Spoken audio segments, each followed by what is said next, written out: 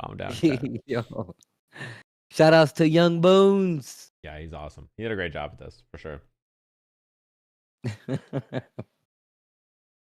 It's definitely a lot of work too. He has to like build the entire sheet and then make sure the functions on everything works correctly. So like all the numbers plot to the right point. It's a lot of work.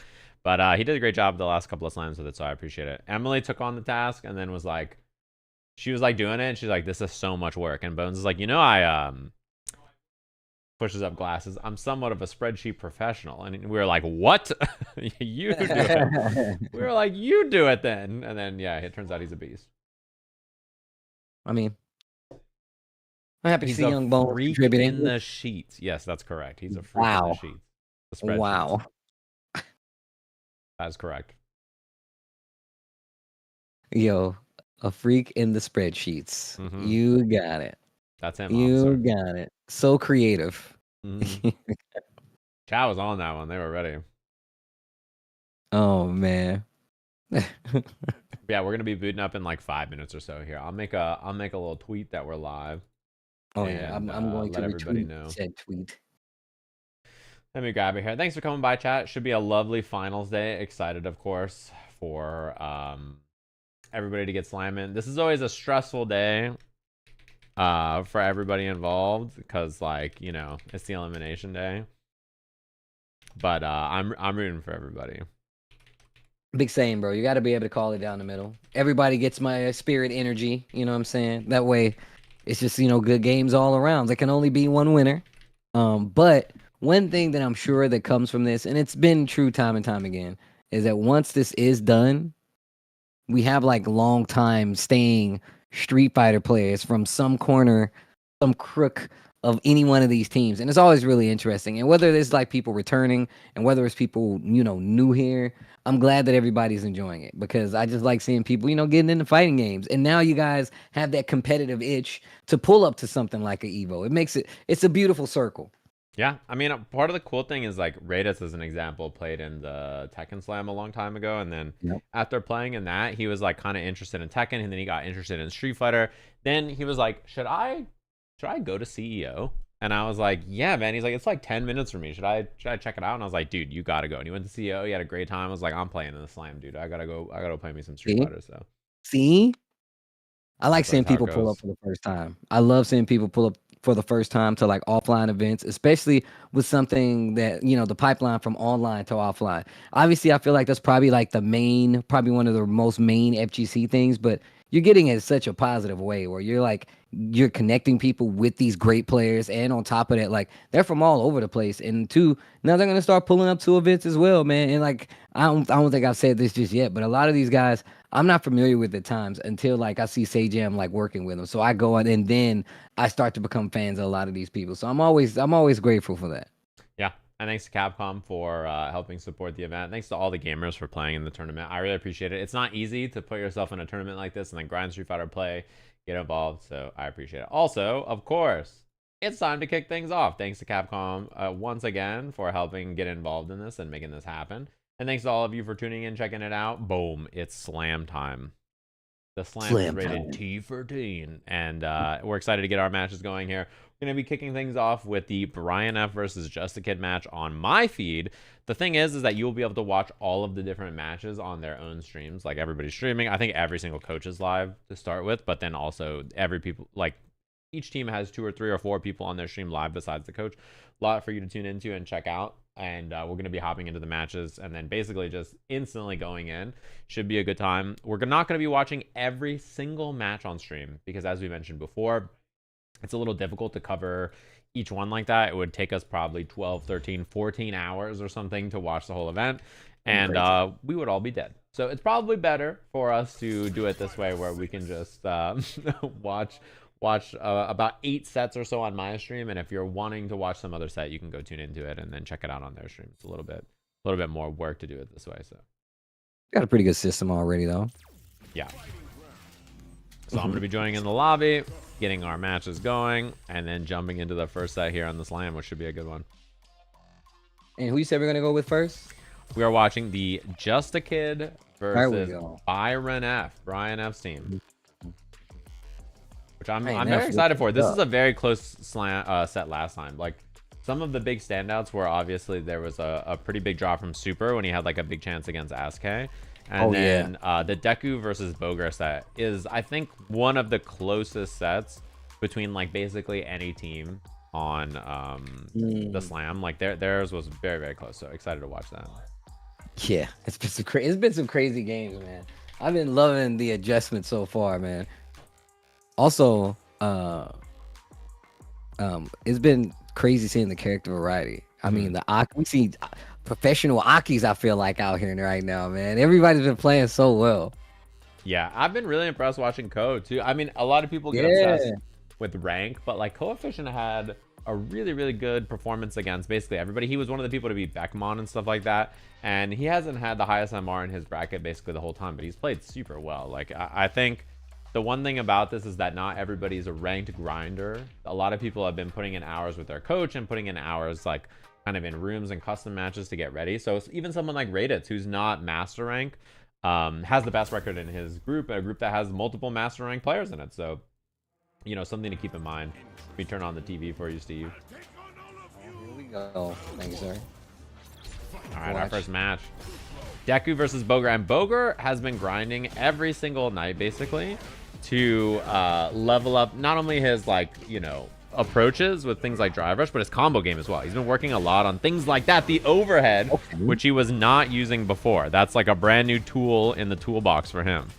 And it's after the drive rush too. I like the drive rush mix got a little stronger as well. Having a good button after knockdown and understanding how it works with Bison is probably one of the best things you can do with that character, because he's very oppressive after the wake up with the buttons if you do it properly. Yeah, and you see he's been drive rushing a lot more. He has better throw pressure in the corner. He learned a lot of stuff. He did a long session with 801 Strider to like try to learn a bunch of Bison stuff. So yeah, Bogur definitely kind of evolved the way that his Bison approaches. But look at Deku, slow and steady. That's a big drive reversal whiff. And now DI is a pretty threatening thing as well for Bogur. And there's the drive impact on the wall. Does it feel like he goes so far? Like he does like drive impact and he's like halfway across the screen, you're still hitting the wall. It feels like it goes so far. Yeah, and something I mentioned, like Bogur was like, oh, I gotta drive rush more and use drive gauge on my combos more, right?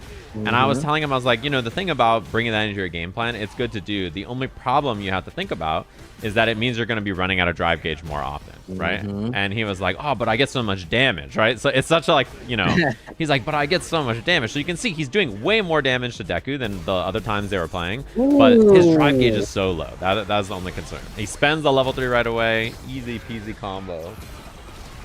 Okay, wait a minute.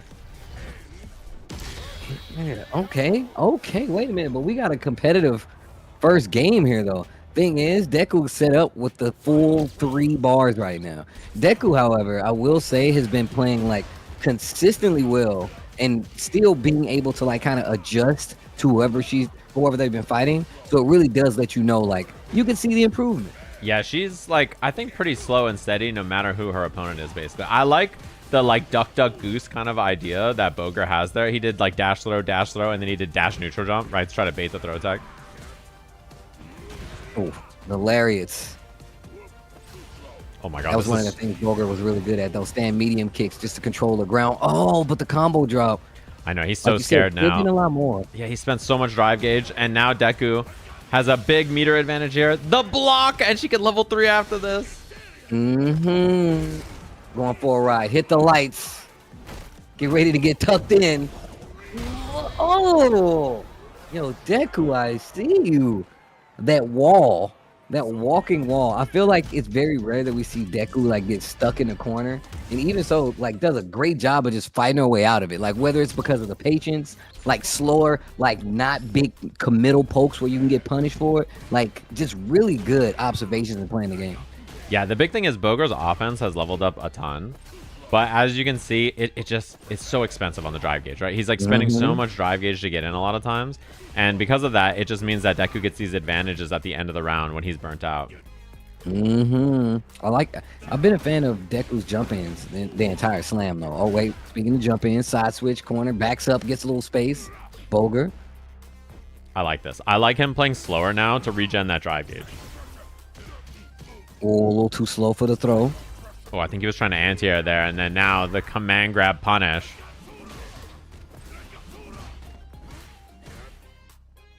Okay, a little spacing game. Bogur keeping it solid, doing a lot of that drive rush, and the armor gets broken. Okay, slow and steady, slow and steady. I like how both of them are willing to play this slow game. Wow. Oh, the hell attack. That was an absurd reaction. Oh.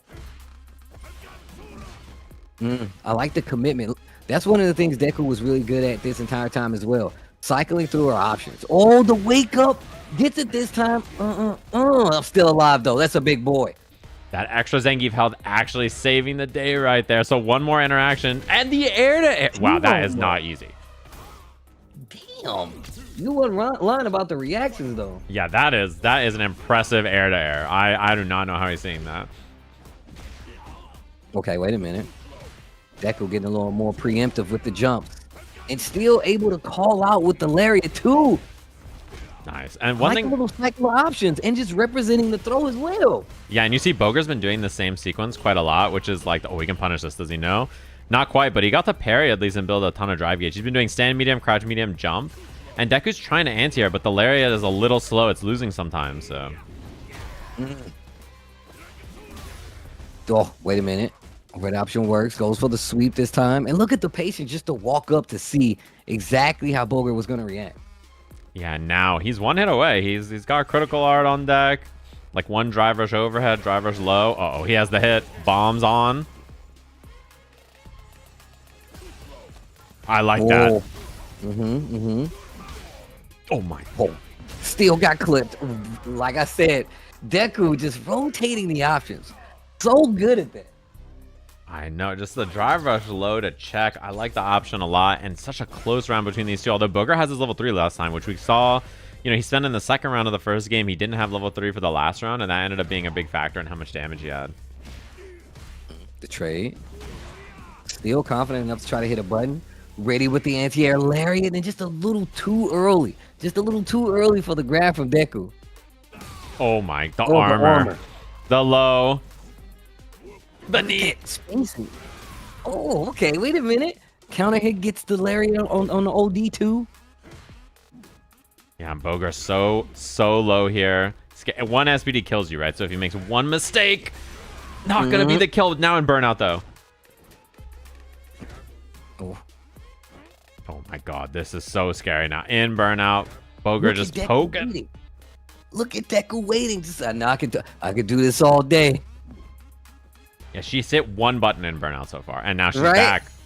And still fighting in the neutral. Okay, Deku, and then closes it out. Okay. Nah, that was too solid. Like, despite all the improvements that Bogur made, which there's a ton, like, she just waited. She just waited it and played patient, solid, using those grounded buttons. Nothing too committal. Very clean. Back and forth. I'll wait my turn. I'll wait my turn. No, you go. No, you please first. You go. And then I'm gonna kill you. Yeah, and the same kind of thing happened the last time they played in this match. It was really close between them two, but Deku just slight advantageous against that. And I think the Zangiefs were something that he was most worried about. I think that was the character that gave him the most trouble over all of the round robin period, because Bison, obviously he wants to approach, and that's kind of what Zangief's looking for. So I think that's a little bit of a scary matchup to play when the damage difference is so big. Yeah, and that's what I was kind of like talking about just with the matchup overall. I feel like a lot of times if Geef gets the pace, it's probably going to be a lot faster. If it's slower, it'll probably go for a character like Bison because he's kind of like chipping away over the time. But you never want to let Geef get that game where he's kind of in control. But it can go either way. But we're going to get to the next game. And then names on these two. It's Floridian Kakaru versus Shimmy the Pooh. Quite the battle. Shimmy the Pooh is pretty good. Yeah, that's powerful. I'm a fan for sure. And these two, they've had some really close matches. Even though Raidus has won, this is the person that he was most nervous about, actually. Because Slime, you know, he spent a ton of time with Brian working on this specific matchup. And Slime made a lot of improvements. It was 2-1 like last game, last hit, when they played on the round robin before. So, pretty big deal. These two teams, I think, pretty evenly matched. And this win for Raidus here is pretty important for the squad, I think. I mean, Raidus just is in with the control. I mean, Floridian Kakeru for a reason, right? Like just being able to control the screen, just a great use of like all the options, whether it be like the feint on the ghost or not. Wow, ducks the hooligan throw. Immediate But spike just after. doing a good job. Oh my gosh, you're just controlling the screen, like you said. I'm a fan too. Raidus has made so many good adjustments. I think if you're brand new to the game, he's been playing for 2 weeks, right? Being Diamond, almost Master with JP, and playing a character this difficult, it's hard. This is not an easy character to play if you're brand new to Street Fighter, you know? That's exactly what I was thinking. I'm like, I hope people see that this is not an easy thing to do with this character. I mean, obviously the character does have a great screen control presence, but still pretty difficult to commit to those options early on and not have anything pay out. But can't say that right now. Raidus, full screen again. OD departure. What are you gonna do? And good blocks on the level 2 earlier from Slime as well, by the way. I love the control we're seeing. Yo. Yeah, that was so good. And I think that hooligan on Wake Up might have even been Wake Up level 3 attempt from Slime there. Ah, that makes a lot more sense. And look at this. Yeah. Just proper full-blown screen control. We know Cammy's really good at getting in with the dive case, has great buttons for controlling the ground. And my man JP's like, yeah, that's cute and all, but I got these projectiles with your name on it. Yeah, and for someone to play Street Fighter for 2 weeks and have this kind of control on a character like this, it's very hard. Dude, to know where your opponent wants to be is like one of the main things about spacing and range control. So you already know that says something about what Raidus is doing with his character. Yeah, nice. He gets the teleport out of the corner too. He knows how good EX Portal is. He's like, he watches Kakeru VODs and he's like, dude, every second this guy Kakeru does EX Portal, I do EX Portal. You see what I mean? Like he just immediately put it back up. He's like, this guy does it every 3 seconds. I'm going to do it every 3 seconds. The move must be good. Respect the space, baby. Oh, man. And he's even got the fit, by the way. This outfit, this is the Kakeru outfit. So he's like, I had to put the fit on. He bought the outfit so that he could complete it, you know? My man's a real fan. Okay. I appreciate it, though. Wait a minute. Slime trying to make something happen. Oh, nice dive kick timing. There we go, the dive kicks. He didn't get the completion, but this is a good chance at offense here. The awareness to know that they didn't get the combo, though, and still using the ground speed, using the fear of the normals to take advantage. Okay, shimmy the poo. That's what I'm talking about. Shimmy the poo. That's him. Made a song about that guy. Good tech. Nicely done. Little back throw action. Get the portals out. This is a big one to pick up for Slime here. And one thing that was interesting is Ray asked me to play a lot of Cammy to help him prep for this matchup. And I reaction level 3'd a lot of the stuff he was doing. And he was like, I'm going to tell my coach to tell me. Oh, this is something he learned yesterday too, how to combo to this level 3. Yeah. He said, I'm going to tell my coach to tell me when Cammy has level 3 so I stop doing stuff. Trying to build the muscle. Wow, what a tech. Oh, and that should be the closeout. Damn, clean play from Raidus. Yo, Raidus, the JP. More than a notion, though. Yeah, that was... I think if he keeps playing Street Fighter, that guy's climbing to Master and higher pretty quickly. For 2 weeks... Easily. Yeah, that is a very impressive JP for a couple of weeks of play. Look, Kakeru playing this character, like, every time we see Kakeru play, they do something crazy anyway. But the very basic game plan of a character like JP is still having knowledge of where your opponent wants to be, knowing when to intercept with something like Pierce, having setup knowledge to set up departure setups. So it's a lot going into this character. So like you said, for that to be the character that they go with and play this well, it's amazing. Yeah, hard to play a new character, or hard to play a character like that when you're new, I think. Super TF has been very close in these sets against SK, but I think his biggest problem is it's, you know, his own self. You know what I mean? I mean, one thing is that like fighting this matchup, I mean, you have a character that can kind of contend with your ground control. So it really does make it a little tricky. You really have to get personal. You got to understand what your opponent's trying to do. You got to get some of the SK, what SK wants to do, you know? Yeah, and her offense is so good. It's something that like really defines her. I think her basic like kind of flowchart on offense is so powerful that if you don't stop her from doing it, she just runs you over. And that's why I think her biggest problem in the Slam so far has been PhiDX, because he just plays like slow, reactive, defensive style and doesn't let her play the game. Yeah, absolutely true. Okay, wait a minute. Fighting on the ground. staggering into the tick throws. SK with the control in the corner, though. Oh, wait a minute. Super TF, excuse me. I may have spoke too soon. Nice. Ooh, I like the that. dash of crouch heavy. Okay. And finding the burnout as well. And the DI. He can kill here if he dumps the level 3. Spinning a lot. And the level 3 toast. He's going to go into this last round, though. With SK sitting on level 3, all the resources used for Super TF, you're going to have to play a super grounded game. Yeah, this is going to be, I think, like a pretty tough task here without having the meter, but it's pretty big now.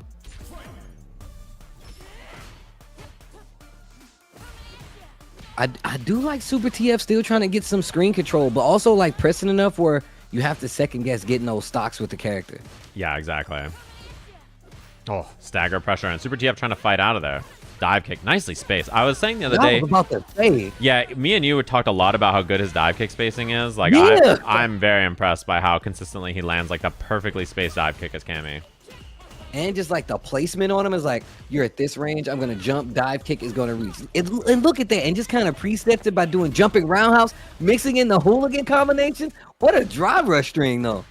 Yeah, I like what we're seeing. Super's Cammy is very solid, and he's not getting run over as much here. Oh, nice dive kick again. Almost on level 3 already as well.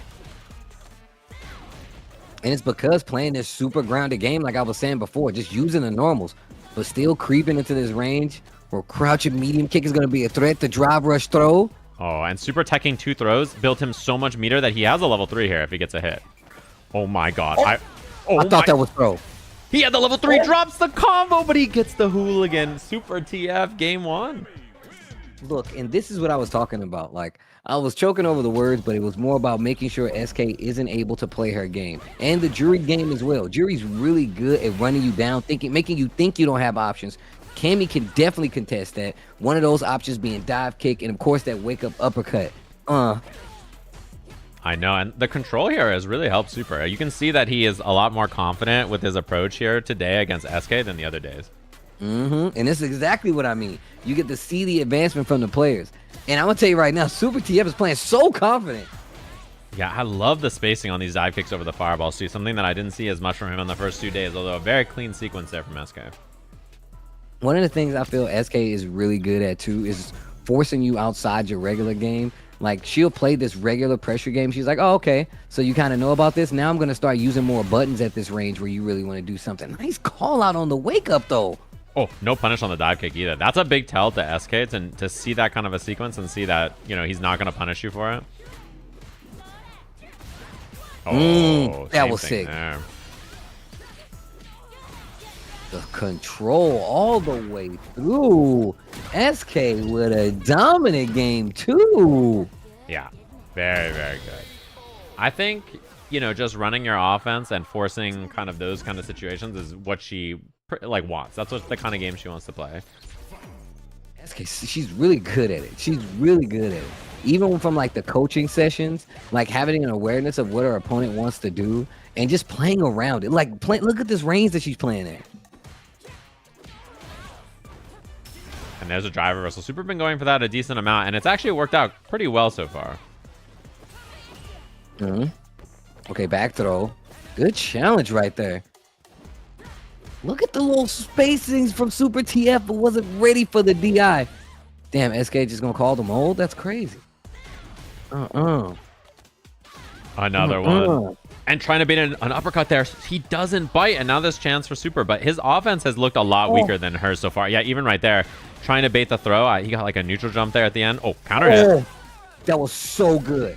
Oh, the wake-up jab. I don't believe you, says SK. I don't believe you. She said, nah, I'd win. I'm just going to mash. Oh, trying to stop the drive rush a little early. The tick throws adding up, and then just mixing in the strike throw. Okay, what a catch. Fights back out of the corner. Oh my god, the meaty crouch heavy. I know. The tail end of that bad boy. Yeah, that was meaty only combo there right there from Super TF, and then taking a bit of advantage on the drive gauge. There's a bait, but couldn't quite get out of there. SK trying to go for the kill, but it's not going to be enough here. Okay. Oh, drive reversal. SK and burnout. Super TF has a good opportunity here. Yeah, he had the hit on the low there, and she finds the crouching medium kick. That should be the kill in a really close set. Oh, that was a really close set. Definitely Really very winnable though for Super. You can tell that he locked in and was a little closer there. He just was a bit hesitant on pulling the trigger. I mean, look, I'll say this though. I'll say this right now. Like, Super, go back and look at that game. Cause your ground game was looking super solid. Like, if you're gonna go back and look at anything, just go back and look at the mistakes you made there, because that's small and in between errors. That isn't really big mistakes that you made. But also just SK having like the awareness to be like, hey, this throw strike game is really kind of throwing you off. It's throwing off your timing. So I'm gonna stick to it a lot more than anything else. Saw the panic start to kick in and then really started to hit the buttons and was still ready with the conversions, bro. SK. Yeah, the big thing for Super is I wanted to see a little bit more aggro from him, right?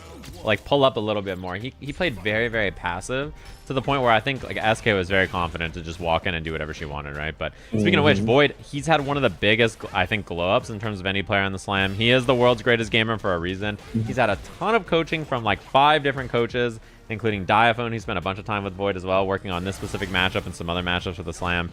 And he has been very impressive so far. To climb from like a fresh master to 1700, he was 1780, almost 1800.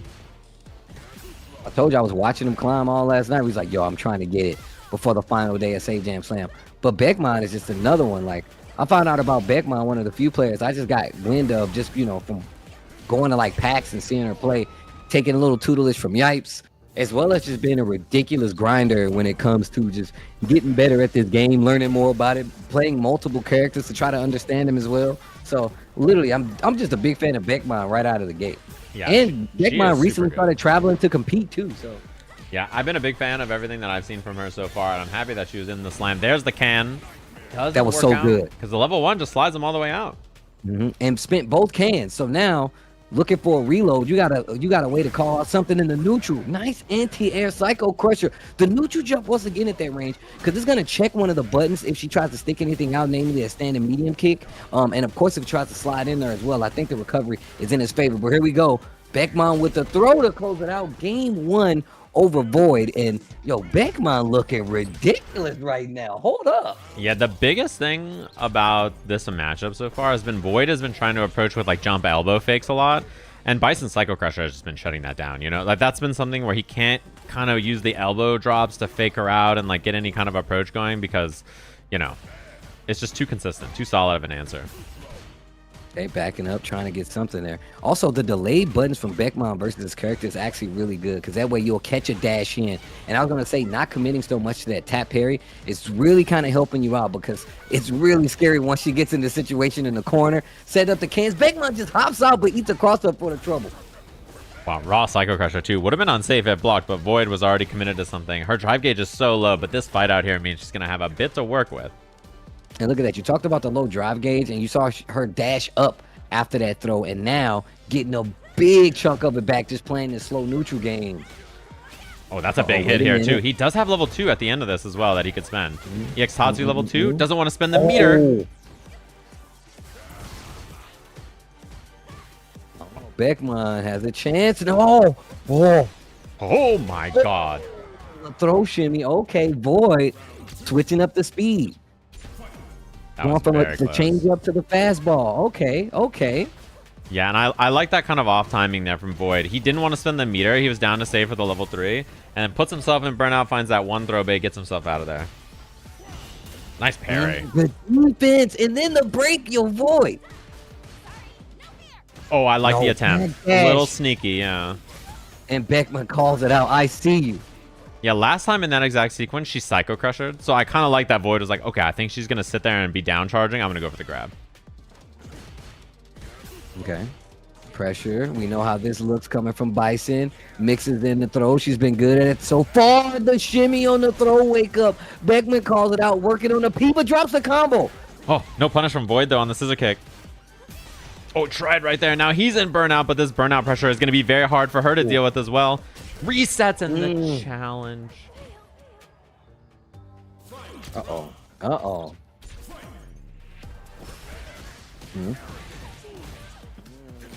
Bomb in the corner. This could get scary real fast. Hits off the bomb. Safe jump after. Goes for the empty low. Okay. It's a sweep. Gets the bomb off. Boy, just waiting for her to try to get away in some of these situations. It doesn't have a good call out to the jump back, so I like the patience just waiting. Already better than me. I'm trying to swing. Oh, and there's the hit. She does have the level 3 at the end of this off the bomb. Doesn't get the level 3. Uh-oh. Back throw. Oh, no. Oh, my God. And you on the verge of burnout. Gets the hit to reset again. Knows that it wouldn't kill. So now in the situation where you can actually go for a DI and get the kill and be back in the game, just waiting on it once again, the tick throws. Boy, playing in Beckman's head, that's crazy. That's crazy. The whole time, I know what you're like. I'm waiting on the DI. And go walk up, stagger, just completely throws off the timing. And Beckman actually goes down a game. Void ties up the set, 1 game apiece now. Yeah, and she kept getting counter hit, I think trying to buffer jab or something because she wanted to cancel into super. Now we just see Void with the bait. The can's not going to be perfect, but that was going to be crazy. Yeah, I think the thing for Void here is if she's on the back foot like this, the goal for him is to smother, right? He needs to get in and make offense happen while her mind might be a little frazzled. So I kind of like how offensive he's been at the start of this round here. Wow, I thought he was going to combo off that still. I did too. Thing is, though, no setups available, no cans in the tank. And look, the offense, this is working out great for Void here. He's spending the level 1 to keep the drive gauge low here. And I think the biggest thing for Void is that now that he has some kind of momentum going, we've seen some mistakes from Beckman. She hasn't been anti-airing as consistently, although offense here for her is big, and that's a huge bait. Oh my God, Beckman with the run back. These last 3 series, another bait on the V reversal, and Void's going to make you pay for it. 1 more round. Yo, Beckman, okay. He went for the back-to-back. I'll do it once, I'll do it twice, trying to see if he could catch her off guard. Oh, drive rush. Wait a minute. I like this. Void starting off early. Using more drive rush just in neutral, I feel like might be one of the things as well. Definitely got him a big lead right here. But the jump outs from Beckman has been, she's like 3 for 3 with these bad boys. Just jumping out of the corner after the knockdown from Void. Oh, huge sweep. Oh my God, that is so big. Void has such a huge opportunity here. Trying to walk in, find that sand medium kick. I mean, he's 1 hit away from killing, even without bar here. He's in such a good spot. What a low parry. Oh, the perfect on top of that. Overhead. Oh, no. 1 more exchange. Beckman could definitely close this out. Void, you want to try to close this out, but you also want to make sure that you utilize, save some of the resources. What an interrupt. Wasn't able to get the combo, though. Oh my God, the trade. The teleport. Void trying to bait the throw. He gets a regular throw. 1 more guess for the round here. He burns himself out. He gets the throw again. He just needs 1. Oh my. Void. 1 more round. Final round between these 2. Holy, holy. And Void with the clutch. Oh, big hit. He was a little out of range and he finds this. He should be spending level 3 here. That scramble right there didn't work out in Void's, in Beckman's favor. Void taking advantage though. This is big for him here. He's got a little bit of drive gauge advantage. He doesn't press the issue actually. He plays pretty passive. I like Void taking his time.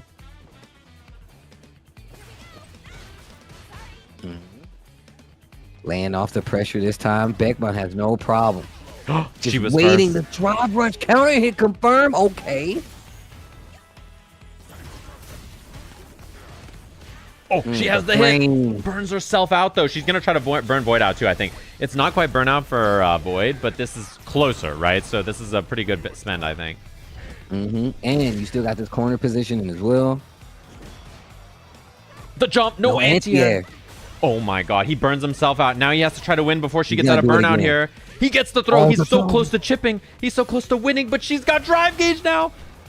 Oh, no. Void in trouble. Chip damage on the table. He's trying to run the clock, get some of that drive bar back. He needs to be careful with those jumps, though. Spins it with the OD. Super. It's a panic, but it's not going to be enough. Beckman takes it down to the wire. Nails. The last nails. pixel. Void just panicking, thinking she was going to commit to something, doesn't go for it. And that's Team Brian F squeaking out the victory there against Team Jessica. Dang. GG. one like little interaction away from Void there. He had that sequence where he was trying to get the burnout pressure, trying to get something going. He just needed 1 pixel of damage there at the end. That's what happens, bro. Yeah. The nerves start to hit, and you make a big call. You're like, I know that this person wants to do something. You go for the super. I've been there. I'm sure we've all been there where you're like, I know they want to do something. You hit the super to call them out, and they're like, actually, I'm chilling. I like how Beckman really just chilled on a lot of that, man. I really just like the playing back in a lot of instances. And this is Shine versus Chakote. I think Shine, I'm tuning in as he's getting hit by potentially a game-winning combo here. This is the coach's match to move Team Shine on over Chakote here. I think he's dead, and that looks like it's that. So Team Chakote clutching up in the coach's match to move on in our first set here. So I'm pretty sure, if I'm not mistaken, that's our entire first round bracket finished. I'll have to take a look at it now after that one. Okay. Damn, that last set was crazy. They was in there playing, bro. That was scrappy. Void was like a hit away, and that's probably like one of his toughest matches to win in the first round, you know. So that's like a pretty difficult one for sure. He played very well. One of those players that we know is already like kind of high up there when it comes to just understanding the game and playing really well. Definitely one. I ain't gonna even say a sleeper, because if you know just how good she is. So yeah, so that sets up our semis finals on the winner's side. We have Team Riddles versus Team El Chakote, Team ChrisCCH versus Team Brian F. Right, so pretty close matches there. And now we get to our loser side of the bracket. So because we watched Just a Kid earlier, I think it makes sense for us to watch Team Punk versus Team Shine now in the loser side of the bracket. These two teams will be playing, and two of them will be eliminated. So we'll have our first elimination matches in the slam after this is over. So curious to see which team is going to be moving on. After that, we can hop up, check out the winner side of the bracket, and then see who's going to be playing down here as well. So yeah. Well, shout out to everybody at home watching, man. We've already had some crazy games. Oh my gosh. That last set was crazy. Yeah. I'm trying to tell y'all right now. That was some tournament. I'm trying to make it out of pools. I'm trying to get the top 16. I'm scared play, bro. I like it though. Yeah, very, very close. Especially because, I mean, the Shine versus Chakote match, we could have had Team Shine make it in over there. Very close as well. The Riddles and Punk one was very close as well. I saw some of the matches on the side that were quite close as well. So yeah, very, very close stuff between both teams. Yeah, and if we have basically a normal top 8 now after looking at the bracket here. So it's gonna be a pretty good one. I'm excited to watch this now. Should be some good matches. Exciting from everybody involved. Yo, the Brian F. ChrisCCH. Oh, Riddles, Chakote. Okay. Yeah. Well, I think a normal top 8 bracket, you run the winner side first. So I am not opposed to running it in this way too. The winner side of the bracket first. We can stay up on winners and then go to the loser side, give them some more time. Okay. All right. Yeah, man. Good games here at Sajam Slam. I'm telling you right now, man, if you do yourselves a favor, guys, if you haven't, go check out some of these guys streaming, because the smack talk is so good. The team work, the team camaraderie, so good. It's a nice little display of what's been happening here at Sajam Slam. Yeah. Actually, you know what? Yeah, we can do the loser side of the bracket first. I think that makes sense. Happy to run losers, and then we can do loser side after. Because if we do the losers here, then it'll be winners. They'll have a break, and then we can play, and then winners, semis, and yeah, that makes sense. All right, here we go. Yeah, Sykkuno did win his set in the set over there. I saw. You can check the results if you do exclamation point score again. You can see the results and see over there. So yeah, we're gonna be watching the Punk set on the loser side. It's gonna be Team Punk playing down there, so that should be a good little set. And curious to see how that goes. There are some close sets too. PhiDX versus Donadoya as well is another one that could have been clutched out. Okay. Again, I mean, you just need 2, right? You just need 2 for Team Punk to get that Punk match in there. So some close sets. And man, that Void versus Beckman set. Dude, it was really. I hope both of them look at that. I would love to know like what Void was thinking, like, wow, that was going down. Same on Beckman's side. Like, I would love to hear them talk about that match, because I hope they know how crazy Street Fighter they was playing right there. I was like, okay, all right. Yeah, that was a sweaty set. That was like an extremely sweaty set. Oh man. But it happens. get down to those clutch moments. And it's crazy because I know a lot of people look at, oh, why didn't you just do? And I'm like, it's really easy to do and say those things when you're sitting on the sideline. Like, I've definitely, I mean, we were looking at Beckman with the level 3 combo, right? At that, I think it was the second to the last round, but didn't close out with it, right? Like, sometimes it's just like that.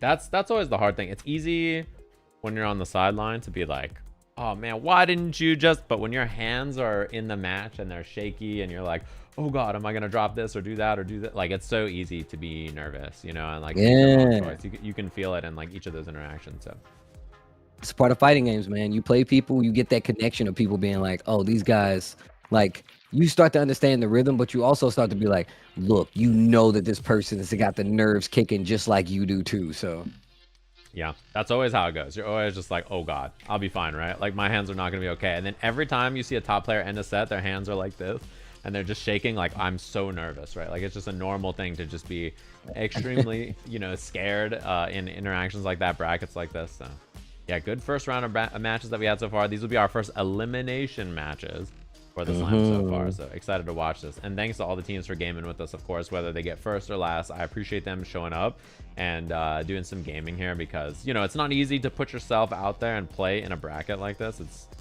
going to be a lot of work, a lot of effort. It's very scary to put yourself out there and play in a tournament. So pretty easy to watch from home and be like, if that was me, and like push up your glasses. But when you're fighting out there in the streets, man, it's hard. It's difficult. I mean, that's why I always try to make it my point to make sure people know like how much I respect people who like enter tournaments like this on a regular basis, because it takes a lot.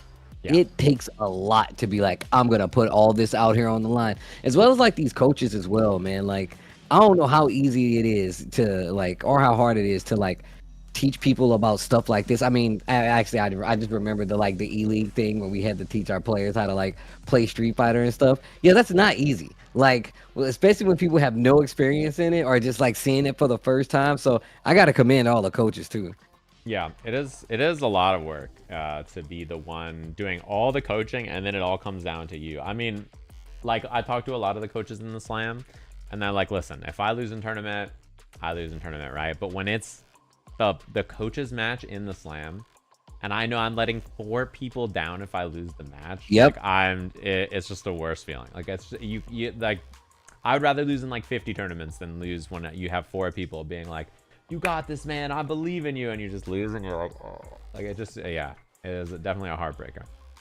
Bro, I remember Punk talking about this. He's like, man, I just don't want to let my team down. I'm like, oh damn, he's fighting with his family, thinking about his family. Oh man, how do you stop somebody playing like that? You know? Yeah, you gotta fight for the squad. You know, that's how it works. You're like, I gotta do my best, try to survive, and hopefully not let everybody down. So I feel that.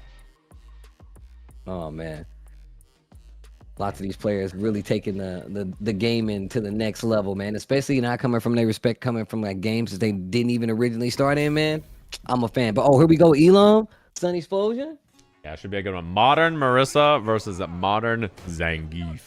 This is just 2 big characters punching each other to death. Oh my god. Round start drive rush SPD is the most feral round start you could possibly have.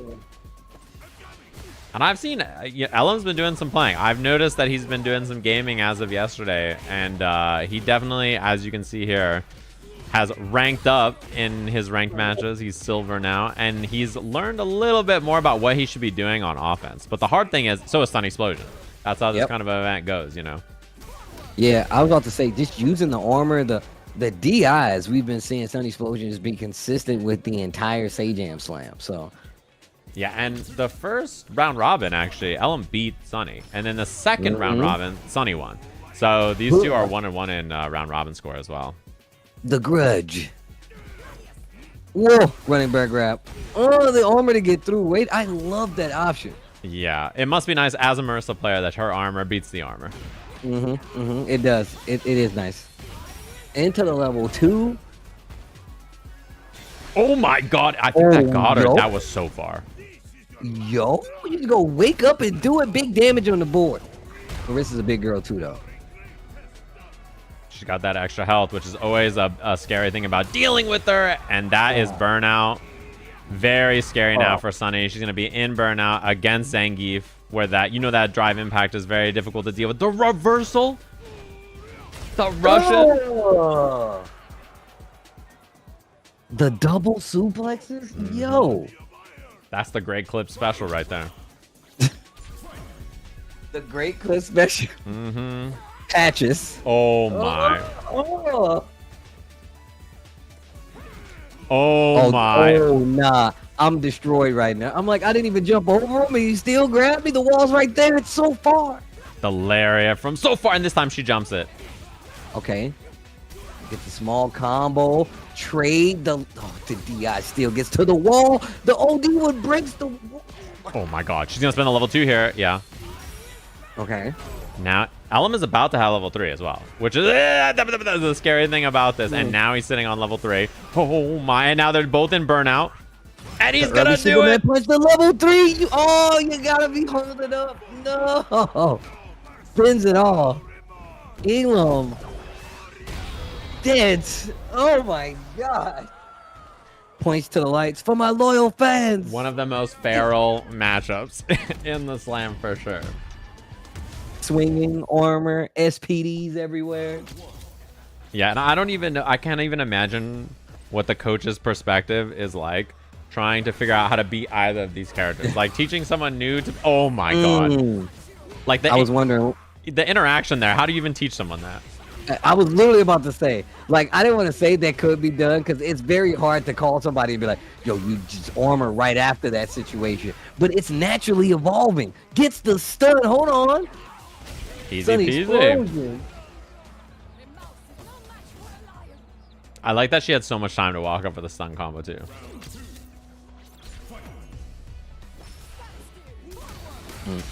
Oh my. Well, they traded. Dude, they are actually just slugging. Get ready. Jackhammer. Oh, that's big. Now she's going to dump the level 2.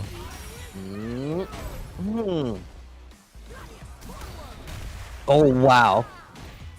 DI after the Gladius small combo here. Yeah, pretty solid damage. There's a drive reversal, which does get him out, but he is in burnout now. He just needs one more hit, though. Oh, my God. Oh, just swinging. Just swinging. That was so scary. And yeah, I'm pretty sure that's the auto medium for Zangief when you're in modern, and it's a crouching medium punch and a lariat, which goes so far, right? So that crouching medium punch is a pretty solid button. Okay. SunnySplosion playing back so far. Wow, the charged Gladius. Yeah, I like that she's letting him approach first and then just reacting with armor. That's like a pretty good option if you know your opponent's trying to get up and get close to you. Yo, cancels in the super again. Goes for the jackhammer. He's like one punish counter SPD away as well. Uh-oh. Now she's going to dump the level 2 corners right there. DI is a threat for him as well. He doesn't have a good way to avoid drive impact here. Big damage. Uh-oh. No! Oh my God. Chance. Ah, but it's not enough. Just the mediums to get the job done. One apiece. Okay, SunnySplosion. Getting the auto combo into the Gladius. Okay. Great usage on just using it as an anti-air. Yeah, I can only imagine, like, oh my, breaks the armor. What the stress for both of the coaches is watching this match. Just like, wow. He tried DI.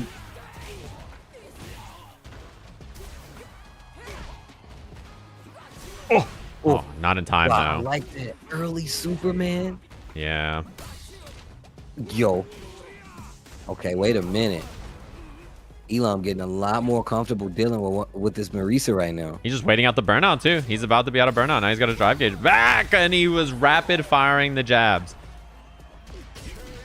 Look at that. Wait, who told him to do that? Somebody on the team was definitely just like, mash light. Just mash light, whatever you do. Yo, SunnySplosion walking into it, though. Really trying to close the distance. Huh?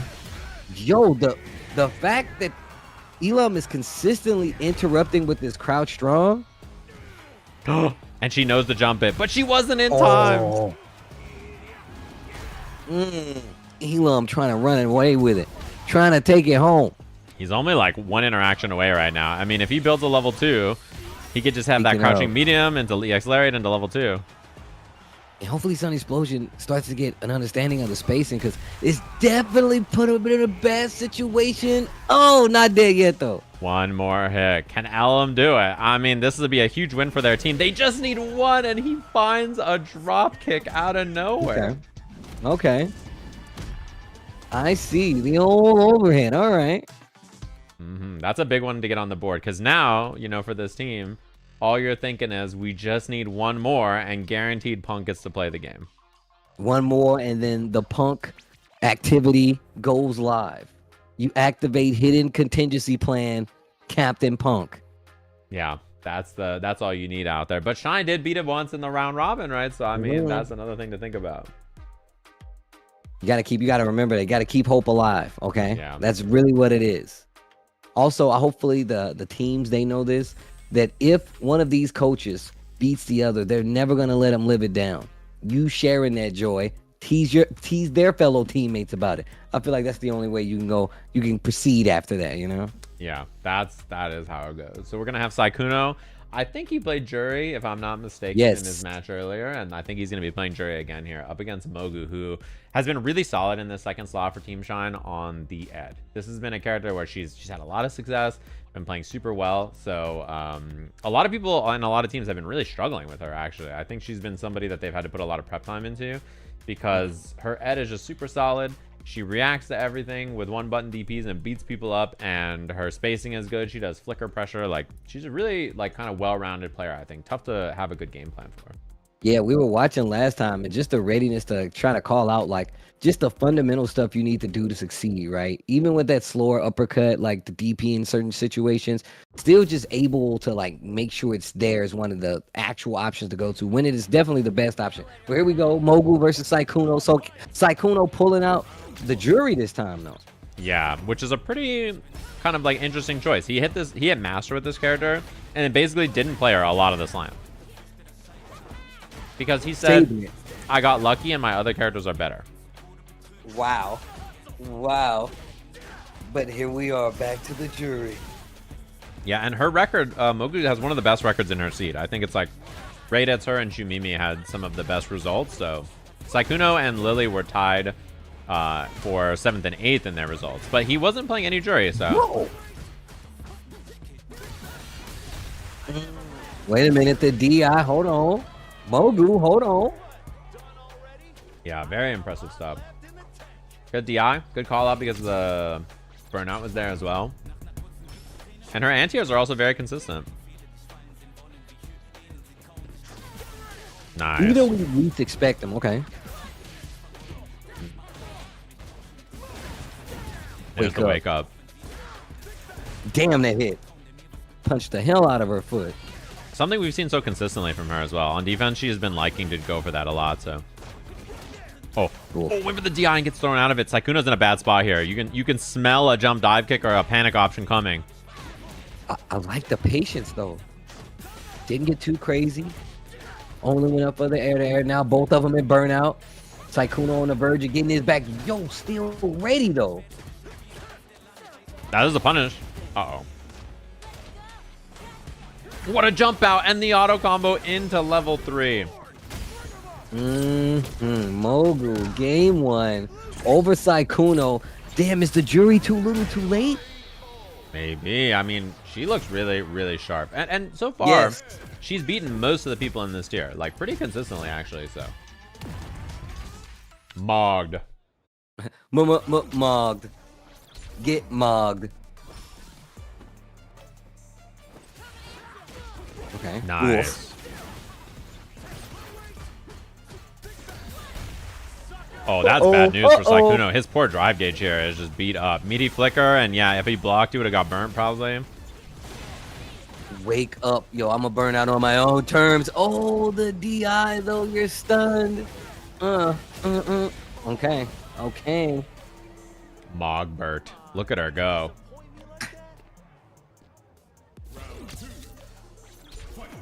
Okay, here you go. Last chance.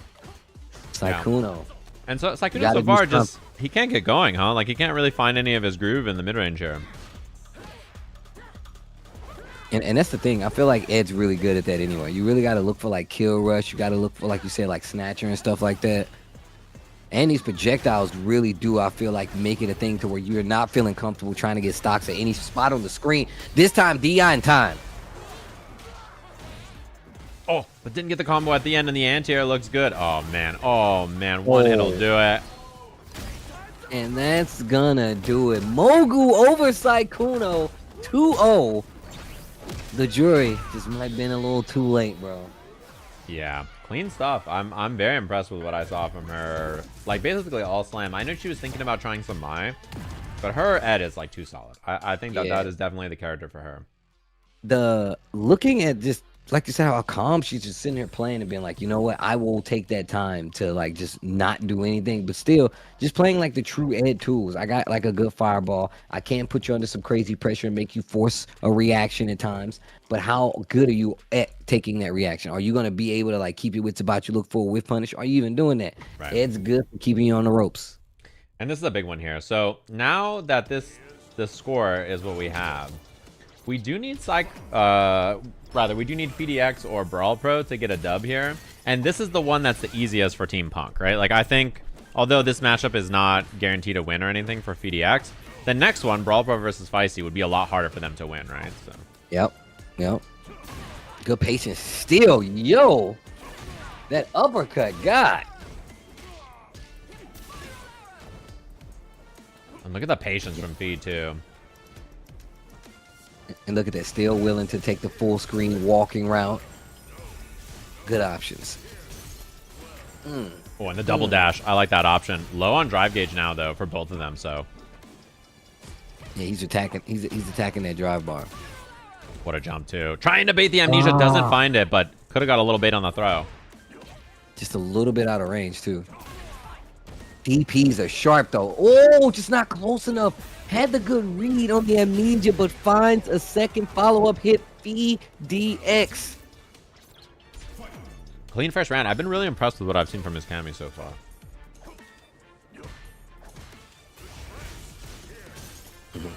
Full screen. Stay away. Fumi's trying to get her stay away. Not happening, though.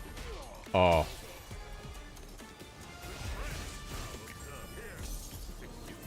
Wow. That was a tricky angle, but just a slight miss. And look at her just trying to buffer that crouching medium punch. Just looking for some kind of interaction here. I think PhiDX should level 3. That's going to force a burnout. You saw Fumi literally trying to, like, intercept a drive rush or maybe a button. And just did not work out. PhiDX, big chunk of life going. This first game looking a lot sharper. Drive rush, not comboable into the DI to get the stun. Gets it the second time. PhiDX, though, 2-time. Taste Bud Bout champion. The 2-time. Two times. Very nice. We'll have to see if there can be an adjustment from Fumi here. Oh, back to having a think here. I know she has the Marissa. She's locked in on the Marissa. Hey now. Okay. I know that she was thinking about playing this character a little bit more, so. She also has this character in Master, so. Oh, snap. Now we're talking. Yeah, she does have a Master Marissa. And I think, it's a little uncomfortable, to be honest, to play, like, JP into Cammy, right? So I'm not surprised to see that this is something she's thinking about trying as well. Oh, you got that? I was about to say, wait a minute. She got this in the back pocket, And I don't know how much Phi knows this matchup. That could be a factor as well.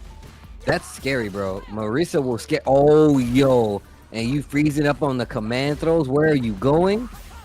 Oh, boy. Yeah. He might be a little lost in the lights. I don't know how much prep he did for this. Neutral jump. Wait a minute. He's got a chance. Yeah, chance now. Side switch. Throw break builds back some drive gauge too. Now Fumi no longer in danger of getting burnt as well. That was a Superman punch for sure. Yeah, there it is. Regular throw this time. I like that she didn't commit to the command grab. Jeez, that was deep. Oh, the OD schooled him. Okay. Yo, Fumi. Okay, good attempt at a whiff punish, though. Yeah, and this is cool. I like that she has a back pocket character. And I think if you want to beat Phi, breaking his prep is a really good idea. Yep. He's definitely like a prep time person, bro. Prep time Batman over here for fighting games. Uh-oh. Yeah, but this also is where coaching is an important factor, right? Punk can just start giving Fee advice on what to do. Maybe jump more, throw more, right? Try to space her out. If Punk's like, yo, you need to, I was about to say, yo, Punk's like, yo, Fee, you need to jump, bro. Yeah, I mean, you could. Punk might be on the comms like you could definitely just jump at her. Like he might, That's might exactly just be given the yeah. I mean, it's a little harder now. Don't get me wrong, but you got to be ready, even as a Marisa player. Hold up. Yep, chance now. Low on drive gauge too.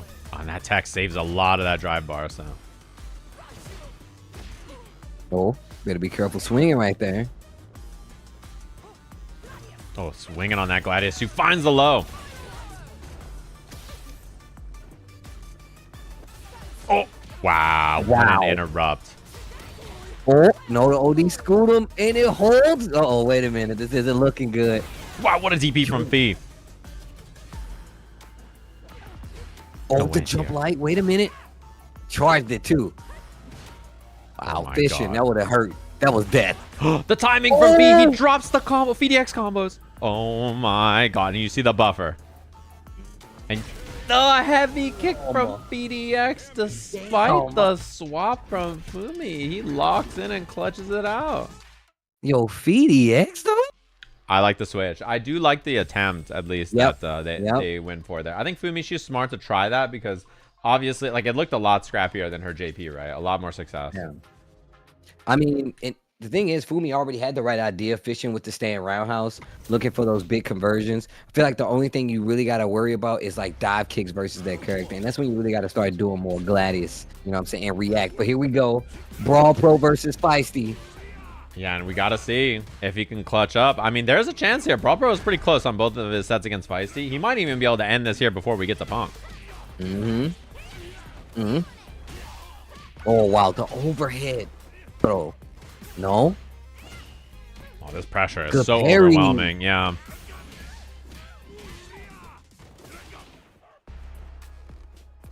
Look at the patience from BrawlPro is playing so solid right now. Yeah. Oh, back throw. Ugh. So our first round of BrawlPro here. Looking good. This matchup, I think, generally is pretty good for Zangief, right? He can just kind of chill and wait this character out, so.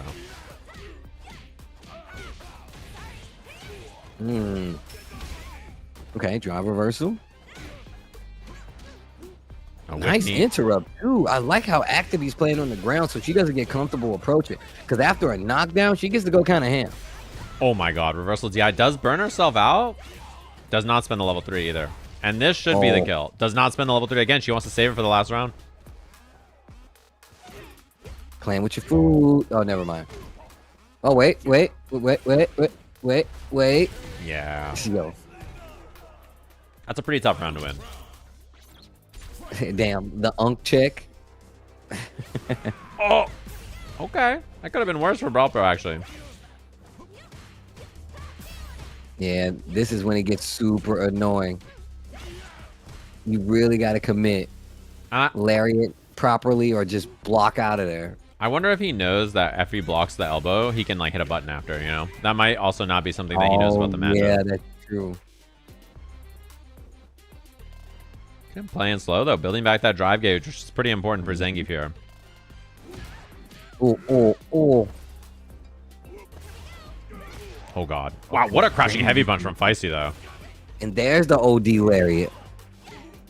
Oh, jeez. It'd take a lot for me not to be tilted right now. Yeah, that was tough. And the other thing, too, is he could have 720 when he landed, you know? So even that is scary. You always have to be careful with that. It's going to clean up this graffiti. Who is it? Oh, my God. You know he is scheming so hard. Yep.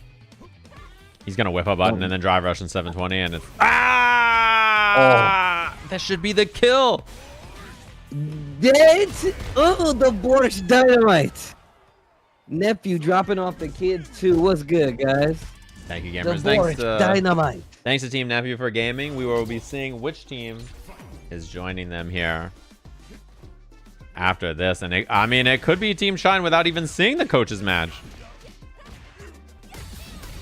Oh my God, what an exchange. That was so sick. Yeah, both of them had some interesting ideas there. I like the counter armor attempt from Feisty as well. Back throw. Oh, Feisty, I see you. Feisty in the driver's seat. Yo, being brave with these buttons right here this close. The reset dead. Oh, man, I love how that built up.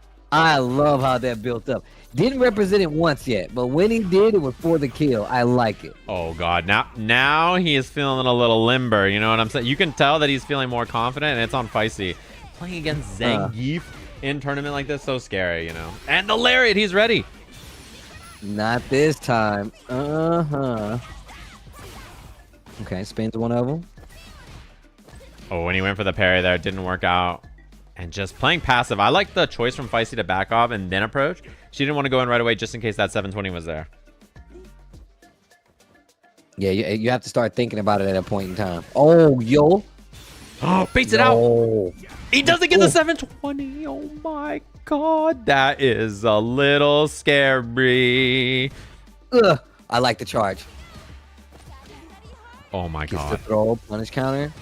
Look at the drive gauge. They trade. Nice. Lariat timing. Oh, my God, BrawlPro. The clutch from BrawlPro beating the highest seed in the bracket. Yo, what? I mean, that is extremely impressive from him. He was close, but he couldn't quite get there against Feisty a couple of times in the round robin, and that's part of why we have this longer round robin, right? Is so that everybody gets a chance to play at each other. What a set from him, and GG's to them, and of course Team Nephew, of course Team Shine and Team Nephew are first two eliminated teams, but I really appreciate them playing in the slam. Hopefully they had a lot of fun, and what a set between those two. I mean, the fact that Punk didn't even have to play, is pretty outrageous. No, like that is pretty. He didn't even spend level 3. That's also true. Punk and the level 3 got saved for the next round. Pretty impressive stuff. Yeah, and we see that Team Justicate has moved on against Team Nephew, so GG's to them, and that means we're going to be hopping back into our winner's side of the bracket for those of you wondering. So this is what the bracket looks like.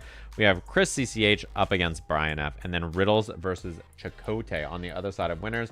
Then the losers of these sets will be bounced down here to the losers bracket, and we'll get that next after this. So we're going to be hopping up to the winner side. We watched Brian F versus Justicate earlier, so it feels pretty fitting to watch Riddles versus Chakote now, who are 2nd and 3rd seeds overall.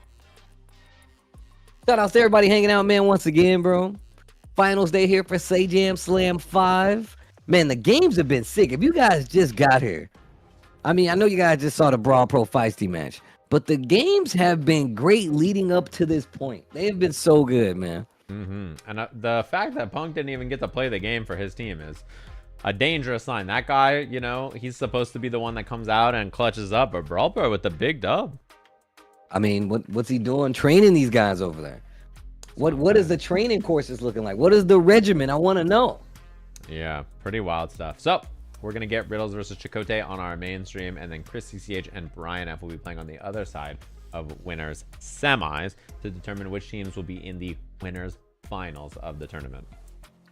It's going to be some juicy stuff. After that, we'll hop back down to losers bracket, and then we'll have our losers semis on that side. So it's going to be fun to watch, of course. And yeah, the matches so far have been really, really sweaty, of course. Bruh, the fact that we were talking about, I was like, yeah, man, if he just hits this lariat versus the elbow, waited to the last game when it was game or die, and was like, now I will lariat, and it worked out perfectly just to beat that Bushin elbow. I like what I like to call it, the BS elbow. The BS elbow, the Bushin style elbow. Yeah. That's the one. Yeah, that was a wild lariat. I mean, we saw it's difficult to anti-air too, because if she just jumps over you and doesn't do the elbow drop, you know, your lariat just whiffs, right? So that's another problem. We are not going to be watching every single match now. We're going to be watching one side of each of the brackets. So anytime you look at the bracket and you see 2 matches occurring simultaneous, we will not be watching both of them. Because otherwise it would be 1, 2, 3, 4, 5, 6, 7, 8 more sets, which is more than what the round robin day is in its entirety. A lot. Yeah, so that is a lot of matches to watch. So anytime there's a simultaneous match happening, we will not be watching both of them. We'll watch one of them. But the matches here, here, here, and here, we will watch all of them at the same time because there's only one going on. So you can always check out the other side of the bracket if you're looking for the POV for ChrisCCH versus Brian F. That will also be occurring at the same time. And once again, guys, don't forget, you can go and look at some of the respective players because a lot of these guys are streaming. I don't know who all is streaming, but a lot of these players are actually streaming as well. So if you want to go check out some of those games, you still have that too. And once again, shout outs to the chat for keeping us updated on some of those games that are going on that we aren't watching, right? Because obviously, like Sajam said, we can't watch them all. The chat is giving us small updates. So thank you guys for doing just that, man. I appreciate that too. Yeah, it's always good to have like kind of an update about where everybody is and like how the bracket's looking and that kind of stuff, because we want to know, right? Like we're curious about where everybody is and like who's winning there and everything. So just dropping them in here, giving us updates on the other match that's occurring is always nice, because somebody might be tabbed in over here and not looking at the other one, and they're like, wait, who beat who now? That's how we found out Brian F beat Punk, obviously, on the other day. So it's always cool to know that kind of stuff. All right, as we get ready for the next two players, like we said, man, we're going back up to the winner side of the bracket. Just saw one of the teams go home. That's what happens in the lower bracket, the lower half side of the bracket, man. Not everybody can win, but shout outs once again to all the players that actually did pull up, man. Especially like the new players as well, who have been doing dividends, man. Oh man, that was crazy. That was such a good set. There are some wild ones for sure. Match has been great so far. I appreciate everybody jumping out. Yeah, the top two teams not only get a trip to Evo, there's a bunch of goodies from Capcom they'll get, and anybody who wants to attend Evo as well from the Slam, Capcom will be giving them some goodies when they go over to Evo. And there's also Victrix controllers for the winners as well, so you get flights, trips, accommodations, brand new controllers, engravings at Evo, and a bunch of goodies once you arrive in Vegas. So a bunch of cool stuff out there. As we have Toast versus Scooch. Scooch was another one that was looking crispy with the Ryu for quite some time. Yeah, I've been a fan. The big thing about this match the last time they played is how often Scooch just neutral jumped on Toast wake up to bait amnesias and bait, like, you know, whatever wake up options he was going for. Oh yeah, the one answer, the beat 'em all, the neutral jump. This is the one size fits all answer to every reversal option, you know, that JP wants to do. Level 1, amnesia. Oh, Toast playing a little bit more passive. Okay. The my clash. God. Oh my God. Big jump in. You stole that? Yo, Scooch, you stole that round. Reached into his back pocket when he wasn't looking. The jumps, they're coming back. The strategy, spread out the jumps. They'll never see it coming, except for that time where he was ready with the air throw. Immediate air throw from Toast. And that's the thing, is you can anti-air someone 12 times, right, with crouching heavy punch with JP. They land one jump in as Ryu, you're gonna die. You know, like, that's just how it goes. Okay, Denjin, give me the power up. Oh, God. Oh, the full charge. Oh, and the level 1. Yo, Scooch, you gotta chill. Yo. Why does he just have that in his back pocket? He's, I'll scatter you. And he just deleted him. Yo. All right, you should put that up on your mood board. That's a good combo. Where did he learn that? What is Riddles feeding these kids? I told you. Back when I was cooking, kids. In the Sajam Slam 5 and the Sajam Slam 5. The neutral jump again, and the drive rush combo, and the reset. Tatsumok. Yo, Scooch, please. Yeah, very impressed with what we've seen so far from Scooch. Okay, not shying away from the jump still. This is exactly what every master rank Ryu I fight plays like, by the way. This is a literal, like, if you're like, oh, once I hit master it's gonna change. No, bro, this is exactly what it's like. He looks like every master Ryu I fight against. So it's 1-to-1 is what you're saying. Yeah, this is what it looks like. Yo, I'm not stopping. I'm not stopping. Oh my God. Oh, the neutral jump again. God. He could have killed him. No, you're not stopping these jumps. And now the throw. Now the jump. Oh my. Oh, but it falls on the level 1. I literally thought it was going to hit. That's the tech. You delay the level 1 now. I know Scooch likes to jump. I'm just going to delay the level 1. Yeah, he was too prepared. Even the throw after the portal, I like the ideas there. Toad's bringing out some new options too. I think teleporting and then command grabbing off the anti-airs. He's got some new tricks. Oh my God. Oh my God. Oh my. Swinging. Truly trying to street fight. Oh, wait a minute. Engine power up. Oh my. No. Bro, he tried to scatter him. Okay, the anti-airs. Wait a minute. Oh, to get through? and he gets a big punish. This is no. a chance for Toast here. Okay. All right, Toast. Back in the game. He's alive. Bro, he has landed no less than 27 crouching heavy punches so far. Right? And look, Scooch isn't jumping. He's trying another option. There's the jump. He's trying to mix it up, right? He's like walking in, trying to approach on the ground, and then now he's going to jump. You know, like he's going to try to mix it up. Okay. Oh, wait a minute. Yo says, nah, it better be real. If you're going to do it to me, it better be real. Not like my completely 100% pure neutral jumps. I like neutral it. jump from God, they say. And the command grab again.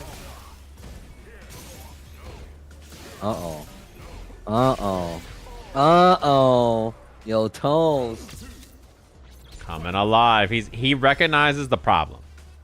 I even like that he's been poking on the ground a little bit more when Scooch was walking up in the first round there. He was like a little bit more active. Okay. Oh, this is a chance for Scooch now. Oh my God, the jump in. That's so much damage, by the way. Like every time he lands a hit, Scooch just annihilates you. Yo, gets the DIO Scooch. Oh, the drop. Speaking of the drop. What an air throw. Holy, that was absurd. And the Wake Up EXDP final game, final round between these two. Wake Up OD uppercut. I'm a believer. Sure, you can. The jump again. Man. Oh my God, that was a scary whiff. That could have, if that was Hashogeki, I'll scatter you. Like that could have been scary. Okay, level 2, take him to church. Wow. I told you, if you're going to do it to me, it better be real. Get up. Get up. And he does get up, but I mean, okay, there's the amnesia now. Does he have an answer? Toast went for the command grab last time. It gets interrupted. Wow, what a button. It goes right back to jumping. Oh, wait, he can punish this still, even though he's in burnout. Sweep. Now they're both in burnout. One more. The neutral jump air throw. Hold on. He's not dead, though. No, punish the sweep from What? Scooch. Oh, my God. My man was like, you were burnout. What are you going to do? He said, wake God. up super, and he's like, oh, I'm not being hit. Sweep. It's so perfect that that's the Ryu win thing right there. The fact that it just hits his back like, yup, just like that. I'm out of here. Easy. That could have been an 1800 MR Ryu. You could fool me. No, straight up, 100%. I'm sure I've lost to that Ryu in that exact same situation. Yeah, I've definitely had a Ryu player do level 2, fully charged up, let it go on me, reversal level 1 after, and hit me. That has happened to me in ranked for sure. I'm sure that's happened to a lot of people in ranked. Shumimi, LilyPichu. Yeah, her name Shittles MK instead of Shumimi, instead of Riddles. Shittles MK. And one thing is that Lily has been working on this matchup a ton this slam because she has 2 JPs in her bracket, and it's obviously a tough bracket to deal with if you're a character like Lily that needs to get in. So she's put in a lot of time against this JP character. The answer she just did, parry into drive rush. Wow. That was what you want to see more of. Especially on the ground where it's close enough where you can drive rush over and get a button right after. Oh, yeah. And she's been doing a lot more jump into dive, stuff like that, which I recommended kind of sneakily. Like, listen, I don't think anybody's going to punish you if you do this, by the way. I think you might be able to just do this option. Oh, missed the combo there. You might be able to get away with murder. Yeah. Because I don't, when you're new, it's very hard to punish something like that. No, that's 100% facts. Oh my God. EX Condor is so scary now. Knowing whether you should drive rush in. Yo, the armor is not going to be enough, though. Okay, like what we see from Lily there. She looks a lot better in this JP matchup than what we saw from the round robins. Even in the first day, it's clear that she put in some homework time. Yeah, and a little more patient, too. I like that. Okay. More parries. And just try to drive rush in just a little too far away. Yeah, and that's when instead of drive rushing, you need to jump or walk. Yeah, exactly like that. See, she changes up the approach a little bit. Okay, LilyPichu, getting it. Dude, look at this. This is a tough approach to have to do when you're new, and she's making the best of it. She tried to bait amnesia there as well. Back throw and wake up buttons. Doesn't spin it. Yo, the OD Spire gets her out of the corner. Nice level 1. Okay, wait a minute. LilyPichu, walk up throw. Nice anti-air. Oh my button? god. Oh my. But it's going to go through. Yep. I was going to That's say, there's no chance Shumimi knows how that interaction works. It's such a weird one, right? So that was really good. Weird. Yo, LilyPichu playing really good right now. And just going to down back too. Nothing too big. Command throw in there with the mix as well. Yeah, I've been very impressed with her improvement in this matchup alone, because this matchup was basically the bane of Lily's existence. She had to play Raidus and she had to play Shumimi, and both of them were giving her so many problems, right? So nice DI. They both have really solid understandings of the character. So It makes a lot of sense. Yo, LilyPichu. Wow. I'm very impressed. This has definitely been her thorn this tournament, and she's worked a ton to learn how to deal with this character. Uh-oh, back to the end of the screen. Send them back to go. What a heavy kick. Oh, that was so good. Knockdown. Forced them to play that game all over again. Loses the wind on the Spire there, which is big. This round's going to be tough now. She's down a lot of drive gauge, down a lot of life.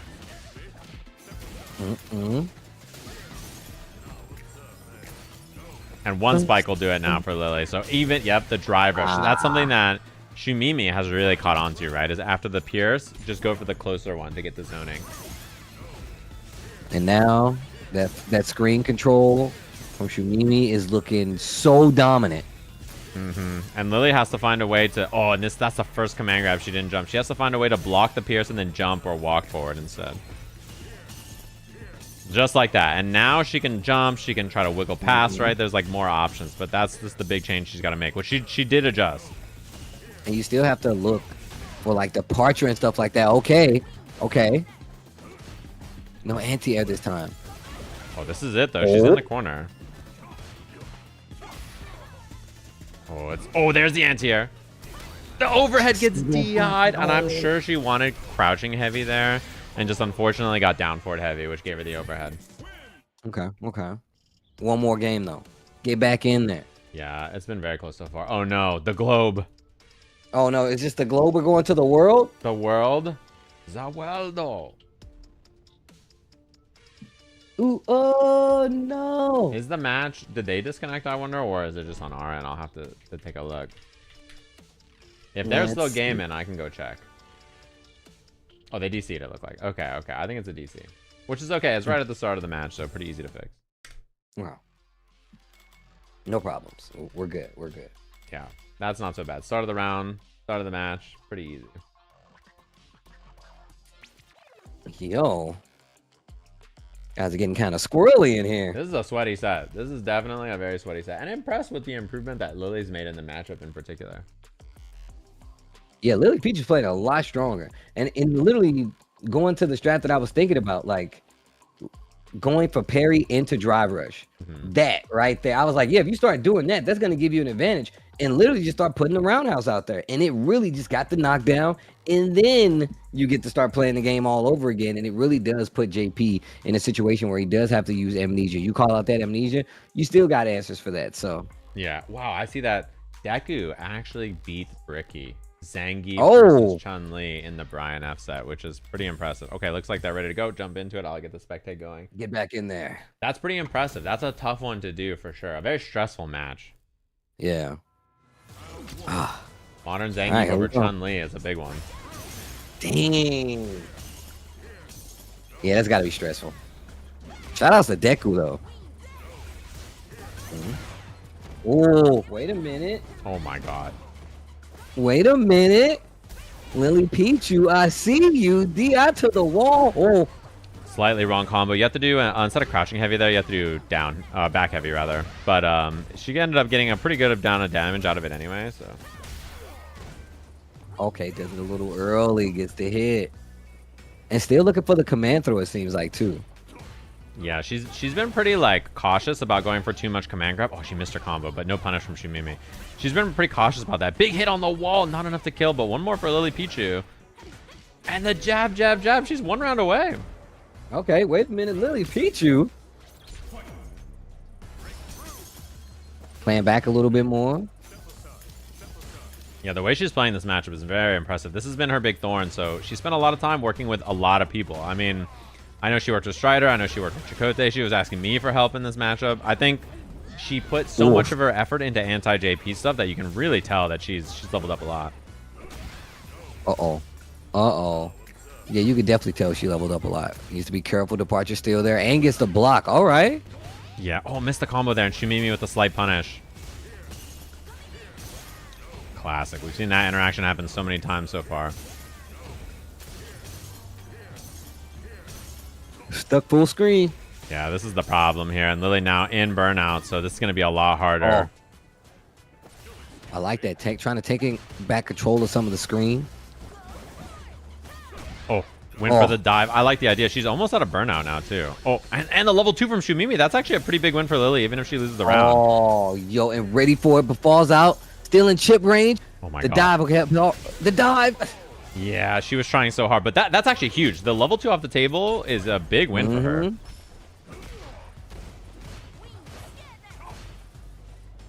Now EX dive is threatening as well, or EX Condor's Fire because she's got that wind stock. Oh, what a jump! Oh, the neutral jump.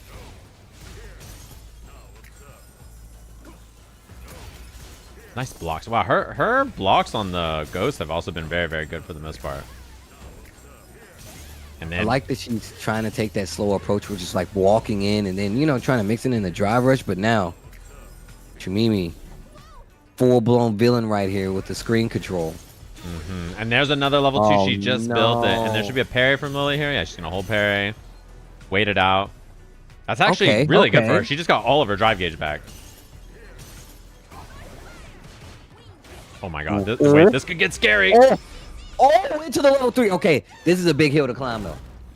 Lily does have what it takes. Take the level 3 off the board. It's not like Shumimi has level 3 herself, so. Oh my God, she wins in like 1 EX command grab, though, actually. She's legit 1 interaction from winning this round. Portal's up. Lily's going to wait it out. And she doesn't dash that time. Good adjustment again. The command grab. Not dead. Oh, and the jump gets caught. What a set, though, from LilyPichu. She played that really well. And Shumimi with the adjustments, too. Okay.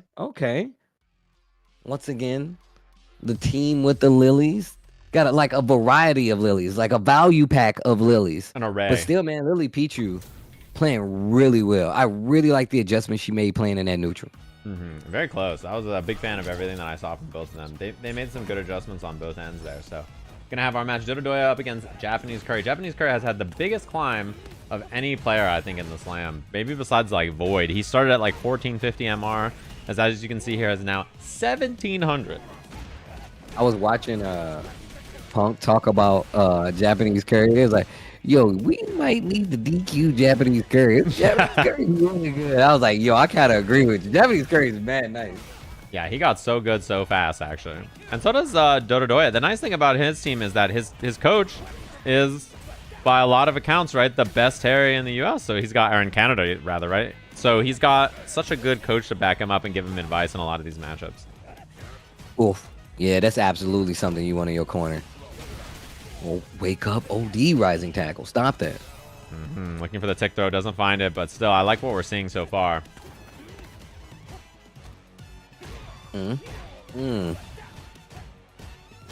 Nice. Look at that first round. Very clean, clinical Terry play, honestly. Okay. The stand medium kick, one of the better tools. You don't really get to see that much from the Terrys, and I like it. Oh, punish. Wow, good matchup knowledge there to know the correct punish. That's a pretty advanced punish to know in that scenario. Getting the knockdown, setting up the tick throw again. Not gonna work. Yo, guiding out of the way. That was sick. And there's the wake up EXDP. I mean, Donadoya, he's one good hit away here. He has the hit. He can drive rush and kill maybe, but he doesn't spend it. Still the back throw. First game. Wait a minute. Donadoya, hold on. Oh my God. Is the box squared not even going to need to play? Is Riddles not even going to need to play? Look at the gameplay so far. Bro, they really brought it to the table for the last day of the slam. Okay. So much improvement from everybody, which is cool to watch, right? Japanese Curry was obviously really only defeated by CarQ in the first round of the round robin, but now first game looking pretty good there for Donadoya. There's the Bison bomb pop. I love the patience there from Japanese Curry. Ow. Oh, you did? You did? Could be. That is a ton of damage. Japanese Curry, though. Grandmaster. Wow. Yo. What a Psycho Crusher. Oh, back throw is big, though. Tick throw. Wow. The pressure in the corner here. He is round waving. Oh, bruh. Oh, bruh. Oh, you got that. No?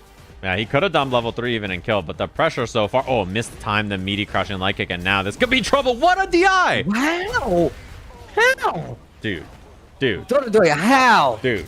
Please tell me. I need to know.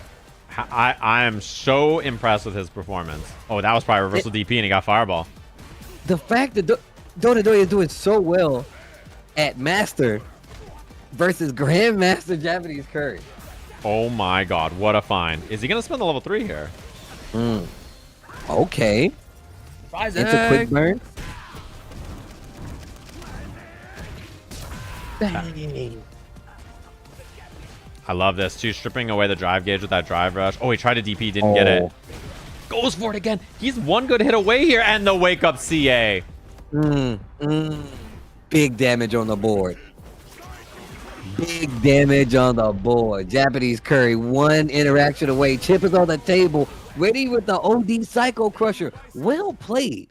Wait to, first off, use your resources. Notice that burnout is there. Wow, just well played. Okay, Japanese Curry. Time up to set one game apiece between Donadoya and Japanese Curry. Last game.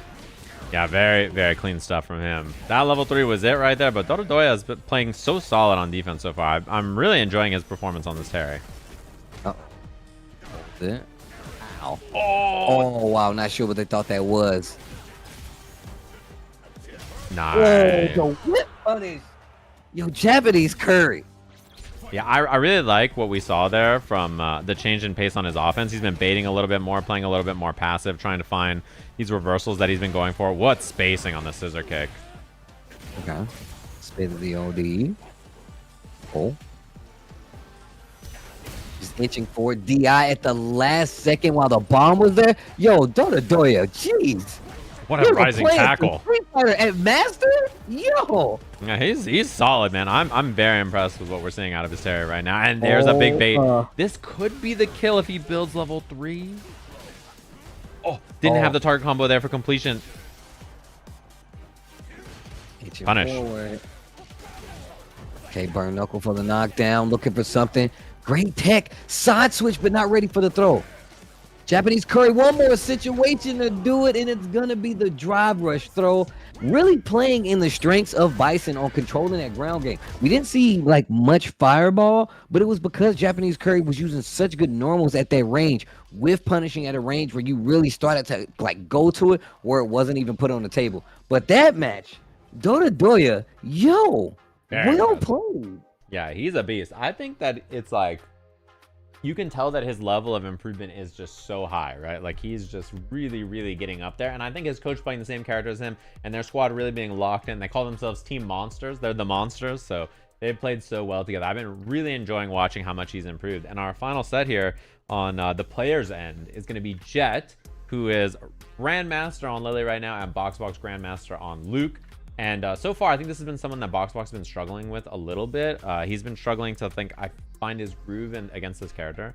So I'm enjoying watching them a lot. And I'm hearing on Team Brian F, I don't know the score between Beckman and Coefficient, but that Team Brian is up 2-1 right now. And so Coefficient beat Beckman on the round robin on Wednesday. We'll see if that will happen again and set us to the coaches match. But it sounds like Beckman is up 1 game. There we go. Beckman holding it down. Definitely one of my favorites in the slam, bro. Just because she was already playing it, but now she's going even further beyond. Speaking of Jet, another player I'm not trying to run into in ranked. I'm gonna be real.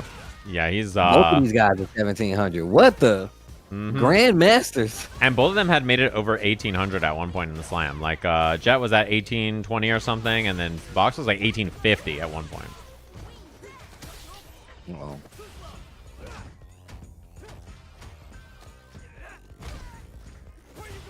Okay, there's a chance here. Oh, I think he tried to bait that too. Oh, well, okay, wait a minute. Puts himself in burnout here, so it is a little scary, but he's got Modern for reactions on stuff like that. That is so scary to do against Modern because BoxBox will react to those, but he does sneak by. Yeah, but it's still really hard to even react to those, even in Modern, right? Because especially when she's got stock, you got to be ready. Oh, what a punish from BoxBox, though. Wall bounce. Oof. Nice. I like the way BoxBox is changing up his options after that stand jab from Luke. He's been kind of like ticking off of it in some really smart ways. Yo, the offense BoxBox is using. Nothing from the air. Clips him low. Wow, his DP lost because he was a little too early on it. Uh-oh. Oh, trying to force burnout. Jet neutral jumping to avoid the sandblast. Oh my god. Sandblast. Oh, and he interrupts. It's not going to be the kill just yet, and he was charging the Windstock. Okay, good series. BoxBox on the ropes. The DI's not going to be enough. Yo, Jet was ready with it and has 3 bars. Not even going to need to use it. First game. Yo, Jet. Yeah, and I think that's the big thing is that BoxBox, he's a little uncomfortable in some of the neutral interactions, so he's opting to go for DIs because he's just like, I don't know. I don't know what's happening here. I'm struggling against the ground normals or whatever the approach is. I'm just going to do this drive impact here. And then that's leading to these kinds of interactions where he's ready, you know, crouching heavy, DI, cancels look good. Yeah. I mean, once you're playing a character like Lily and you understand that she's got some really decent normals for dealing with the neutral game, she really kind of opens up as a character, especially because she still got that command throw threat as well, and just you having to play her game in a lot of instances. But we're gonna go back into it. BoxBox, what are you gonna do? Oh, right away. I love the confirm there too. Drive rush crouching light into the crouching heavy. Oh, BoxBox on the run. Hold on. New combo for Modern this season. Just the box. All I think about is that and the Sajam Slam. Sajam Slam. And the Southern Red Bishop. Yo, I swear to God, we got to reunite with Yipes. Let's go. It's time. Take the guy, the Southern Red Bishop. Wake up, level 2. From the top rope, the Southern Red Bishop. Wait, that is a bird, though. That is an actual bird. It's a real bird. It's a very pretty bird, too. Oh, my God. And he does get the command grab. Set point to Jet here. Yo, the fact that Jet is playing classic Lily and is so successful. And the best part is when Jet submitted his application, BoxBox saw it and was like, well, that guy's really cool. I've seen his animations before. He'd be great in the slam. And look at us now. Look at what he did to himself. Dang, he walked himself into this? Yeah, it's all his fault. That's all I'm saying. He put himself in danger. Okay, wait a minute. Don't count him out just yet. It's 2 boxes in here. You thought it was 1? What a stuff. Oh, what a check. Yo, right in front of his face? Oh my God, the call out. Yo. Trying to send this to a coach's match here if Jack can clutch up. Oh. What do you mean if? Oh. What do you mean if? My fault, What do you mean if? Yo, Jet. 2 T's, 1 engine. Let's go. Very good. Damn, 2 T's, 1 engine. Steve. How are you ready for that? All right, my fault. My bad. I learned from the best, bro. I learned from the best. That does send us to our coach's match. The third Lily is arriving. We have Chakote up against Riddles. The thing is, this matchup is not so great for Lily usually, I think, actually. I think Terry's pretty good into this character, and Riddles has the 2nd best overall coaches record tied with Nephew. It's Punk has the best, and then it's Nephew and Riddles who have the second best coaches record. So. There we go. El Chakote. So I'm going to tell you the best Lily in the States. I love the Terry theme. Mm-hmm. That and Pow Pow Cafe are like my favorite themes. I really like the Pow Pow Cafe. It makes sense. It makes sense. It's very Sajam Slam. It's very Sajam. Yeah, and the horns, these are Sajam Slam horns. Oh. Oh.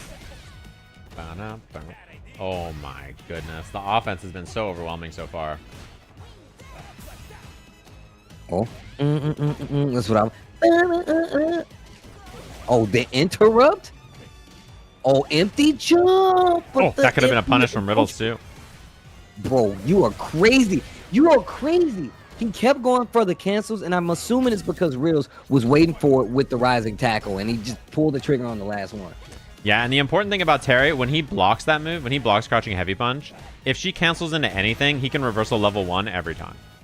So that is really hard for her in this matchup. She has to do a lot of crouching heavy into no cancel. Which is, you know, obviously not ideal for her because his level 1 is so fast and so far. Buster Wolf is one of the better level 1s in the game.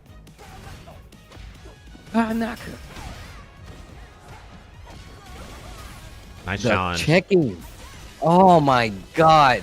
The fact that El Chakote was willing to hit a button in some of these situations. And like that's the thing too, right? Is that that stand medium kick, I like to check from Riddles, but then just immediately Chakote with the reversal. Nice, and the level 1. Okay. Man, this is a tense set between these two already. Riddles and sitting on so much meter too, which is Terry dumps meter better than almost any other character with a level 2 and a level 1. Got him.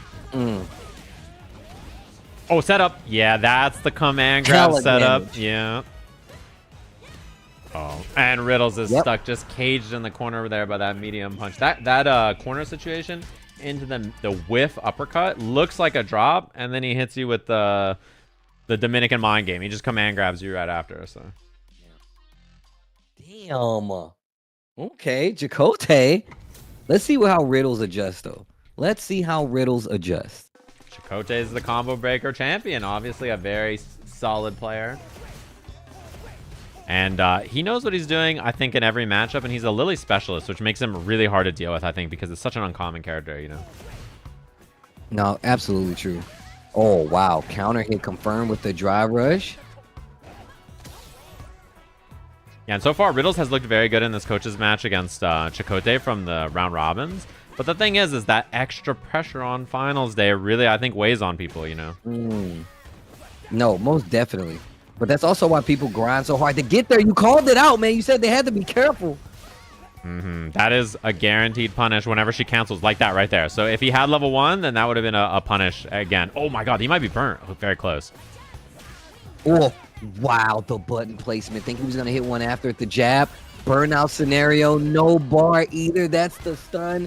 Chakote setting up a set win here in this captain's battle. The coaches.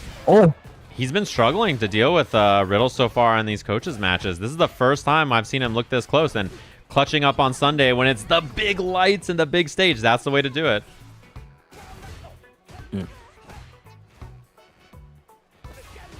Driver's jab, looking for some kind of offense here. No DP on the cancel. And again, no DPOS either.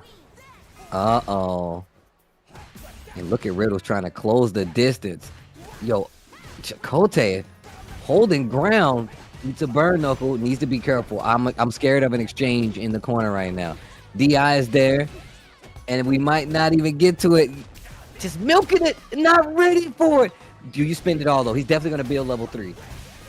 Yeah, I think he's at least got to spend the level 2, but I think he's gonna have to. Yeah, this is the max damage corner dump out without using the level 1 at the end there. So nice spend from Riddles. Okay, wait a minute.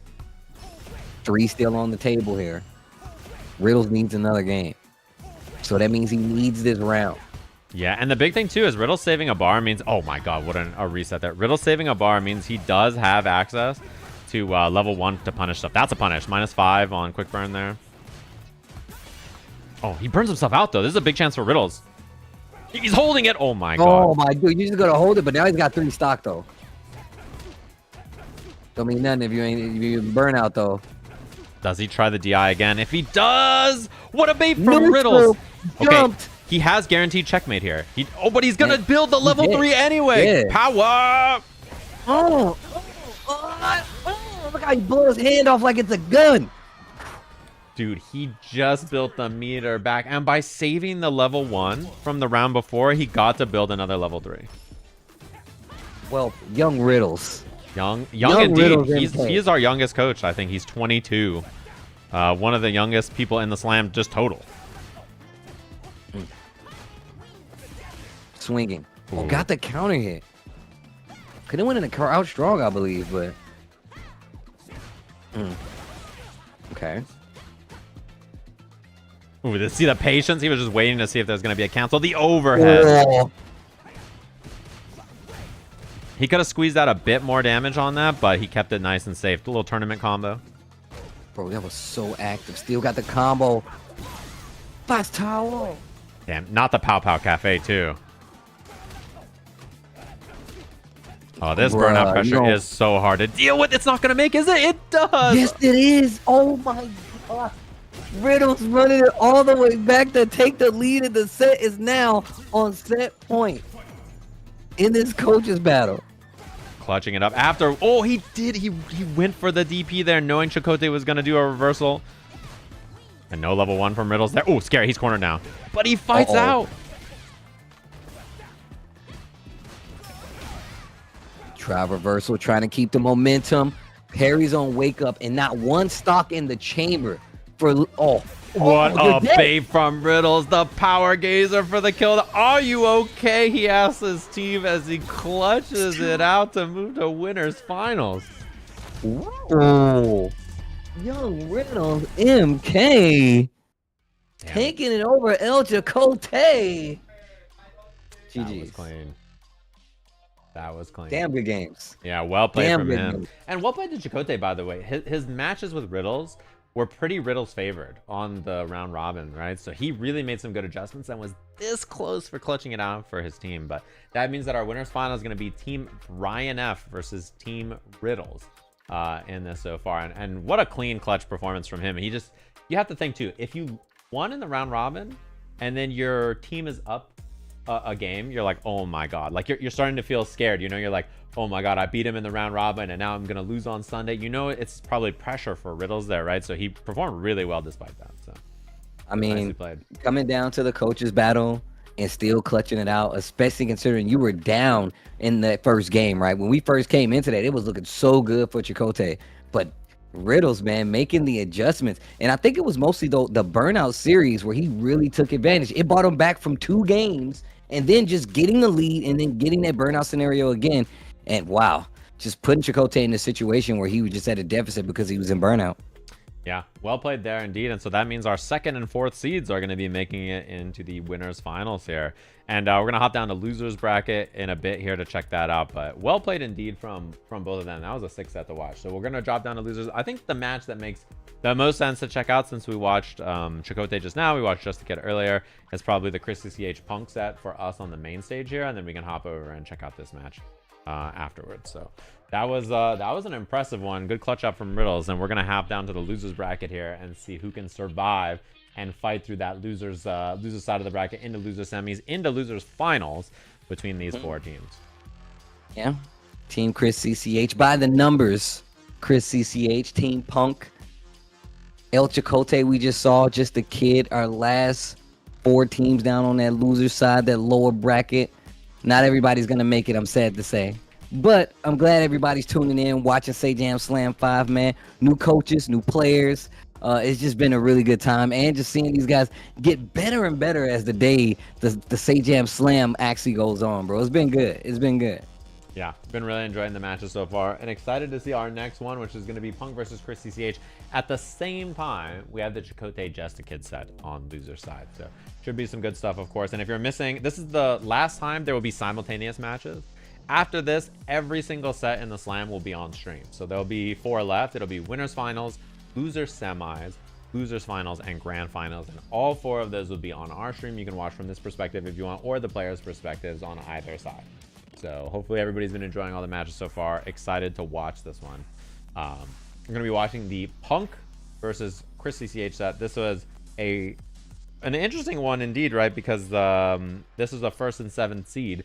But Team Punk, I think, is pretty solid today. They're looking a lot sharper on finals day than I think from what we saw from them before. So excited to see what differences we get. Yeah, man. The way Punk and them, it seems like they're just like gathering steam as the days go on. But I feel like this is like something that always happens with Punk. The more comfortable he gets or his team feels, like they really do start to go up when it comes to just, you know, being able to play competitive. Whether just the fact that Punk is there, you know, that extra little vote of confidence or whatever it is, it's definitely helping them out. Yeah, exactly. And I've been really impressed with what I've seen from the squad so far. I mean, even the fact that Deku beat Bricky earlier was a big deal. Yes. Bricky has been so solid.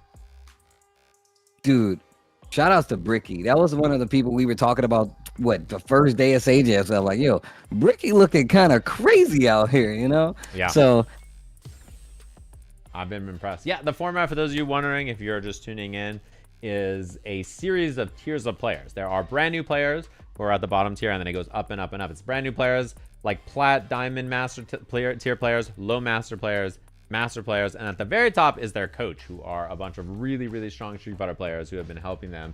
And if the set ever goes 2-2, the coaches are the deciding match as well. So not only do they have to teach their teams how to play Street Fighter, when push comes to shove, they got to go out there and show them how to play Street Fighter on the stage and be the ones to get the dub. So there you go.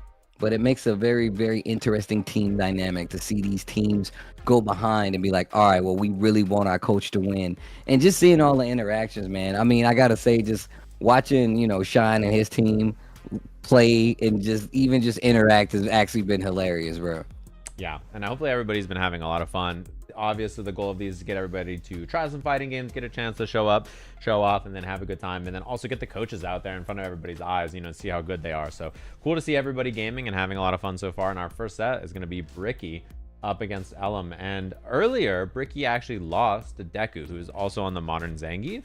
It was 2-1, pretty close 10 set, and so we'll have to see how that looks here. With the same matchup that we just saw earlier with Bricky up against Ellum. And Ellum's been doing a little bit of ranked grinding, I saw on the stream as well, so we'll see how he does here. Typically, Chun-Li Geef is a little bit difficult, to say the least. So yeah, it's a little scary to deal with, especially once you see how hard it is. But I feel like it's all about the adjustments, man. I'm a firm believer in the adjustments. Let's see, maybe somebody can get put on tilt and somebody take advantage. Who knows? Bricky versus Ellum coming up. Yeah, and we've been seeing a little bit of the climbing as well. He was bottom of silver, I think, at the start of the day, and now he's almost gold. And look at the slow and steady, just walking, trying to get over the fireball. I was about to say, man, the confidence of all the players has definitely went up. What a counter DI.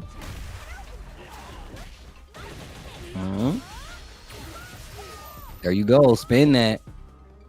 Bricky consistency with the combo. Oh, and that's the burnout too on the wall as well. I think he's going to be close to killing in there. Doesn't get the level 1, but that'll do it anyway. First round of Bricky. Okay. And he's been one of the standouts so far in the first seed. He had one of the best records in the round robin as well. And he's put in a ton of time to improving in this slam, which has been really cool to watch. Oh, the neutral jump. Oh, and the late The cancel. throw on the parry. EX Fireball this time, and Bricky finding the hit confirm. He has the level 1 at the end of this as well. Working on a pretty clean first game here. Wow. Ooh. Okay. Ready for the jump too? Yeah, clean stuff there from Bricky. Oh, yo. Hold my chest hairs. Oh my god. Oh my god. Yo, swinging. Yeah, he's about to be burned too, which is the scary part here. Yeah, now stuck in burnout as well. Bricky with the hit confirm. Oh, he tried for the double drive rush and he dropped it. Oh, wait a minute. Counter hit gets the float, gives you a combo with the lariat. Oof. Yo, just walks up. Oh god, and he's in so much trouble there on defense, just in burnout, trying anything to get out of there. Not working out. Bricky on set point.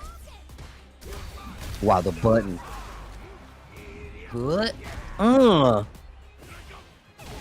And there's the wake up. He does not want to deal with that Zangief pressure. completely understandable. Yo, the spacing was crazy. Uh-oh. Okay. Yeah, he's burnt. Bruh. Bro, in burnout. He's just no problem in burnout fighting Zangief. Right? And look at the spacing. It's working so well. What a block. And he gets a little bit of a punish, but not the kill. Oh my gosh. Not gonna. Oh. Oh, I don't know what's gonna happen. Chun-Li takes. I literally did not know what was gonna happen. I did not know who was gonna win that exchange. Yo, Bricky. Nothing tricky about it.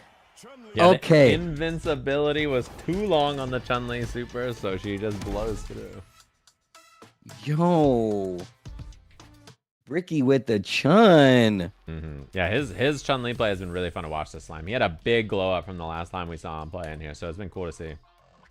Just looking at how he's controlling the ground game, the placement of some of those buttons, the stand heavy, like just really smart. Checking the jumps with the sweeps, just really well played. Bricky, yes. Yeah, so now we got to see Sykkuno up here against Scara, and he's had some trouble against Scara so far, but he hasn't actually tried the jury very much. This is a character we haven't seen him on so far, and I've loved seeing some of the other coaching against Scara because he's a hard one to figure out. Excuse me, I sneezed. He's a hard one to figure out for a lot of the coaches, I think, because they're like, this guy just does a bunch of unsafe things over and over and over, and then just wins. Like, I don't, you know, and they're like, Scara yep. definitely is like, hey, do you know how to play the game? Am I actually playing the game? That's the end of the game. Like, it's one of those where he's really kind of like playing the mindset and the character, playing all three facets, right? Playing the character, playing the player, and playing the game. Right, exactly. Look at this. And with a character, the only representative, right? Like the only Manon, right? Yeah, it's cool to see that he's playing some of this character here, and I think this has looked a little bit better than what I've seen from Sykkuno's other characters against Scara so far. Oof. Oh! Caught her crouching. I don't know if you can always get a combo, but... Yeah, it's scary now. There's DI, and you see the buffering from Sykkuno as well, so he knows that there's a threat over there from Scara with the reversal drive impact. Oh, still ready with a proper anti-air call-out, but the dive kick just barely whiffs. Wake Up is going to work this time to level 1. Backs up a little bit. I like Sykkuno just really taking his time. Great block. Okay. Could Sykkuno go in the Wake Up level 2 from Scara? He loves the opt for that. Not enough to kill, but a very good spot for him. What a bait. No. Something simple, something small, something sweet. Scara with the Manon. Game 1. Yeah, I like what we're seeing from the decision making from Scara there. Oh, a little early on the command grab, so he gets backed on for his trouble.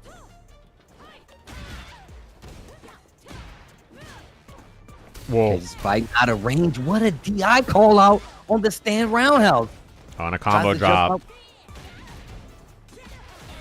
He's one hit away here, though. Sykkuno looking like he's in a pretty good spot. Almost on burnout as well. Catches a dive kick. Looks for the low. Now chip is a big factor, but what a jump from Scara. But the neutral jump, both of them in burnout. Scara has an opportunity. A couple of resets in the scramble. Oh, my God. Oh, my God. He just goes neutral jump. Oh, my God. He stuck his foot into it. He didn't know how to punish. He didn't die. Wake Up level 1. Oh, and it works out. Sykkuno. Oh. Dude. I mean, both in burnout. It could have been a jump, but... And chip was going to be a problem there as well, too, right? Yep. That's another factor, so... Wow. Go forward. Oh, and Sykkuno dropping another combo. The problem was switching between 7 different characters, right? He's just constantly forgetting which combos to do. Okay. 3 medals. Another throw, I believe. What a jump. Do it. Uh-oh. Uh-oh. It worked. Side switch. Ultimate burnout. Gonna clear the level 1. Sykkuno just walks into the defeat. No. And that's set point now for Scara. I mean, this has been close. This is definitely closer than I've seen Sykkuno versus Scara on his other characters so far.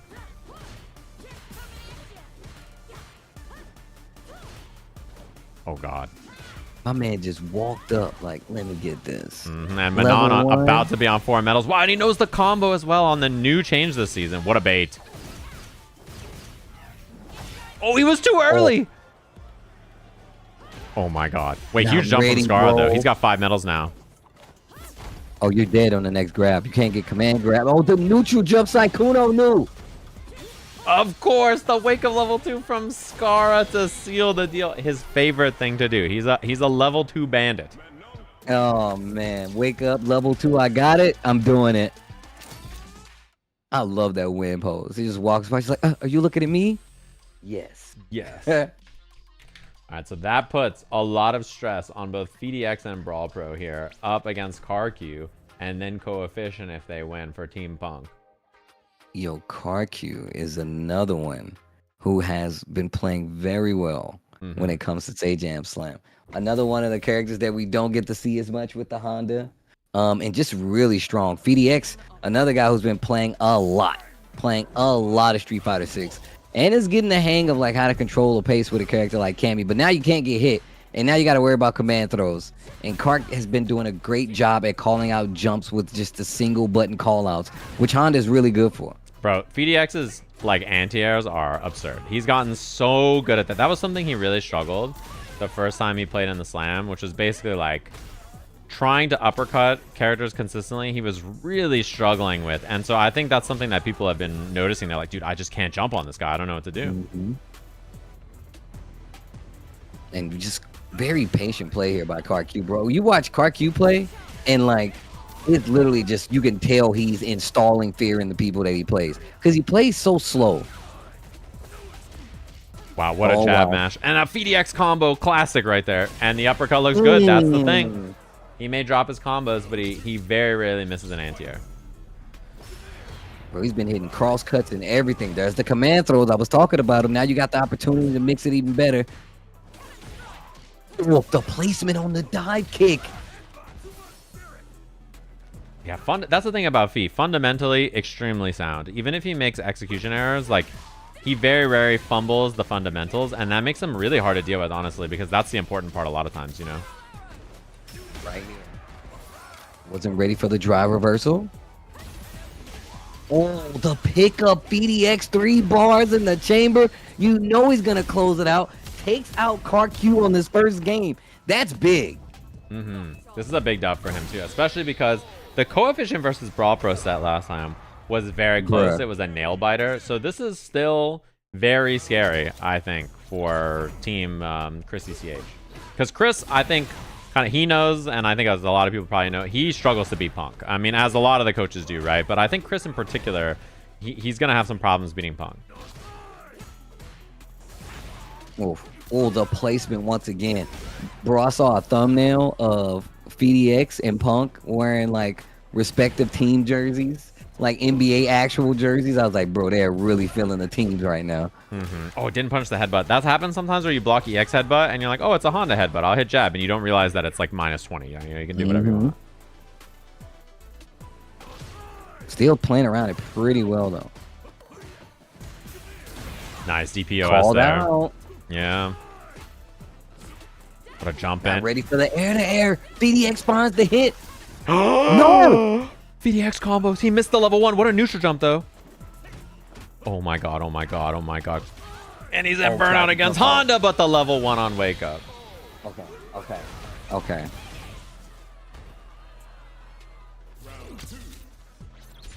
Wow, that was good. Okay. Yeah, okay. PhiDX has an opportunity to close out. CarQ having a hard time keeping track of those anti-airs and those jump approaches from Cammy. Welcome to Street Fighter, bro. Look at him go here. I love this pressure in the corner. Beats the drive reversal, and he should be close to building this level 3 at the end. Drops it. Combo. The PhiDX combo, please. And the anti. If I could summarize PhiDX's gameplay in 10 seconds, it's having the game-winning combo, dropping it, and having the cleanest anti-air of all time. Damn. Let them know. These are the notes. You're dropping the combo, but the anti-airs, pristine. You can package them and sell them in the store. Yeah. You could take that back home to mom, that's for sure. You got that. Just put that in your back pocket, no problem. Wow. Yo, PhiDX playing clean out here. Yeah. Getting the dub of a CarQ? He's like comboless Punk, you know? Like the fundamentals are insane, but he just doesn't have the combos. That's the part that he's missing, but really well played from him. Yo, we in here. Coefficient. Definitely one of my favorite players here in the Slam, just because he's the character and just how well he's played this character at like in the Slam. Yeah, and this set between these two was very close last time. It basically came down to BrawlPro level 2ing a Fireball, and Coefficient did like the EX slide cancel to get out of there. So that was definitely like a big knowledge check that he didn't know about. But if that level 2 hit, BrawlPro wins the set, right? So it was very close. Well, let's see what happens, man. ChrisCCH, the team's on the ropes right now. Right. Oh, excuse me, they got the dubs right now.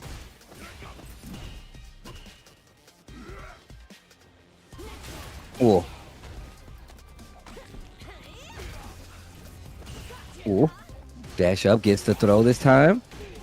Oh, that's big. Nice find there from Coefficient. I've been really impressed with the way he's played because there's so many interactions and things where like he just like has better combos, better confirms, like better awareness than the last time he played. No, most definitely. Like I said, I'm just a fan of like the fact that he switched characters. Oh my god, that was great. Switch characters and still like advancing his gameplay, and he's looking really good. What an interrupt! Spent all his resources on it though. Yeah, that's really smart because he knows he's gonna be in burnout. And on top of that, he's putting himself in his corner situation versus Geef. He has the entire screen behind him. Good play, Coefficient. Good play. Yeah, and he can challenge here or he can just run, which I think he pretended like he was gonna go in and then he just backed way off. And BrawlPro, he's got the team's pressure on his back, you know? Like, this is the thing, too. Coefficient, if he loses, he can at least be like, well, my coach can clutch it out, right? But there's that knowledge in the back of both of their minds, I think, that if Punk gets to play, it might be the end, right? I would play like that. Oh, my God, the buttons. Coefficient is ridiculous with the Aki, bro.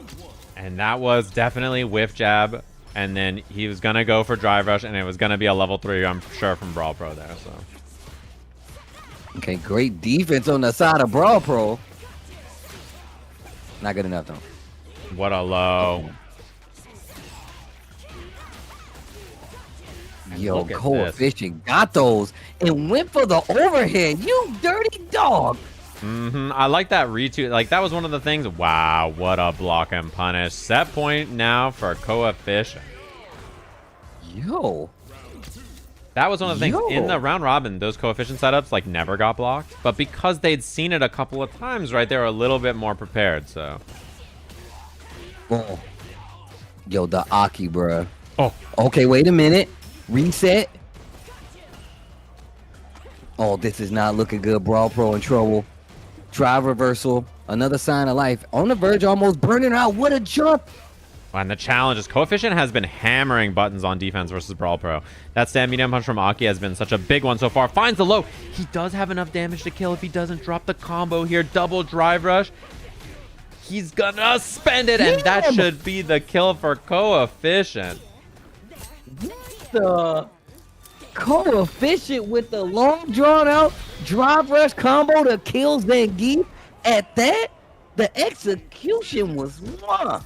And very, very clean from him for sure. That's the thing too, is that those kind of combos and like the situational awareness, all that stuff, Coefficient has really leveled up, I think, in that set. And then I think, if I'm not mistaken, the other set is still going. I believe it's 2-1 right now in the favor of Team Chakote, and it should be Void versus Jet as our match that we can pop over to real quick. So, wow. Dang, they eliminated the Punk factor. There's like, look, if you guys win, we don't even have to worry about that happening. And they played to perfection. Well played, guys. Well played indeed. And thanks for Team Punk to coming on and gaming. Of course, I appreciate them spending some time slamming with us. They didn't get Punk to get out there and get a set to game. They were too afraid. So this is Void versus Jet. Do y'all know the score? Any knowers in chat? It's got to be game 1, right? It might be. I'm not sure. Yeah, because I think if it's a game, it'll have 1, right? Yeah. Somebody would have had a win up there. Okay, and this is an important clutch factor because if Void loses, then Team Chakote is good to go here, if I'm not mistaken. They just move on. So we do need Void to clutch up here because Bogur lost his first set to Toast, actually. Oh. Which is the opposite of what's been happening so far in the matches. Like, in the round robins, Bogur was beating Toast, and Toast is having a lot of problems. So. Okay. I want to see how Void adjusts to this. This just seems like it sucks. Like, until you get the knockdown, you better hope she ain't got no stock. Like, this is gonna suck. Mm-hmm. This is the scary thing too, is when Lily gets to play against a character that doesn't have a reversal like Kimberly, it is very, very hard. That's what I mean, bro. It gets oof. Okay, wait a minute. Void finding these hits though. Yeah, this is big for him now. In the corner, front throw. And now this positioning for Void is really, really good. I think that's one of the big things, is he's not been so aggro about committing to his offense that he's like, uh-oh, if I don't win this, it's gonna be over for me. He's been pretty passive.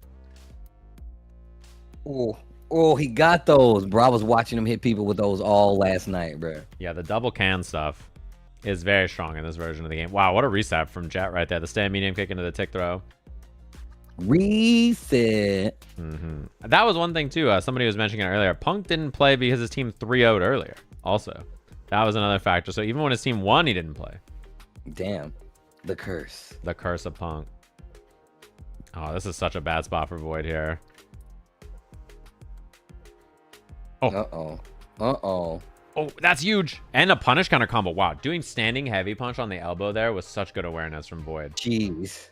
He's one good hit away here, actually. Oh my god, if that heavy punch was drive rush, or if he did a jab confirm into multiple lights after, but instead this should be now set point right here for Jet, just like that. Uh-oh. Games? Oh. We'll see if Jet dumps the meter there. No, doesn't go for it. Cornered here, and Void does not let rip at anything on the defensive option. He could have gone for DI or something like that. Just stays solid, waits it out, drive reversals, and he's been on the back foot trying to make something happen. What a whip punish from Void, though. Slide level 3, like that choice. Level 3? Okay. I like this. Yo, the world's greatest gamer, though. That's him, officer. Uh-oh. Knockdown time. Where's the wake-ups or not from Jet? That's the thing you have to wonder. Is he going to let rip a level 3 or anything? Void trying to bait it. Whiff on the Spire, no punish, but he's about to be burnt as well. He whisked the Condor dive, and that gives him space and a stock. Oh, wait a minute. Oh my wait god. a minute. Oh my god, Void's burnt. Do it again. Oh my god, and he does get the level 1. What a reaction from Void on that. That was gonna be it. That was so sick. Oh yeah, I can put the scoreboard up now too. It is one apiece. No. Okay. I love how Jet is playing this. Look, just backs up a little bit. Tick throw again, the command throw, major damage on the board. Void is really good at just keeping his wits about him. The elbow gets him in range to make something happen. The stand medium kick, the reactions for Void. Oh my god, he's locked in. I like that option a lot. Ready for the DI. And this is the thing too. Lily, even though she's really scary on offense, also has problems on defense. Oh, wake up. And look at the combo from Void. That's both cans, but what a huge cash out now. Set point for Void. Yo, the combo is crazy. Yo, Jet, let me get another round, though. Let me get another round. Okay, level 1 does win there. That's okay for Void, though. It's a bar off the table, and he gets both of his cans back. And now he's just waiting it out. You see how passive he's playing now. And the punish. Drop on the level 3 is huge. Bad news. That's bad news. But he does get the buff, even though he dropped it, which is a Kimberly bonus there. That's one of the only characters in the game that misses a level 3 and is okay with it. Wow, the empty jump low. One more interaction. And look, Void spent all of his meter, gave up that round because of it. And now Jet has one more left with this final round right now. What an overhead off the drive rush from Void there. He does also have both cans, by the way. So if he gets a good knockdown in the corner, the setup situation is going to be very bad for Jet. The deal, what a mash. Bruh, the check right there earlier, but still wasn't able to like fully convert. Fighting back to the middle of the stage, the reset. And Void trying to wait. He doesn't want his drive gauge to go down, so you see him jumping back, trying to bait any expire or something like that. Oh, drive rush in. Working on burnout here. Void goes for the mash, and then the confirm into the level 3. He's going to be burnt. Uh-oh. Level 1 is there. We've seen Void. Dead. And I think he tried it. I actually think he tried it. Or maybe it was just that medium kick, but it's not gonna do it. Yo, Jets. What a clutch out from him. And that was a scary spot too, because Void had the level 1 on deck, right? And unfortunately, I think the drop on the level 3 in the round before was the real deal breaker, because then he was down resources and he had so much advantage. He could have won the first like interaction there and then 2-0'd or 1-2 rounds straight like that. So impressive performance from Void. Not quite all the way there. That just unfortunate drop. So GG's to Team Justicate and Punk for playing in the slam, going home tied for 5th place overall. Yo, I was watching Void stream. Yeah. And he lost and he just sank down in his seat. Like he just sank down. GG's though, Void. GG's. You know I'm a fan of the gameplay. My man killed it. Thanks for playing in Sajam Slam. You did great. You know, you didn't get the dub, but great nonetheless. Yeah, that was an impressive performance in him. And he had one of the biggest glow-ups, I think, from any like player in that seat. He did really, really well. So GG's to them. Thanks for gaming, of course. And that sets up our top 4 of the tournament. Only 4 of our 8 teams are remaining. We have on the winner side Team Brian F and Team Riddles. This is going to be our winner side match, which we'll be watching. And then we're going to be hopping down to El Chakote and Team ChrisCCH. Only one team from that bottom will make it with a chance to go into grand finals, of course. Only one team on the top as well. Let's see who it's going to be, man. Sajam Slam 5. It's looking good so far, man. I've been having a good time watching these guys play some Street Fighter, bro. It's been sick. And this is our 4th and 2nd seeds, of course. Team Brian F up against Team Riddles, who Riddles had that big clutch earlier. You got to put some respect on his name for that. He was in a spooky spot, to say the least. And he clutches up against Team Chakote, who's still alive, by the way. They're still down there, so there's a chance they might run into each other again. That could be a spooky time, so we'll have to see if that happens. Riddles was cooking, bro. Yeah. Young Riddles was out here cooking, dude. Yeah, and this is going to be Deku up against Toast. A scary match for all the Zangief players, for sure, in this bottom seed. Having to deal with Toast, JP, and 2 modern Zangiefs down here, I think is a pretty tough time. And Toast, I'm very impressed. He has been awesome in the slam so far. He's had so much improvement in his seed as well, so that was definitely a difficult one for him to deal with. And but this is going to be, excuse me, Deku versus Riddles' team, and the first match is against Scooch, who was a freak in all of his matches, just jumping and gaming and hitting these nasty combos. Like, I've been very surprised with how consistently he's been hitting all these, like, just B&Bs into level 2s, into level 1s, and all kinds of stuff. I gotta say, just the placement on the heavy buttons from Scooch, it's so aware. Yeah. Looking like a true Ryu player out here. That's what I'm saying. Like, I don't know where he learned all these combos, but he's got all kinds of stuff. Right? He just got level 2s into level 1s, into Hasho, into all kinds of stuff. I can't believe that was the combo you ended it with. That was sick. Yeah. I ain't hating. I'm just saying that it's sick, you know? I'm definitely a big fan.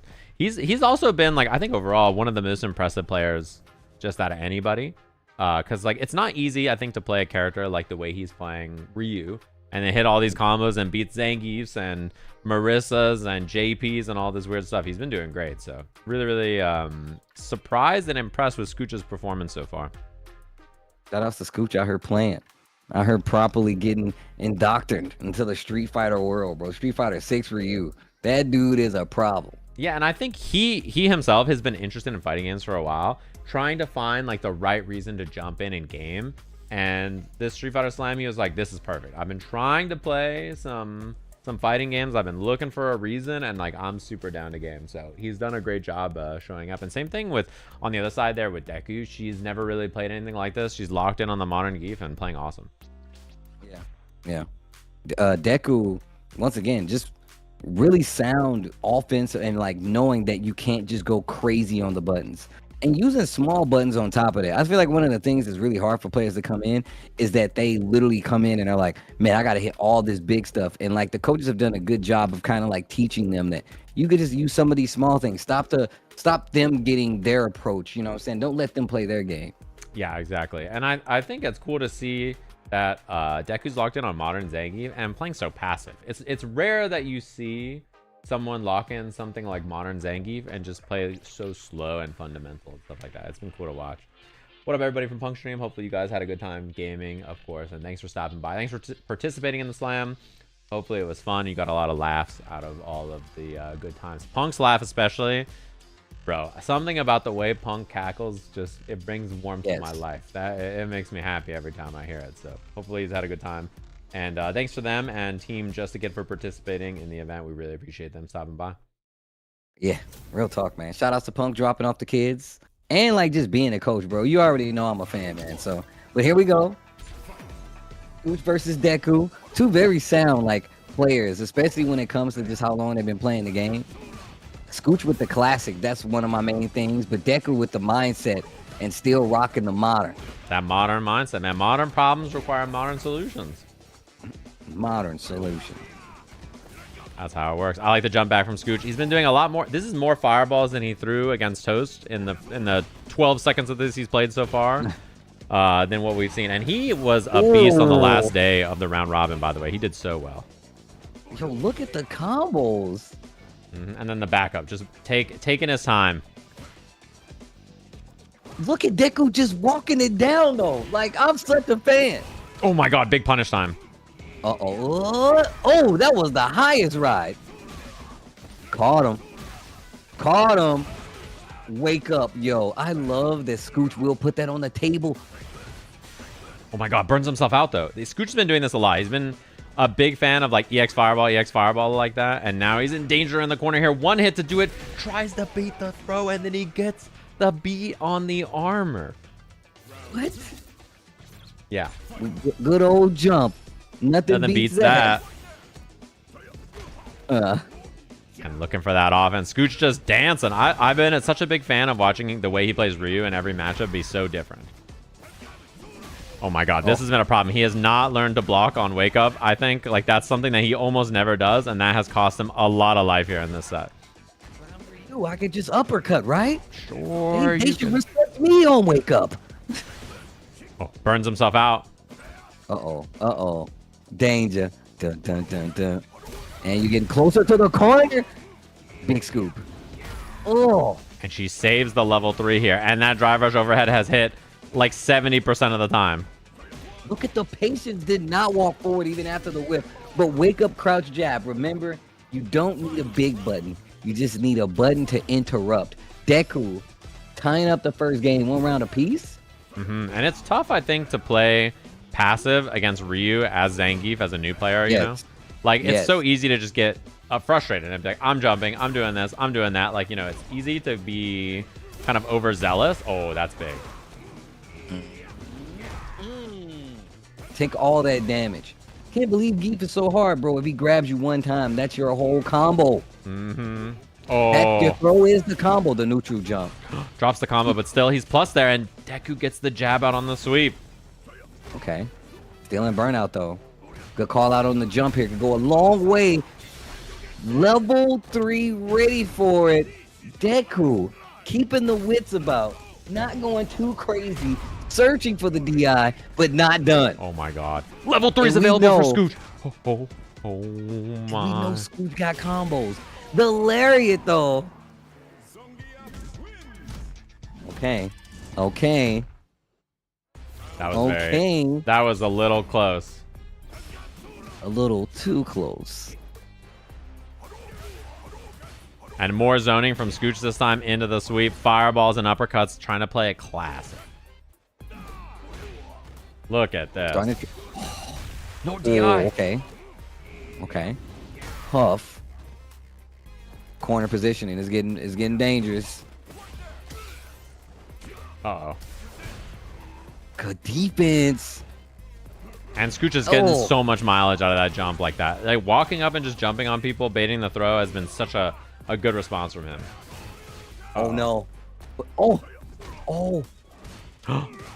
Sweep. Oh my gosh. Oh, but he burns himself out. And there's the lariat. Drive impact is so scary now too. Does he wake up level 1 or not? The sure you can. I'm just for you. I can just uppercut. They must respect me. But you don't have any drive. But I can uppercut. Sure you can. Oh my God. Uh-oh. Wait a minute. Scooch starting to believe again. Peep the damage. Oh. The drive rush extension? I didn't even know that worked.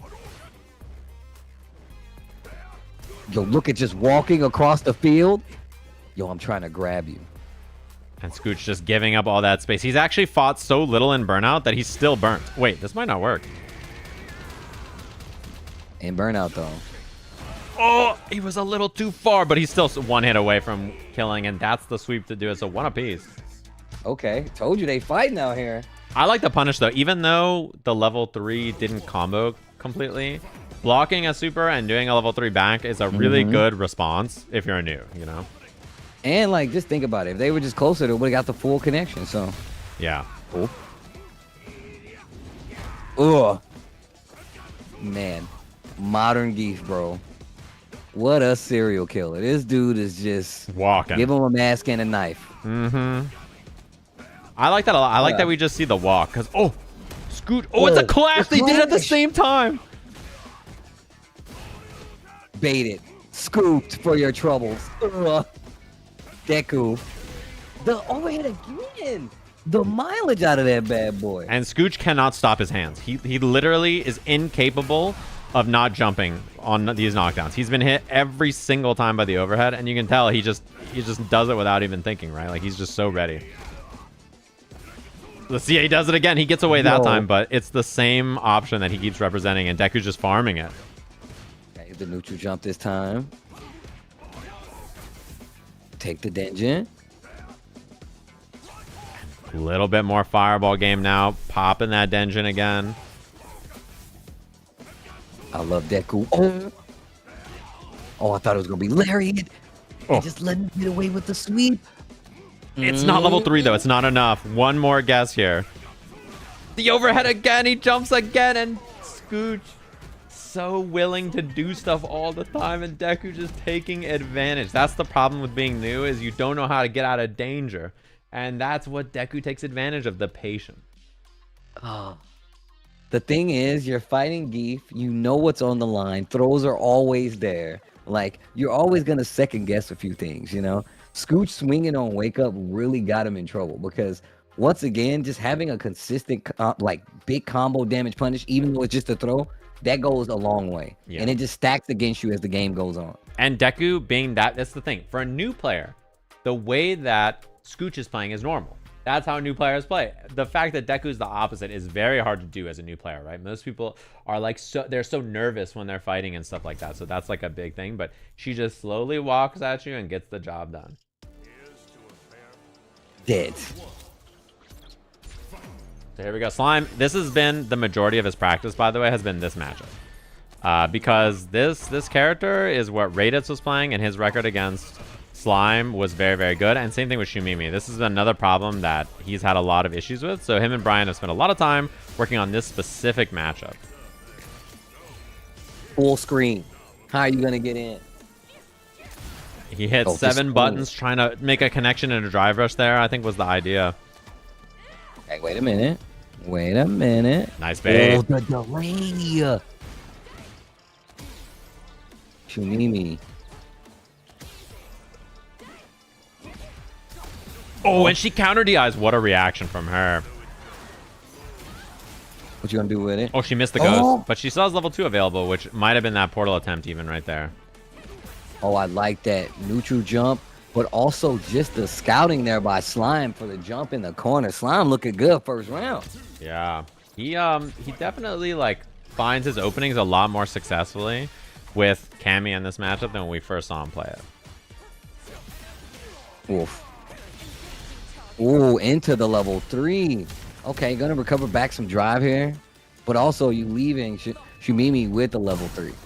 Yeah, and she has a bit of an advantage. Controlling his range on the stage is going to be a problem, but the offense looking too strong. Back throw. Wait a minute. Oh my god. The level 2. I like this. This is what she meant to do in the last round, and now Slime in danger of getting burnt. But I like the parry attempt. He knows his coach told him, hey man, you just got to hold parry and you'll get out of there. Okay, wait a minute. This series right here looking so much better. Wait, she knew the whole corner combo off the DI as well. Very impressive, and what a jump. Okay. Overhead. Oh. I like it. I'm a fan of what we're seeing from Shumimi so far. I love the back medium punch from Slime as well. I think a lot of players when they play Cammy when they're new struggle to anti-air. because they try to DP, but back medium punch is all reliable, you know? Yeah, and like just having the awareness to go to it in these situations, so you're not as committed to having like these big anti-airs is also really good too. Oh my god, he's gonna get burnt very soon here, and his legs are getting clipped because he's trying not to block because he doesn't want to get burnt out. Nice anti-air. Shumimi's anti-airs have been very good so far. Oh, take throw. Amnesia. Nice block from Shumimi and the mash out actually. She's one hit away here. She even has level 3, which is very, very scary as well. It baits the throw. Oh. Wrong combo from Slime. Oh my god. Yo. I was straight there. I was like, what are you going to do? I thought we was going to get wake up level 3. I'm going to be real. Yeah, that was so scary. If that wake up level 3 hit, that would have been danger time. Oh, got the wrong input because of the cross up. So now a big chance for Slime as the knockdown. Doesn't respect the amnesia and Shumimi gets thrown. These tech throws. This is like Cammy 101 now. When you get to like any upper levels, like after you get the knockdown with Cammy and you know you've instilled him, like now I'm just gonna walk up and start adding these throws because I still got buttons to whiff punish you if you do something too crazy. So neutral jump the DI still there in time. He is an adult man. That is the one thing about Slime to know. He is an adult man, so something like that is a reasonable check against him. Oh no, the wrong commitment, the wrong combo. You don't have enough life for that. And that's that point for Slime just like that. And Shumimi beat him 2-1 during the round robin just on Friday. So, you know, this is a big difference in their adjustments. And Slime clearly put in a lot of prep.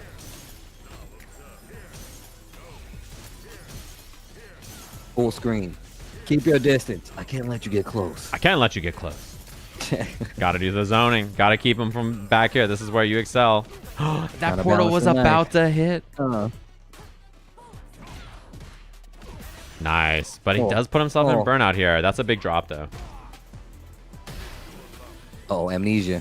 OD. Combo. No, too early. And the DI. 9. We'll see what the combo choice is going to be. Okay. Level 2 it. No. Oh, my God. There. Oh, no. Slime. And the throw off the hooligan. The tricks. Slime brings it out to win his first set here. That is a huge W. Okay, Slime. Okay, Slime. And that's been his mortal nemesis. He's been losing to the JP players all slam. That has been someone who's been giving him so many issues. He just lost to Shumimi before that, right? So that's definitely one that's been giving him a lot of problems. Okay. All right. Brian F. He's sitting there. I'm sure he's wearing a warm, fuzzy sweater with a pipe in his mouth. Just, yes. In front of the fireplace. With a bear rug on the floor. Yeah. Just like, yes. We'll have to see. You know what time it is. That's 2-0. It's Brian F time. Team Brian F looking pretty solid here. And now it's on SK. If she clutches this out, Team Brian F is going to that grand final. So. Okay. Well, wake up. Rising attacker. And Dodo's been doing that a lot so far. Donadoya has been a fan of doing early reversals on defense. I think because that's something that he likes to represent and just say, get off me early and then block it out later on. So. You got to set the precedent. Don't let him get comfortable. Oh, there's a reversal from SK. Now forcing a burnout pretty quickly here. So I like the fireball approach after. Burnout now. Immediate DI. And even if you level 1 there, it's not that good for you. You know, you're kind of like in a kind of bad spot anyway. So.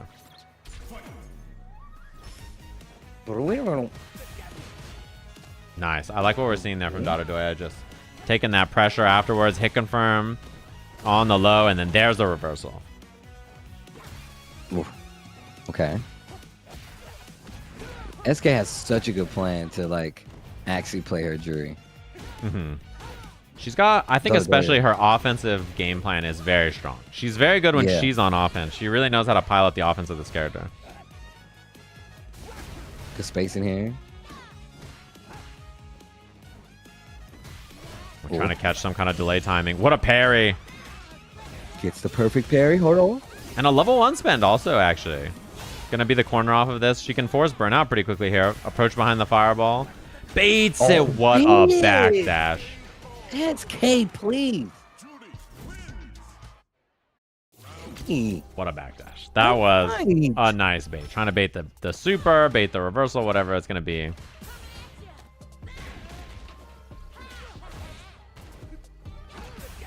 Oh. Love it. Medium kick. Quick burn. Yeah, I think Donadoya has recognized basically that she's walking back on basically every interaction and to try to bait stuff in the corner. So crouching medium kick's a good check there. Wow. Speaking of crouching medium kick, but SK drops the combo. She did the same thing. She said, all right, cool. You want to do reversal crouching medium kick? I'm down also. Okay. Throwing those medium power waves right out of range, baiting the parry, and there's the classic. She loves to go for that dive kick over whatever your button is to check the landing.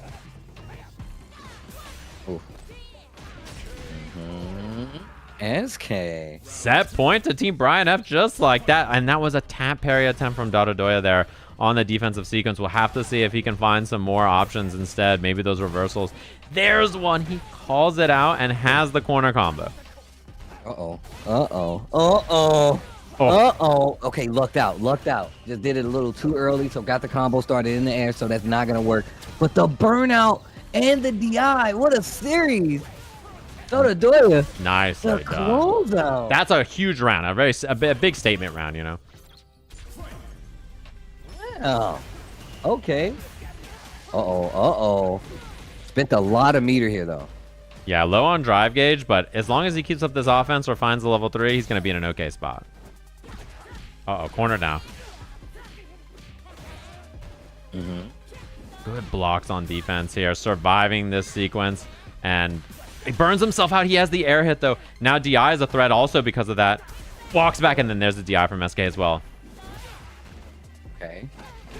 Oh, spin it. No? Missed it. He wanted to do that into level 3. That was definitely going to be a DP attempt into level 3. Cash it out, get the damage. Now, Donadoya on the defensive here. The jump in. No anti-air from SK. This is winnable. He's got drive gauge now. Tries to bait something. Oh, my God. Didn't get it. Great awareness. Whoa! Into the level 3 SK. You God. Oh, my God. That was so sick. That was so sick. Brian F is popping off as he should. Brian F. Oh my God, that was so sick.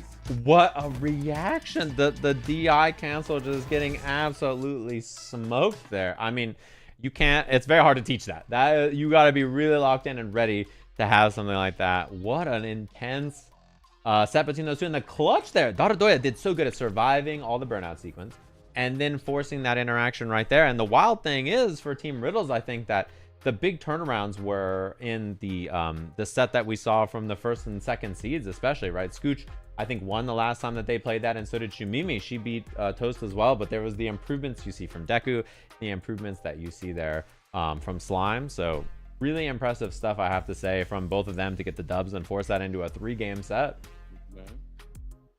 Man, dude, didn't Brian F say this is his last slam, though? My man's doing such a great job of coaching. The team is doing such a great job of hoisting him up, bro. Yeah. He's got to come back. What do you mean? That's the thing, right? Trying to only instruct is how it works, right? And that's a big one, too, because Team Brian F has now not only secured the grand final spot, but secured a trip to EVO. So all of them, courtesy of Capcom, will be having their Evolution trip paid for. They will get their registration. As part of being in the Slam, they get their flights, they get their hotels. They all have a trip to EVO this year. So that is a big clutch up from them, of course. And I got to say, I'm very impressed with the improvements that we saw from all of them there. They did such an awesome job to win, especially those first couple of matches where Team Riddles was beat them last time, right? They had the head-to-head there directly. So incredible stuff from them for sure. Man, congrats. Oh, man. Yeah, so that sets up our losers semis in the bracket here, which is going to be Team El Chakote up against Team ChrisCCH. Winner fights Team Riddles, and winner of that fights Team Brian in our grand final. So that was an insane reaction by SK, by the way. I'm shocked at how ready she was for that, so nicely done. SK, I see you. Damn. That was a wild reaction. I thought that was the end. I was like, oh, you're going to get hit. It's going to be burn knuckle level 3, and it's going to be no problem. But the reaction time on that was absurd.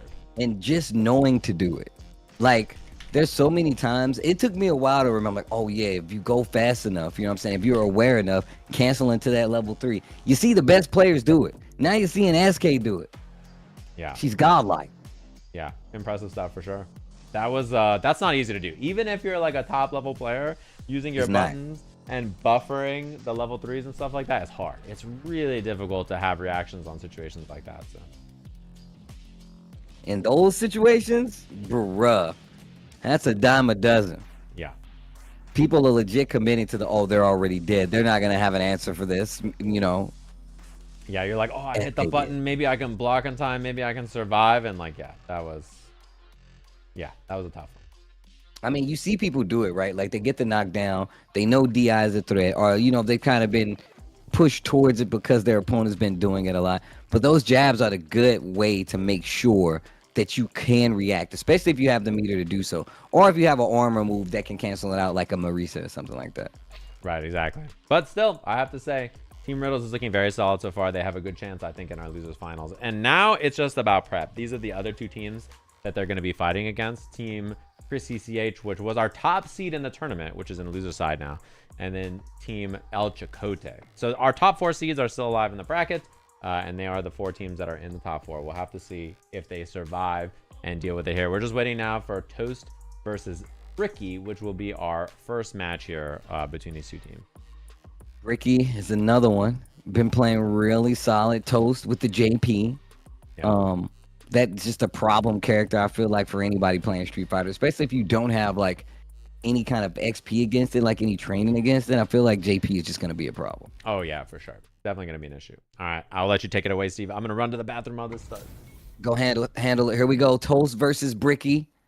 Getting into it. ChrisCCH versus Chakote is the teams. Let's go.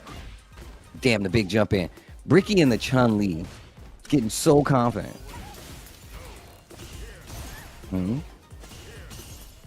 Okay, full screen parries. Like I said, this is why I was talking about why this would be an issue.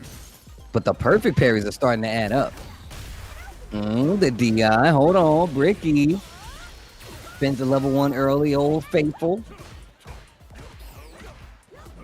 Interrupts the command throw. Jumps back. Tries to jump forward, but got clipped by the spire.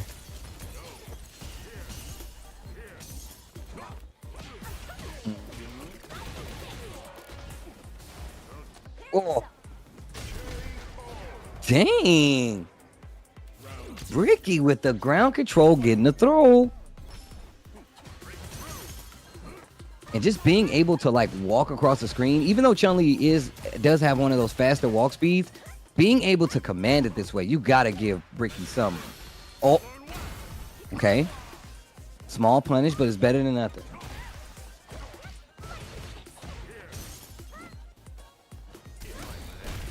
Oh, not ready. You can see Toast starting to wait for these jump-ins and having a reaction with DI.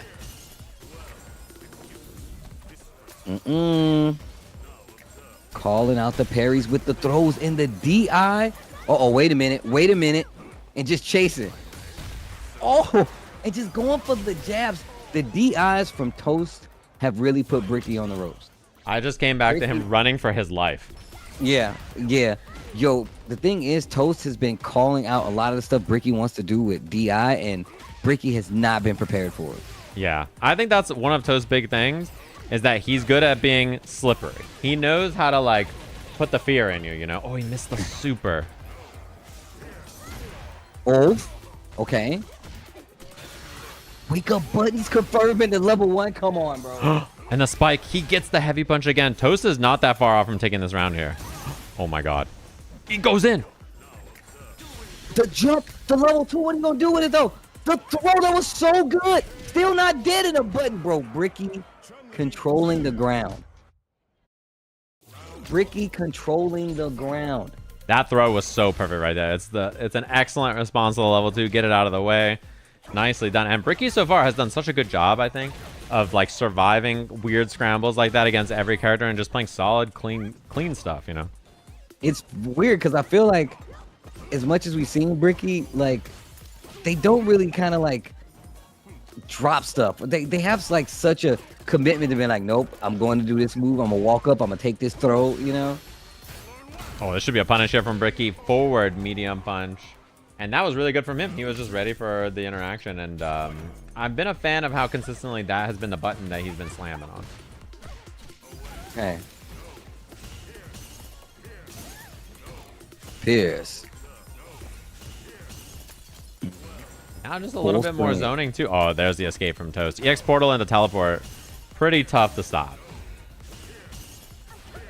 This is what I was talking about. I said it's, wow, drive rush forward to get the jump in. And this is what I was saying earlier about this matchup. Knowing when to parry and drive rush across the screen, but also just using your natural walk speed. Oof. Oh, that wow. cross-up portal punishing on the other side. Brutal. I don't think I've ever seen that, actually. I'm going to be real. Wow, the DI again. What? Oh, a little missed time, but he still got the full screen advantage there. Bro, Bricky was like Neo. He just started walking.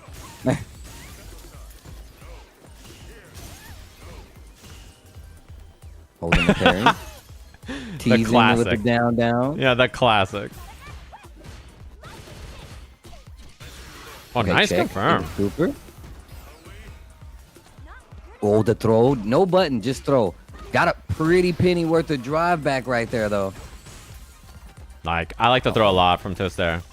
He has level 2 on the table, too. Yeah, he just goes for the level 2. Gotta watch the jump is the big thing. And then there, of course, is the throw. Not enough. Oh, my God. Bricky gets the hit. Level 3 for sure. Oh, he just does it on block. And, oh, my God, he didn't even get a punish for real, but he caught him wiggling afterwards. Toast. Fighting back. One game apiece here. Oh, bruh. Why is Bricky so confident with the walk speed in the button, bro? Just walking up, light punch and forward medium punch. Shake my hand. Shake. I just want to shake their hand. What a bait. Wow, he did meaty fireball into air throw? Another one. Okay, great drive reversal. Whoa. I like what we're saying so far. So the big thing about Bricky too, he's had some drops and stuff, but his ideas have all been so good. Mm-hmm. The thing is yeah, definitely has like the drops, but consistent with the game plan of being like, hey, if I'm in this range, I'm going to hit you. Yeah, exactly. And his combos have been pretty consistent, just like that. Okay. Oh, into level 2? Oh. Tries to hit a button. Oh, it's a bait, but he lands on it, the legs. Oh. Okay. Bricky gets the forward throw and keeping the screen position in mind with the forward throw into the corner. Another one. And Bricky is going to take it 2-1 over Toast. Yo. Impressive stuff. And that's a tough matchup, I think, for Chun-Li a lot of times to get past all the zoning and make it in. But that was clean. He did a good job of walking him down, using his normals, just kind of like fighting for space, and then using that walk speed and that stand jab, forward medium punch. Solid stuff just to get by. So it's probably one of the scariest things, man. Like, I feel like Chun-Li with the walk speed. But that's why I was saying, like, one of the better options in that match is to just be like being able to actively parry and drive rush behind it to make them respect the space. Yeah, and this matchup too, this is one that Scara has been having a lot of success in, because he's like, oh, I just know what Lily likes to do, I'm gonna just beat her, watch. But the thing is Lily did a lot of prep work for this as well. She got a bunch of coaching from Strider and other people on how to beat Scara, and I'm curious to see if that pays off here against Manon, because so much of their matches before were Scara just playing so comfortable, and if she gets a W, I think that comfort might go away, you know. LilyPichu definitely playing a lot better today. Okay, the jump in. Scara, I will say, does a good job of like kind of making you forget some of the things that he's going to go for, whether it be just command throw because of the approach, you're just waiting for the anti-airs, or just trying to use some of her special moves to like close the distance. Uh-oh. Oh, missed time punish there from Scara. Still looking good for him, though. I think that Lily definitely slowed down his approach a bit. The big problem she was having was anti-airing that jump heavy kick from Manon. It's a difficult move to stop, you know? No, most definitely, dude. That is actually kind of annoying. Every time you like trying to approach, jump roundhouse, no. Yeah, that move is super difficult to deal with. It's hard to anti-air with a lot of things in the game, especially non-DP options. Angle. Yeah. Oh wow. Oh, wait a minute. Caught you trying to move around in the background. LilyPichu. I like it. She's doing a good job of slowing him down a little bit and not making him as confident. Wow, what a counter DI. Wow. Nice. And that's a lot of drive gauge down from Scara. And starts the recovery process for LilyPichu, too. Yo. Wow. Command throw. Command grab. Oof. Out of the air. The blocks. The blocks, LilyPichu. Those were crazy. And now she's fighting back with her Sam medium punch. A little bit of her own poking. Nicely done. Game 1 to Lily. That thing does work in this matchup. Because all of Manon's normals, a lot of her normals move you forward. And they put you right into this detached hitbox range of that stand medium. Yeah, and it can be annoying to deal with this, like all of Lily's buttons in neutral, basically, right? Her crouching heavy punch, her back heavy punch, her now buffed forward heavy punch also. Oof. Oh my god, just DP'd the limb. Oh, the command throw. Gets scooped. Oh. All right, bit of a punish. Oh, drops the combo. Oh, Lily just jumps out of there, not prepared. Okay, this is big. Not the kill for Scara, but a pretty good spot for him. Oh, and if she did, I think maybe like an armor or something on wake up, she might have had a chance to live, but the DP trade. Oh, okay. Reset into the command throw, 3 medals. Oh, nice block from Lily on the tar combo as well. The last time they played, she was not blocking that back medium kick tar combo. And this looks more like what I expect in this set. Scara just so much confidence that he just runs at Lily and does whatever he wants. Scara, Domino. Domino. Wow. Oof. Oh, punish. Okay. Yeah, I got a bit of damage. Yo. Nice. Wow. Yeah. Oh my god, LilyPichu. Burns herself out, but her spot is pretty good in this round. And now Scara's burnt too. Okay, now you gotta be weary of the command throws. Oh, nice anti-air. Exchange. Oh, it's gonna work.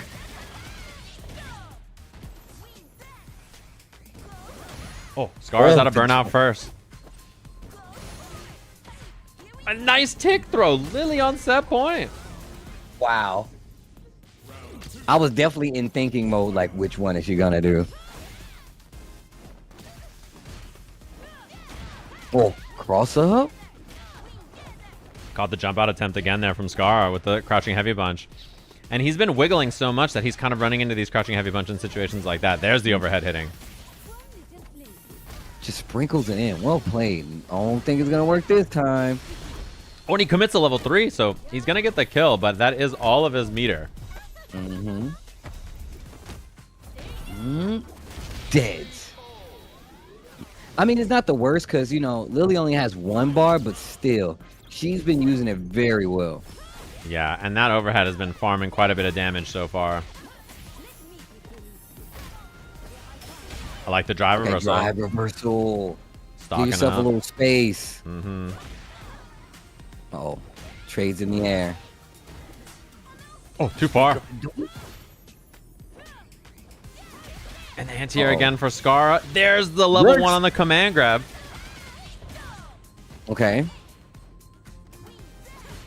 Oh, punish. Oh, doesn't know. Oh. And he does it again. This is what the coaches talk about. They say, Scara does 0 safe moves. You just don't know how to punish him. That's almost every bit of coaching against Scara is like, listen, he does unsafe move into unsafe move into unsafe move. And it's just you not knowing how to punish. If we can get a little bit of knowledge, you got a chance, right? And you saw that Lily was very close. Oh my god, yo, Scara. Taking it and running with it. I like it though. I mean, the Manon, just a good character pick, the only one here, and just making it his own. Yeah.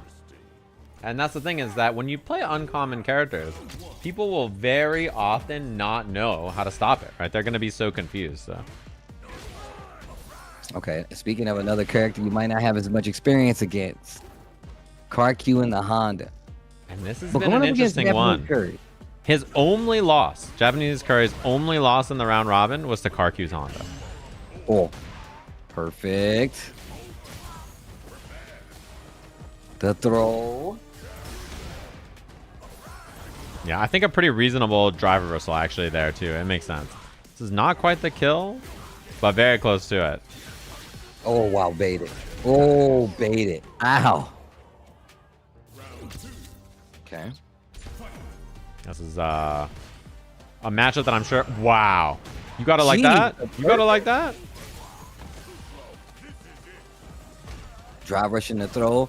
The options after the knockdown have gotten so much stronger. And just the strings while you went block stun. Gets the DI in the corner. Didn't believe he was going to do anything that time.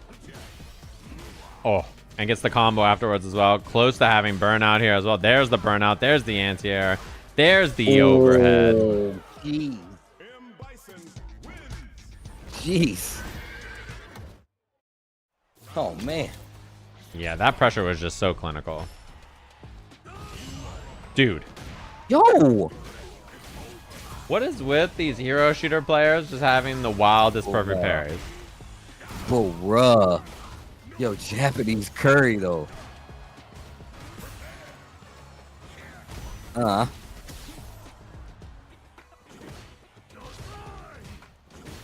Okay. And no rebuttal at all there from CarQ. He just blocked it out. Okay, I like that. Stays right in front. No, but the combo drops. That medium kick on the tail end. CarQ hops out. Playing back. Oh, no anti-air on the double reverse either. Oh my, what an answer. Okay. Japanese Curry. Being on the route. Nice headbutt too. CarQ's anti-airs are really impressive, honestly. Ooh. Especially the single button anti-airs. I'm like, okay. Yeah, he's stand heavy punches, his headbutts. He's really solid. CarQ is also not nice. He's not a huge ranked grinder, but he commits the bar. This is a lot of damage. Mm-hmm. He's not a big rank grinder, but he's very, very solid. I think his rank is misleading. Very much so. Oh, needs to be careful. Oh, wow, it hits. Oh, not enough to kill. Chip is a big factor. Now 2. Oh my god. CarQ could headbutt and chip. Oh, one more. The heavy punch. The spacing is crazy. Yo. Oh, and that has been the consistent round start for Japanese Curry so far. He really likes going for that devil's reverse at round start. Ow. Okay, plants the bomb. Drive reversal on the wake up. Just single button anti-airs again. CarQ. Not going to be enough to kill, but Japanese Curry in a very good spot. Oh, he meant the level 1 there, but he got light punch into level 1, which worked out. Dash up, confirm. Okay, Japanese Curry. 2? Oh, is that 2? Mm-hmm. And that does mean that we get our 4th seed match. So it's going to be Jet pulling up to the station here up against Coefficient, which should be a good one. And if Jet wins, we will get our coaches match between these two teams. Let's go. Which so far, I think Chris has the edge here against Chakote. So we'll have to see. Here we go. Jet versus Coefficient. 2 really good Sajam Slammers, I gotta say. Oh yeah, I've been a big fan. Okay, throw. And Ko has leveled up big time, man. He's beaten so many good players this event. Ko is just, you get look. Once again, the rank should tell you, but also I feel like even that's a little faker, you know? He's playing really well. He's beaten 1,800 ranked players in the slam so far. Like, he's beaten players of that level. He has been very, very solid. Neutral jump, trying to get a reaction. I like the patience from Jet.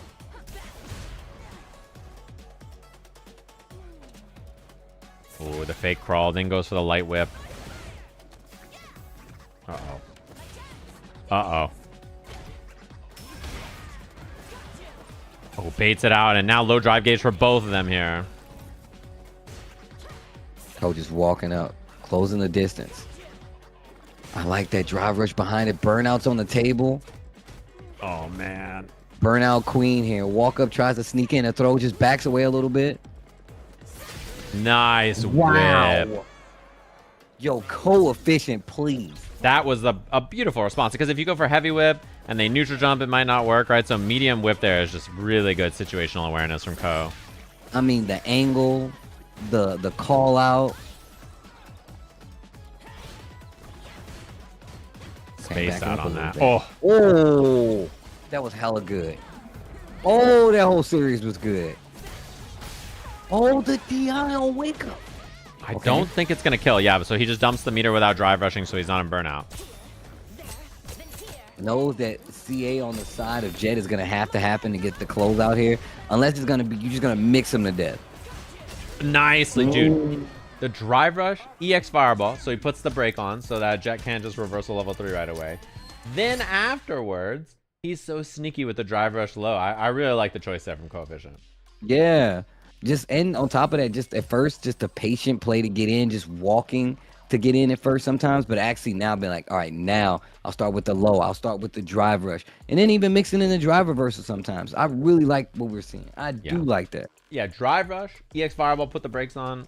Very smart. That's like such a smart high-level choice on how to approach that scenario. We'll have to see here. Game 2. A lot of pressure on Jet, the clutch up here, right? Obviously needs the clutch up to send to a coach's match. So you know he's thinking to himself, I can't let the team down. I got to try to win this. You know, there's a lot of, like, you know, that extra pressure you can feel on his shoulders. Just to get out of there. Spending the stocks, empty jump low. Wait a minute. He's setting it to the normal throw. Another one. Oh, and he went for the slide again, but he burns himself out. The insistence.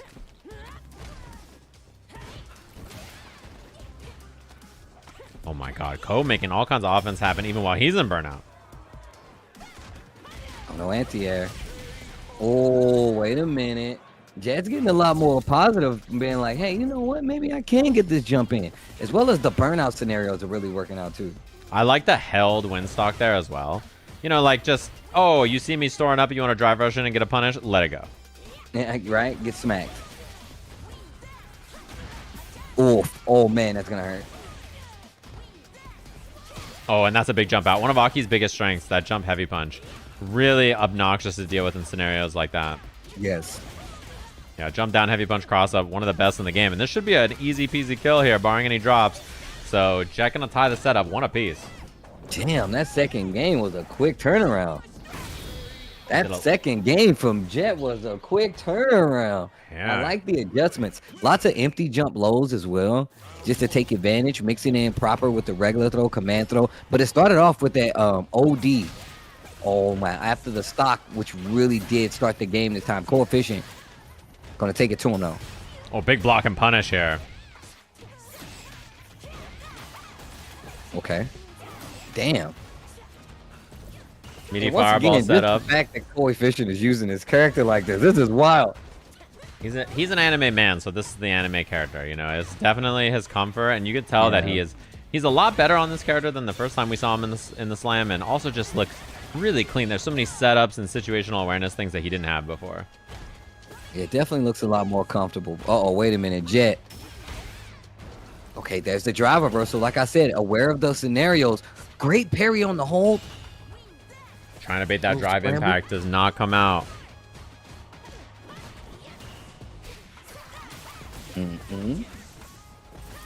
What would a dive? No punish. He tried to drive rush in, but he didn't have the meter.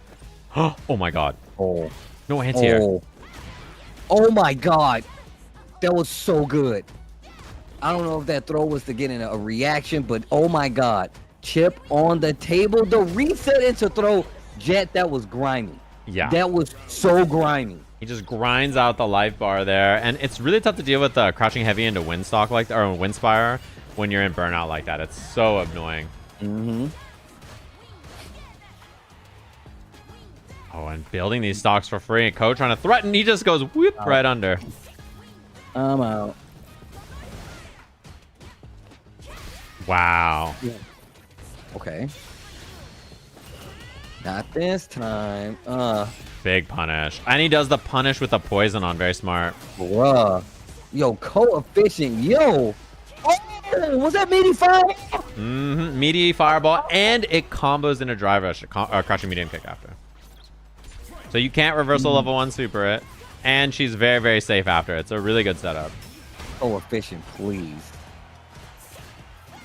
Final game, final round between these two just like that. Trying to get to the coaches match for Team Chakote. Hit chat with the anti-air. Another stock for free is very scary. Yep. Because now you got to be careful swinging in certain scenarios. You know she's got to weigh in. And if there's ever any more space, you know she's going to take another stop. Mm-hmm. Just like that. Coefficient having troubles on defense here. Finally, the command grab after like 4 interactions. Drive rush. Oh, Drive reversal. look at Co's drive gauge. Burns. And the level 3. I knew it. I swear to God, I knew. I was like, I would level 3 here. Coefficient level 3 there. And both in burnout, but level 3 on the side of Jet 2. So now you got to be careful. Oh, what a read. Medium whip. Oh my God. But he doesn't have meter to go through. What a find. He's out of burnout. Oh my God. Wait, coefficient. That is such a good drive reversal. Oh, he could try to force chip too. Jet only needs to block like one thing to be out of burnout now, though. He's out. I'm mashing. EX Spire. Oh, he goes for the EX into the level 2. It's enough. Jet sending us to the coaches match. That was so sick. Yo, Jet, for the love of God. Coefficient. Y'all need to look at y'all playing right now. Y'all really need to go back. I know you guys played the set, but go back and look at that set and tell me it isn't amazing. That was so good. And now we get the coaches match. Sick. And so far, I think Chris has the edge here from my memory of the round robin, especially because Terry is, I think, a good character in this matchup. But we'll have to see. It was definitely close last time, so this is the coaches match to clutch up for the slam, trying to put themselves in top 3. Winner of this is fighting up against Team Riddles. Uh-oh. And Team Riddles is one of the only teams to beat Team ChrisCCH in the round robin, so their record against that team is pretty solid. Okay, thanks for the reminder. Okay. By the numbers. Christopher CCH. He's an aerospace engineer. He's building a Gundam. Neutral jump. Chakote with the reset on the low. And he tried to jump because the command grab would have killed him. Level 1 for the kill? No, doesn't even need it until the very end. Okay.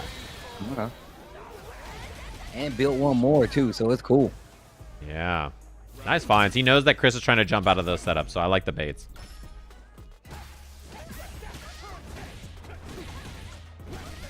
All right. In the corner. And does he bait it? It looks like it. Nice. Love the combo choice. Meaty crouching medium punch. That's +2 on block there. What a bait. Oh. Oh, too far. Nice. Okay, wait a minute. Chakote cooking right now. Oh, I don't know what that was, but... Oh, the classic. That is the classic. Jesus. The whiff button drive rush instant SPD. Game 1 Chakote. Dude, that last one took off so much damage. Yeah. The OD command through. Yeah. Have to see. Does Chris go to Ed here is my question. Or is he just taking a second to think is the real question? I think he should stick. I'm so curious. I mean, Ed is his best character, but obviously is a little weaker in this version. So we'll have to see if we get to see the best Ed in NA or not. It looks like he's back on Terrence. Stick to your guns.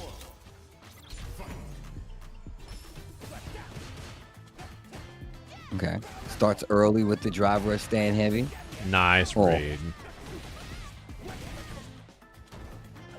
Oh, backdash. Into command throw? Chakote, please.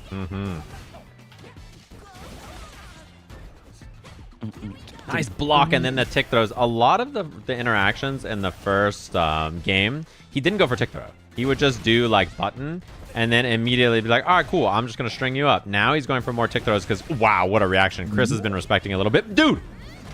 What? I'm doing it too. You don't respect, I don't respect, all right? Oh my god. You don't respect, I don't respect. Burnout. Oh. No.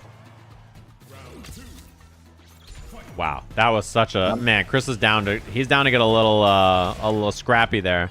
And so did Chakote, right? I mean, just doing like minus frames. Like, okay, cool. I'm going to just wake up SPD. Bruh. The fact that he walked all the way up and did it. He was like, nah. You're going to jump. I'm 100% sure. He knew. He was ready. Fishing for it.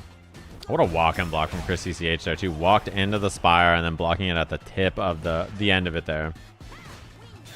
Nice punish. Oh. Bust towel. Oh, with punish. Nice block from Chris. This time he gets hit. And the reset, he mashes out. Man, thought he was looking for maybe command throw again or something. Now you're essentially in the corner. Burn knuckle hits. Tries to get a reaction with the jump. One more interaction will do it. The throw is not going to be it. ChrisCCH taking the second game. The Terrence Bogardian. Yeah, and I think in that interaction, right, the thing about Terry is on his throw loop, he can't walk back and bait it. So Chakote said, all right, you're going to try to throw bait me, so you're going to dash it and block, or try to beat my super. I'm going to wake up SPD, and that's when Chris was ready with that jump. Oh, wow. Target combo in the drive rush. He's got Chakote on the ropes right now. Cranking that drive gauge there, too. Drive rush, heavy punch. Plus 5 on block. Okay. Tick throw again. A little trickier because you got a command throw in the mix. Wow, that parry saved Chris from being burnt out on that EXTP there. And he escapes. Oh, big whiff. Oh, the first roundhouse. No. Chakote set point. Loser semis and the coaches. They got their whole team on their backs right now. Chris with the walk-in jab. And Chakote, he has been so active on defense. I think recognizing that Chris is playing passive, trying to bait stuff. I mean, that's one of the only ways you're going to get these many command throws hitting, right? Yeah. Oh my god, another spire. Wait, Chakote one hit away here, by the way. There's the DPOS from Chris. Any hit, and Chakote immediately cashes out this level 3, so... There it is, he's got level 3! Okay, is he dead? I think he's dead. It's enough. The clutch from Chakote, our first seed going down to 4th place in the bracket. Yo, the team of Lily? Yeah, the Lilies. They're Condor diving into the top 3 of this tournament just like that. Get these birds out of here. Get these damn birds out. And man, it came down to the last hit in the coefficient versus jet match, and it comes down to the final game there as well. It was so close in that one. So well played to them, and GG's to Team ChrisCCH. They had a sick run in this tournament. Nah, man. Shout outs to ChrisCCH, man. By the numbers. By the numbers. By the numbers, bro. The whole team. I'm definitely a fan. And on top of that, Chakote teaching more people to play with Lily. That's commendable, bro. Like, he's like, yo, I'm such a good coach that I want you to come here and play my character, and I'm going to make you guys look good with it. Yeah. That was a sick one to watch. I was a big fan of what we saw there from both of their teams. Slime was playing in training mode with 5 frames of lag on today. I just read this. What's his problem? Like on accident? Like what for, bro? What for? He didn't know. Dude. Why were you playing with 5 frames of lag in training mode? What? That is outrageous. That is... He didn't notice? He thought that was normal? No way. There's no way. Okay. Man's out here playing underwater intentionally. Yeah. My man's like a league down underwater. That is absurd. No wonder in his matches he was locked in. He was like, wow, this is way easier. Like this I is, mean, I like, guess so much that's a way to easier. think about it. Mhm. He won the second he turned V-Sync off. He was like, wait, this is kind of easy. Like I can react to everything. I might want to do this more often. Yeah. Training Impressive. underwater like Jean-Claude. Yo. Damn, that's bars. Okay. Okay, Hoop Squad. Okay. Yeah. One thing I'm really interested in now too is Team Riddles. They had time to sit and watch what they just saw, right? So you know that Team Riddles is sitting there thinking like, all right, like we got to see what everybody's doing. They're prepping for whatever team they're going to go up against next. And their team overall was very good in the round robin. Riddles' team was really sharp. And I think has a pretty good record against most of the other teams. In fact, they're one of the only teams that have a good record against Chris's team, which was the highest rated team overall. So it's pretty interesting to see now that they get their chance at a revenge match here. They're in loser side of the bracket. Winner of this gets another shot against Team Brian F. So we'll have to see if it's going to be them or not. Damn. Team Brian F looking strong out here. Yeah, and the last round robin they played, Team Riddles won 3-2 against Team Chakote in the round robin. So that was like another thing to consider. And then obviously we saw them play earlier today and they won 3-2. So man, that Team Brian F, they were looking good too. Man, shout outs to everybody at home watching. Hopefully you guys are enjoying it. The games have been crazy. The advancements between all the players here with their respective characters on their respective teams, even down to the matchups, has been so sick to see. Yeah, I am such a fan of this, dude. Yeah, and so this is going to be losers finals of the tournament, top 3. Winning team here wins a trip to Evolution. Okay, so that is on the line here. That's the biggest part about this. Obviously, you want to be the winner of the tournament as well. It'd be nice to be the winners of the slam. But if you win this set, you will be getting a trip by Capcom to Evo this year. Obviously, you get your flights, your hotel, your registrations taken care of, all kinds of goodies once you're at the event itself. So there's a lot of good stuff there. Yeah. Shout outs to Capcom, man, hooking up all the slammers here. You know what I'm saying? And like you said before, just even all the cool stuff that they're going to get on the back end as well. I mean, and plus Sajam, bro, like I got to say something. You literally been not only hooking this up, but like giving them controllers to play with, going in there personally coaching them yourself. Like, my man, you're doing a lot. Yep, trying to do my best, you know, trying to make sure everybody has a good time, everybody has fun, everybody feels like they get the most amount of learning that they can get in the time that they have. So what the why is there training happening in the lobby right now? I just saw this. Pretty funny. Okay, we got our match. Toast up against Scooch. We saw this earlier, and this is a pretty like scrappy matchup, right? Like this is a lot of jumping from Scooch to get the job done. He basically forced his way in against Toast by jumping, just like that. And when it stopped working, he was like, I'm gonna walk up now. He above it was like, you know what, say Jamie, right? I'm gonna walk forward and I'm gonna jump. Oh my god. Oh my, into the corner. Oh, got the Hadouken and said, wow, I cannot believe that hit Amnesia. I was about to say, I actually thought it was gonna be just late enough wake up uppercut. Jump away. He's gonna get hit by that. And not slight, a slight miss on the ghost, but still pretty good. There's the jump in. My man's got the key no matter what. Oh, I thought the uppercut was coming. and a block. Does he get the punish? He gets a little bit of a scrappy punish, and now full screen for Scooch with no bar. This is pretty tough. Oh no. Oh no. Yeah, that's quite the lead there. one rough spot to win from, you know. Okay. Oh my god. Toast trying to jump air throw. He knows that he's going to jump, so he's trying to air throw him out of the jump preemptively. And look at him just walking. Scooch is like, nah, bro, we in here. That was a bad level 3, but only takes a throw's worth of damage. The neutral jump from Toast. Oh my god. And now this is huge. He's in burnout full screen against JP. He's got to make it in. The EX. This is Chip. First game going to Toast. And so far, by the way, Scooch has beaten Toast when they played, right? So he beat him. He beat him on Wednesday. He beat him in the first set as well. So that's something that's like important to think about. That Scooch, it was 3-2 the team score, and Scooch won. So if Scooch loses, if the other matches go the way we expect, you know, this could be a big shakeup for Team Riddles here. So they need Toast to go down to Scooch here for sure. Okay.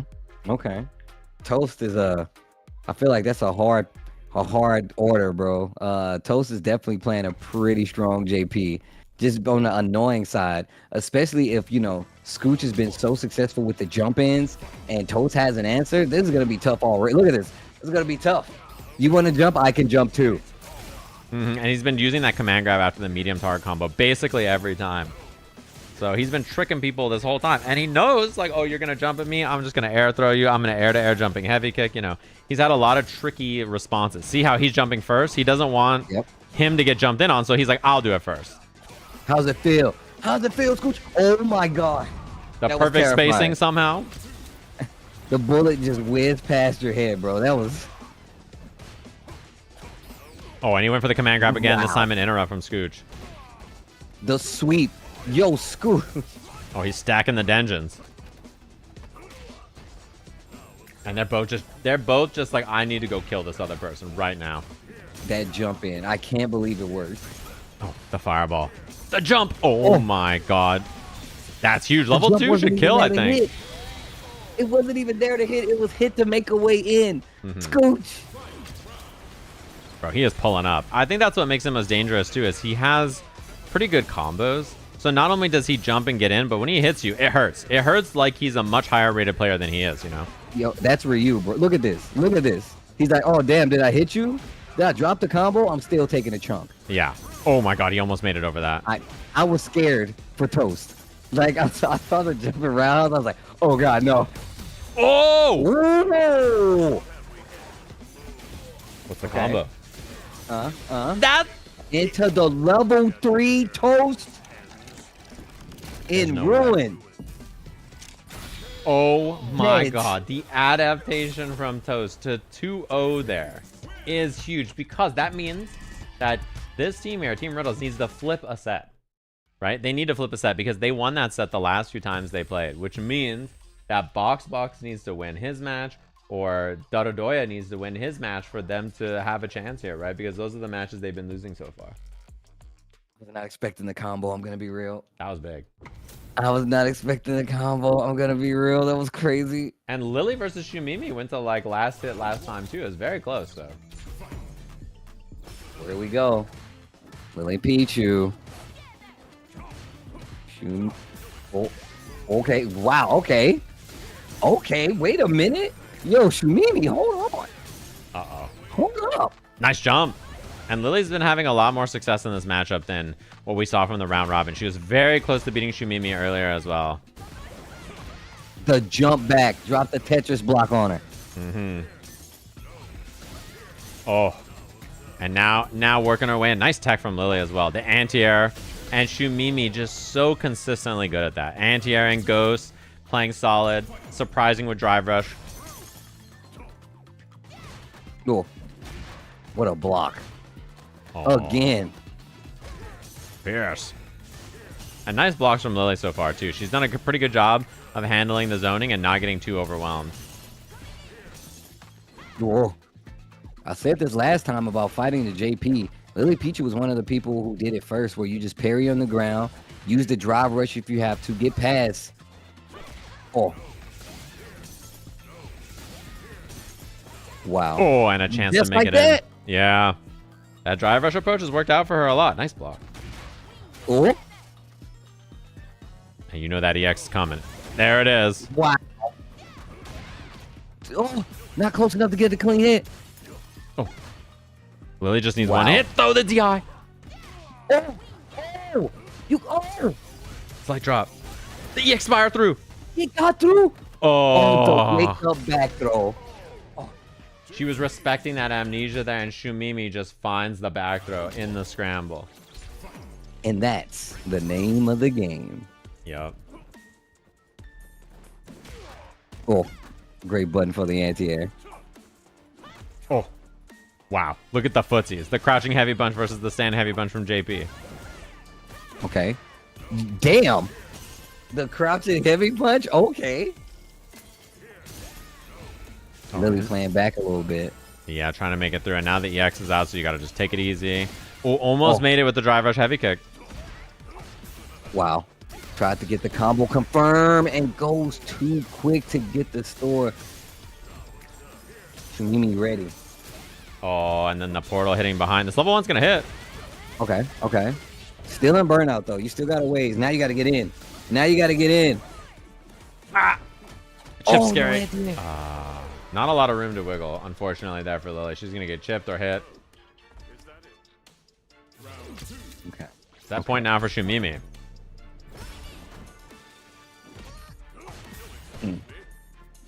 Oh, and that spacing on that crouching heavy punch has been very good from her so far. I like just backing up, playing the space. Nice. Just the OD. Okay. Nice anti-air. Wow. Oh, that spacing was crazy. Not a big combo right there, but Yeah, she missed the medium wind stock. You saw she got stand medium punch after. Oh. Oh. What a bait. Baited. Into the reset. That was dangerous. LilyPichu still taking around. Getting one on the board. Let me get one more around, LilyPichu. Ooh, I like the attempt. Didn't quite make it over. And now there's space for Shumimi. What a jump. No stocks. Oh, what a jump again. Avoiding him. The dive. No punish. The big jump in, though. And the double pierce that time. Lily having trouble making it through this minefield. Oh, and the level 2, she can hold parry versus this. Wow, what a block. Okay. Pierce. Lily trouble. Oh, Oh, the command throw to stop the drive rush. What a good counter, though. Shumimi takes it 2-0 over LilyPichu. And like I said before, man, I already knew. We talked about this. This matchup has just been something that LilyPichu has been having to deal with, and it's not easy. You got to have a game plan versus the character. And if they have counterplays to what you're trying to make happen, makes it even more difficult. It's definitely quite tough. And that is a big one because Shumimi obviously needs to get the dub there for Team Riddles because now Japanese Courier versus Donadoya. Last time this favored Donadoya, right? So, or if Japanese Courier, excuse me. Although it was a very close set actually. And if Japanese Courier wins this, then BoxBox has to beat Jet for us to go to a coach's match, which he's lost so far. Oh. I like patience on both sides. A perfect parry. Although didn't get a punish. Oh, wow. I guess he was pretty far out. Oh. Nice delay on that. Okay. I like that. Light punch, rising tackle goes for the stand medium kick, little shimmy. But the big turnaround, Japanese Curry. Oh. Oh. And he's in burnout. The bomb's gone.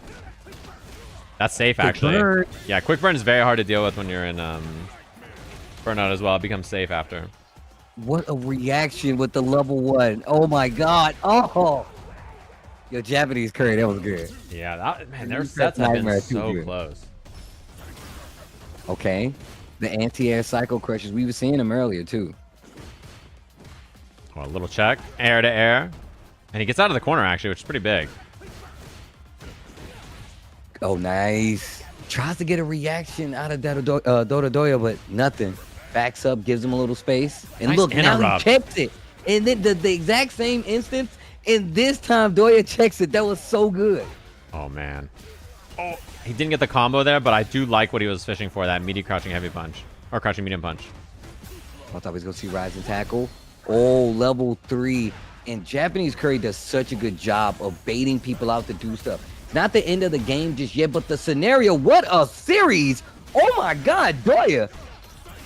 And that's checked that and was made. godlike. Yeah, that sequence was brutal. As soon as he didn't have meter to defend himself anymore, there was so much screen space that Bison could just take advantage of. Just bomb on, push you to the corner, Psycho Crusher, plus frames, back heavy kick. It's basically, it's very tough for him to escape that. There was almost no way out of that situation. So. Oh my God. Excuse me. First off, Donadoya making these crazy adjustments in the neutral to like challenge like the backup delay button with crouching strong from Terry.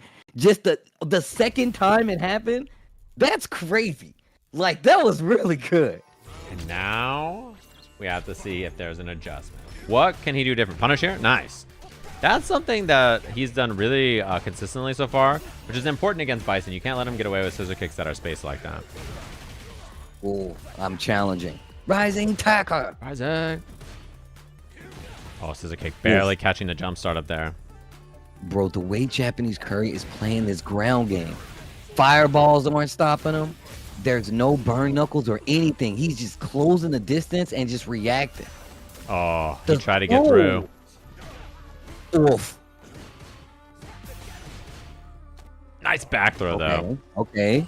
Doya, you got a chance. The burnout's on your side, but you got a chance. I got faith. Oh, never mind. Oh, God. A little early on the throw, but now set point for Japanese Curry to send this to their 4th seed for a chance to clutch up before they even have to see the coaches match. Punish. Okay. Good combo. Punish again. And Terry's punish on that is very solid. It gives him good corner carry, good knockdown. The knockdown burn knuckle was just too good. Yeah, it's really good corner carry and very consistent as a punish too, which is important. He gets a trade combo here. Yep.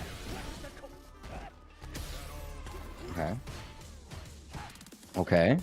Oh, and these jumps. Japanese Curry using a lot of Devil's Reverse. This is punishable as well. Oh, he could have level 3, but I guess save that. Save nice. That. Overhead. Save that. Oh my God. Yo, Doya. Hold on. Yeah. Yeah. This guy. He's real good. There's shades where you can just see that he's an absolute beast. Nice stuff. The Street Fighter mind expanding. The brain getting bigger. Oh. Little drop, but still good positioning for him, and he jabs out. Plus frames again. He finds the throw. Dash up after the knockdown. What a check. Japanese Curry fighting back. Waiting for a reaction. Keeping the bomb pressure. Neutral jump to do something, but Doya not taking the bait. Damn, they are playing some Street Fighter. What the hell? That was such good defense from Donadoya as well. Like, he survived. Oh my God. He survived in such a tough spot. He's not getting baited to throw tech. He's not burning himself out. Oh, punish. Oh, we didn't get it, but that could have been big. Okay, now I'm burnout here. Level 3 available. Trying to bait that Psycho Crusher. Okay. Oh! Oh my God! Yo, Doya, that was what? The reaction to jab into the level 3.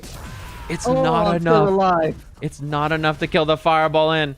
And he's out of burnout. He didn't get the DP. Oh my God. Oh my God. Oh, he does the DI, and if he doesn't drop it, it should be the kill. He drops it. Holy. Oh my God. He clutches it out. No. That was crazy. Yo. Donadoya. Yo, damn. Nice punish.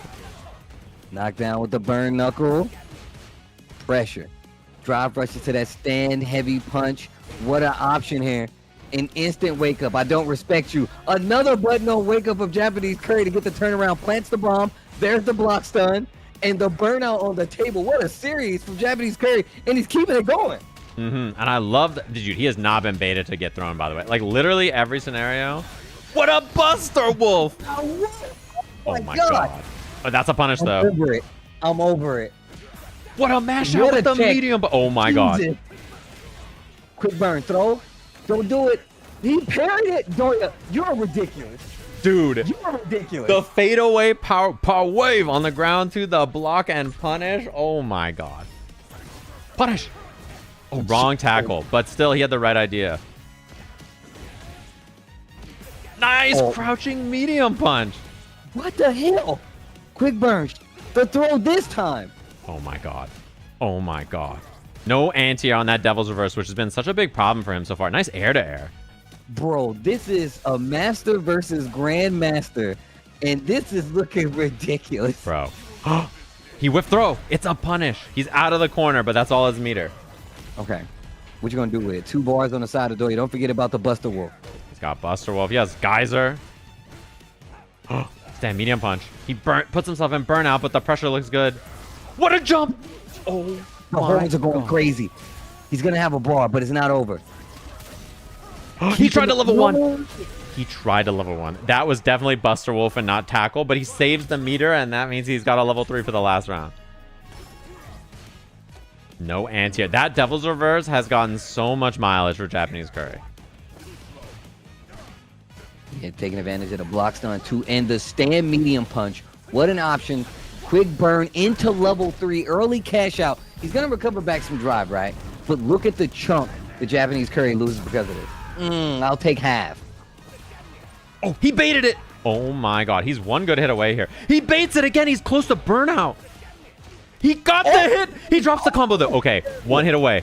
One hit away. Does he risk it on something? He baits a throw. He's not going to be able to kill. Big damage. This is CA damage. They're both in burnout. Any series from Donadoya will get the dub. Japanese Curry is in trouble, but he's also in danger himself. Oh my, the dash out. He read the Devil's Reverse. Oh my god. How? So somebody said, what? How? That was the craziest reaction, bro, to Devil's Reverse I've ever seen. He did light punch raising tackle. Okay, he legit didn't beat a Devil's Reverse for like 8 rounds. And then he was like, what if and he just Super Saiyan responded and then just dashed with crouching medium kick and got it. That was absurd. Dude, I really hope you players, please, go back and look at your matches. You guys are playing so good. I know you might not get the result you want every time, but damn, you guys are playing phenomenal. That is absurd. Oh So now Jet has to clutch up to send us to a coach's match. And so far, that has been the problem for Team Chakote, right? Riddles has been beating him in the coach's match. And the beat from... Oh, BoxBox is playing. You know how this goes. Yeah. You know how BoxBox is feeling, bro. My man is leaned in. He's like, no, we're getting this. There's a box within a box. Like, he's actually... Yeah, he wants to win this bad. BoxBox does not want Riddles to play the game. I promise you that. But I don't know, man. I'm going to tell you right now. Jet... Oh. Yeah, he's been a tough one to beat for every single person in this lot so far. Not enough. Oh my god. And he burns himself out using the ender there. He has modern reaction. It's beast mode, baby. It's funny, you literally was just talking about that earlier today in this matchup, and he did it. That's crazy. Well played. Modern reaction. What's an M? Oh my god, the whip punishes. What's an M but not just an open box? It's just a box and the inside of it is the M. That's how it works. Yo. Oh my gosh. My man's playing it from every angle. Wow, what a whip punish. He's gonna get clipped. Yeah. BoxBox gets hit at the tail end of it, but he is M, so he has the reaction level 1. So if he goes for a Spire, he goes for something like that. What a find from BoxBox. What? Drive reversal. M. Jet, what are you gonna do? Don't do it. I promise you. Oh my god, what a dash throw from BoxBox. Now, drived up. All drived up, and the drive impact. A game from Boo Boxington. The second. 2 boxes. A box within a box. 2 boxes. Like a horror movie. I opened the first box, but there's only another box. Get it out of the house. Wow. Get it out of the house. Drop. Oh my god. A mistake from both. The sweep from Jet, I don't think was on purpose, but then BoxBox immediately after drops the combo. Uh-oh. Stand light kick. What a backdash. Rising uppercut. M. No. And you know Box is thriving right now. Steve, what's in the box? I'm checking it, boss. It's just another box. Get everybody out of here now. Clear the premises. Clear the premise. I need a 7 mile perimeter set up immediately. Look at him go. And Jet now has offense, but you can tell that it's not the same. Look at the backdash from BoxBox. Jeez, dude. Neutral jump. Parry. Command throw. I love that option. Yo, Jet, you're ridiculous, dude. Oh, it hits. And now Jet's got the control he's looking for in the corner here. Oh, the foot. And the EX command grab, he's on the board. Dude, tick throw reset. He's been doing this all day. I feel like that's the first time he's done that exact series. Jet so far has been so clutch too. He was down against Coefficient and had such a good clutch. Man, he's racing Noah versus how fast can you burn out in a round. There, he's gonna level 3. Wow. Wow. He's channeling Noah. What would Noah do? He needs that as a bumper sticker on his car now. 93-second burnout, and now 1 hit away from BoxBox clutching it out, sending his team to Evo, not even needing the coaches match, and BoxBox with the clutch for Team Riddles to win a trip to Evolution just like that. What a dub. What a play. BoxBox locked in. Glasses on the face, leaning closer to the pixels. I see you. What a dub, and congrats to the squad. To Evo you go. Make sure you say hi. I might ask for a picture or two, but enjoy your trip and congratulations. That was incredible. BoxBox has been really struggling to beat Jet basically every single time. I think that's been like a big problem for him so far. So that one was very impressive. And we get our Brian F versus Riddles revenge match between these two teams. Gonna be a good one, man. Yeah, and so impressive stuff from them. They're winning their trip here, and we're gonna have our grand finals for the Slam set up just like that. Well, I'll take this time to say once again, thanks to everybody that is tuning in, no matter where you are, and to all the players and the coaches for Sajam throwing this bad boy. It's a good time to be watching some Street Fighter and just seeing all these players like delve into the game, take actual, direction to get better from some of the best players in the country, mind you, to make this show ridiculous, man. The games have been really good, and I mean what I say. Players, please make sure you go back and watch these games because you guys are actually playing ridiculous. Like, it's really good.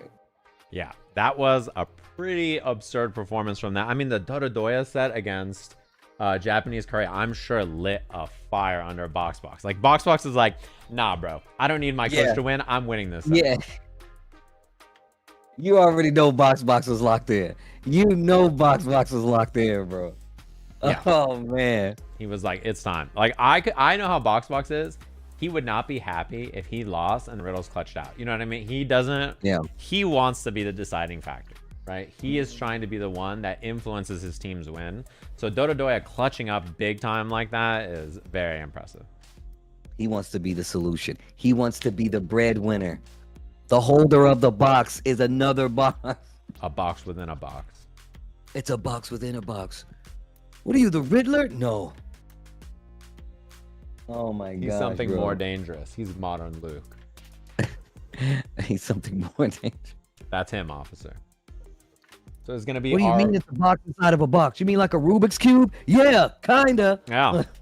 This is going to be winner side of our grand finals. Team Brian F is on winner side.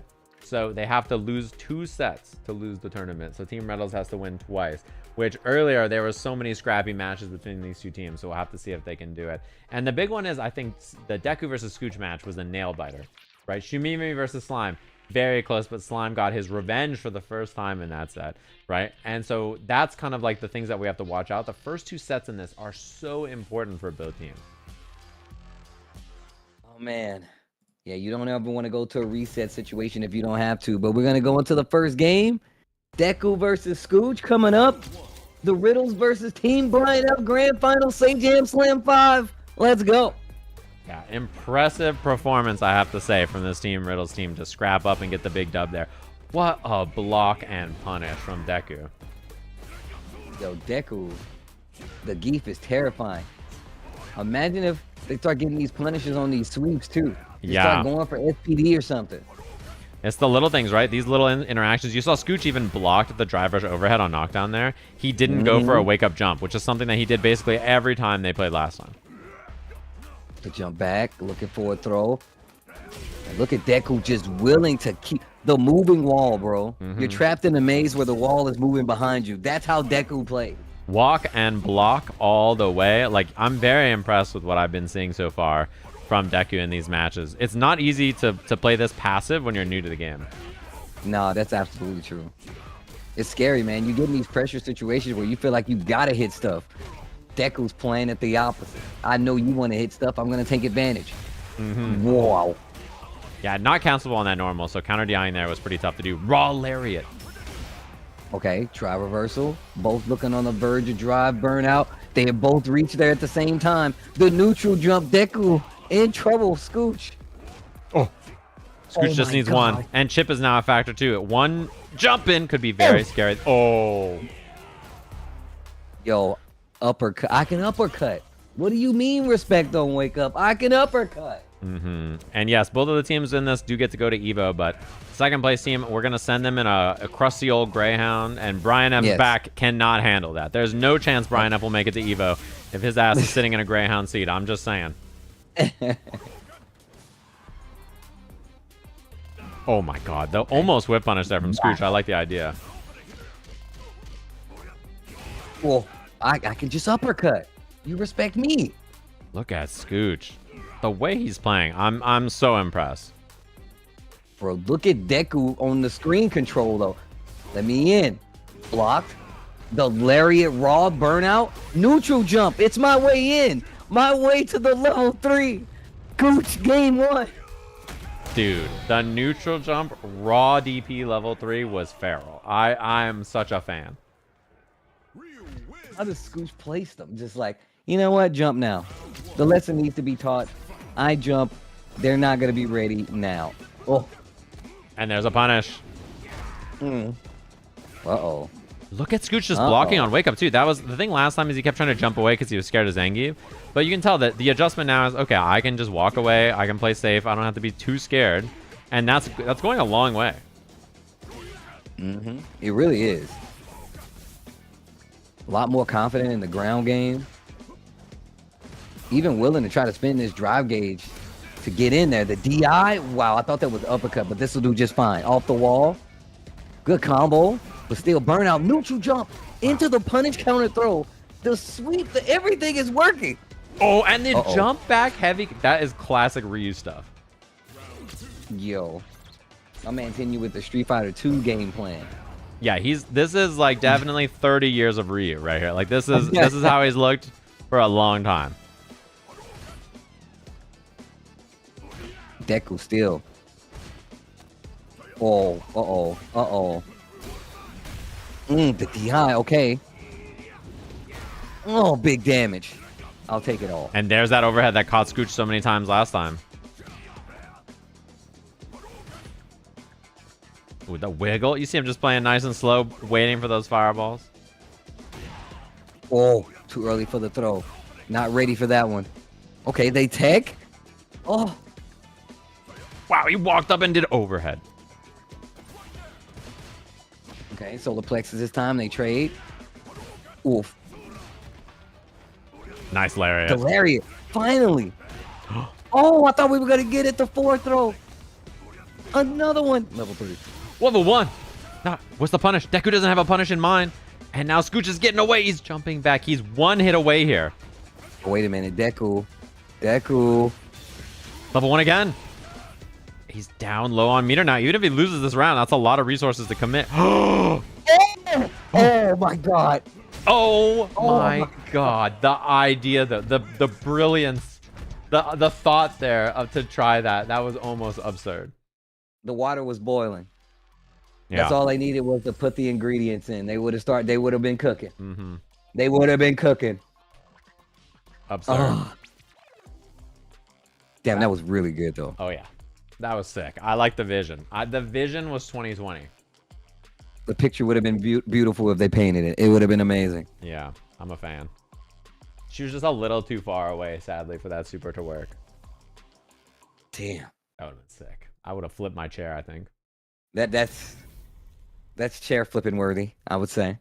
And this match, so far, has favored Shumimi. But the last set, Slime won it, which is a big factor for Team Brian. So we'll have to see if that's the case again here, whether he can get in. And he spent so much time trying to learn how to bait JP this Slam. So we'll see if that practice with him and Brian F is paying off. Yeah, we've been calling this team Team Brian's Angels, and this is one of his strongest angels here. Oh, most definitely. Slime is the Basel. It's Brian and the girlies. Nice. I like that a lot from Shumimi. And she does this like whether it hits or not, which I think is not that bad of an idea.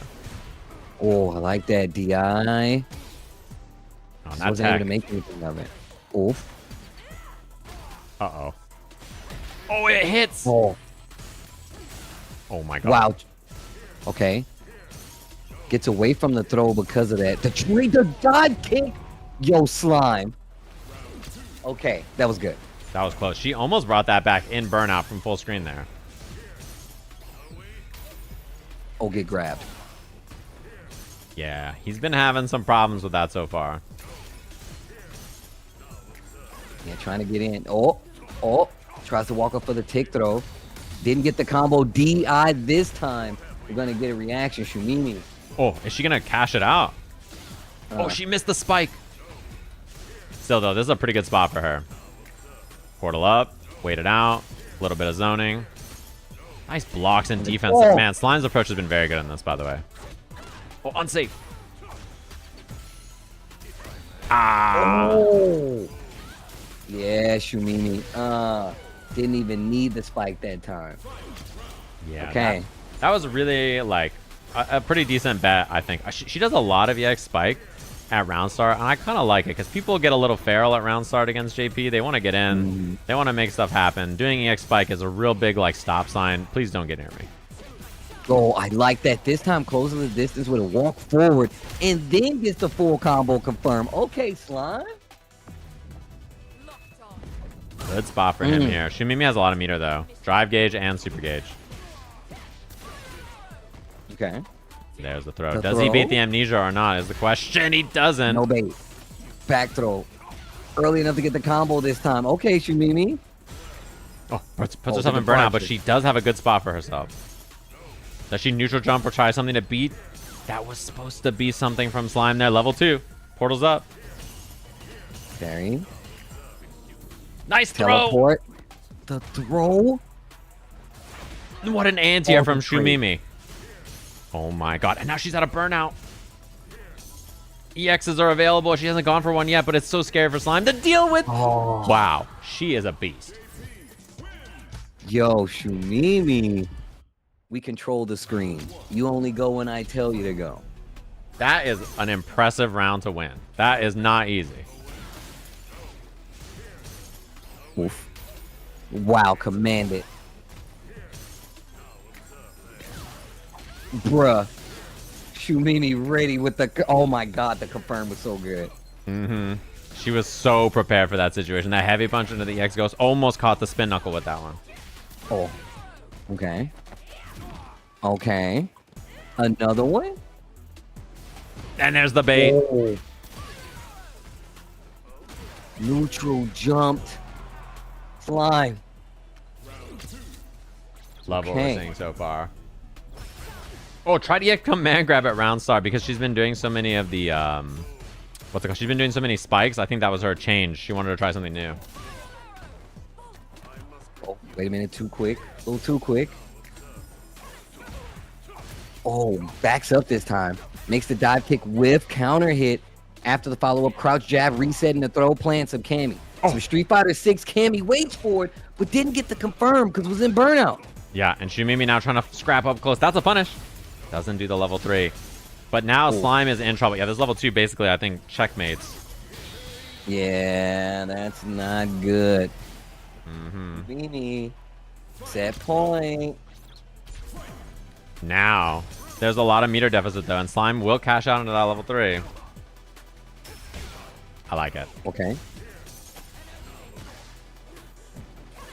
Nice anti... Man, her anti-airs have been very consistent so far. And the wake-up jab even, too, because knowing he's going to try to bait some kind of amnesia. And the close portal, so that defends yourself against any kind of approach with the spin knuckle. Nice! Wow. Oh, level 2? No. Dude, Shumimi in neutral, an absolute monster. Bruh, the choices. The idea Shumimi are showing you guys right now with JP on the screen should be commended. I see you, Shumimi. Slime goes down. The adjustments were there, though. You can see Slime actually starting to like adjust, switch it up a little bit, use different ways to try to get in. But Shumimi just playing like the game that they know to get the dub, man. You got to get in first. All I got to do is place these spikes, send out these ghosts, set up a few portals, and let you, you know, jump into one or jump near one, and then I'm going to hit you. Yeah, and that means we will have a coaches match at the very least. Even if Team Brian wins the next 2 sets, we're going to get that Riddles versus Brian set, right? And for those of you wondering, there will be a reset. If Team Riddles wins this, they have to win again for this to be the final set. So this might not be the last time we see all those matches. We might see that match one more time. Okay. SK. Barnacle. And Donadoya, I can't lie. One of the most impressive performances in the slam so far in this tier. Just that win against Japanese Curry earlier, clutching it out for his team, like dog. The walk under, light punch, rising tackle, you fiend. Okay. Ooh. Hitting the button early, breaking out of there. Defense there, and the throw tech gives him so much meter, by the way. Look at Donadoya's drive gauge. He has that extra full brick, so he can go for the drive rush here and still have some change. Okay. Oh, I like the crack shoot over the fireball as well. Pretty smart. Especially at that range. And the patience. Crack shoot over again. Look at that. That range is perfect. Every time SK's walking forward, it's met with the convert. Okay. Could have closed out there if we went for a different tackle, but still. I love the patience. Dude, these responses from Donadoya are perfect, actually. You can really tell that he did some homework in this matchup. I mean, you see Terry walking forward. It's going to be a lot harder for him to hit that uppercut on reaction, right? So I like what I mean, Jury herself actually walking forward. So just checking her and keeping her honest is actually really good. Plus, Terry's got a really good job of doing that with the ground fireballs, and they haven't really even been that big of a thing in this matchup yet. Yeah, exactly. He's just been doing a lot of late crack shoots over the fireball. And dude, his defense. He doesn't crack. He's just really solid. Wow, what a dash under. Wow. The awareness for the side switch. And this patience, I think, is hard for SK to deal with. She's not a passive player. She wants the game to be pretty fast. So this is something she's been working on, but I think it's definitely not to her strength. Oh. Oh, not ready for the DI. Slight wrong combo, but he had the right idea there. Okay, no kill here from SK, but a good DI to get the splat. SK's like, you want to try to call me old? No, you're old. She can kill with the level 3 here. Okay. That's big. Donadoya could have killed. I think the combo he was trying to do is like crouching heavy drive rush, crouching or standing heavy. You could do medium crack shoot and then DP level 3. Yeah. But, you know, slight drop. It's a tough one to do on the wall there. Ooh, wait a minute. Is that the perfect parry, SK? Oh my god. Oh my, the overhead hitting. This is what SK wants to. She wants offense. She wants the game to be scrappy. She is not looking to play kind of like passive, like slow Street Fighter, right? That's not her specialty, but she's gotten a lot better at it. No, that's definitely like, and it's Jury's game too. Good punish. You can close out. Oh. Whoa! CA damage here, by the way. This is scary. Oh my gosh. Oh, trying to bait something there, I think. No anti-air from SK. Uh-oh. Uh-oh. This isn't looking good because we saw how well Doya did. Wow. And ready with the reset throw. Damn. Game 1. And that's unfortunate, too. He dropped his combo. He had to do crouching heavy punch into the tackle, and he got standing heavy punch. But then the mash on the level 3 just saving the day there.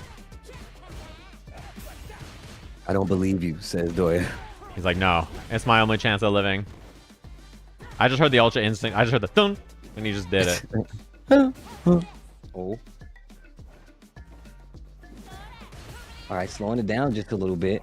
Oh, SK trying to force it. Eats a back throw and returns the favor. Side switch.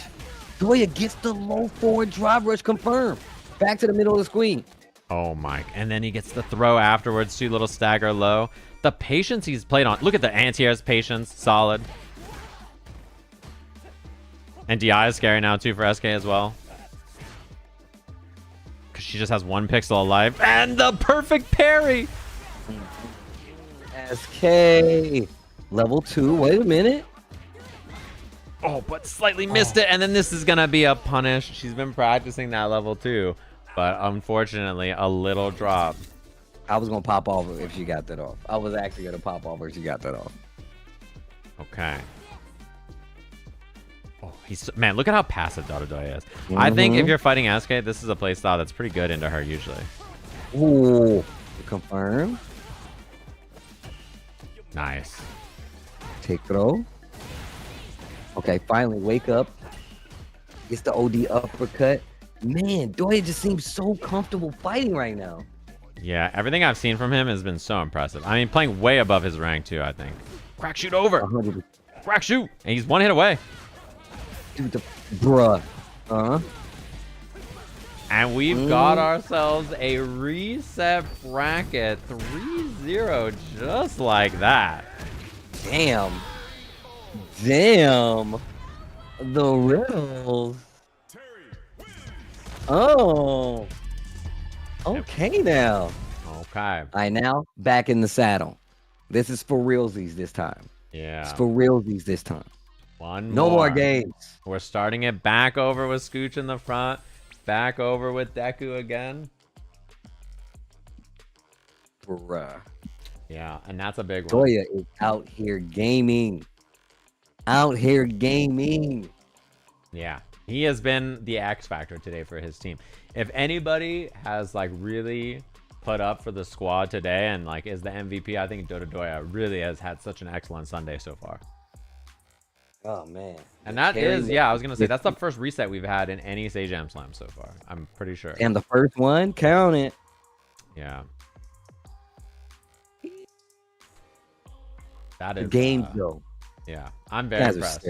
And what do you do now? Yeah. Like Scooch versus Deku was close, but Scooch won. Shumimi versus Slime has been Shumimi favored. Slime won the first time they played, and then Shumimi won the second time they played. And SK, I think, typically has done pretty well against Donadoya. So, you know, this is the big factor. They didn't even get to Beckman, who has a really good record in her spot overall, you know. And that's the thing, right? Like, part of the strategy is making sure some of those stronger players don't play. We saw it with Punk. I mean, you definitely don't want Beckman to get in there and play. You know what I'm saying? Yeah, she's scary. I don't want to play Beckman. Facts. No, I'm not trying to play her. All right, here we go. Game 1 of the reset, Scooch versus Deku. It begins again. We're back to the saddle. Oh, that's a big punish. Oh, and the patience from Deku.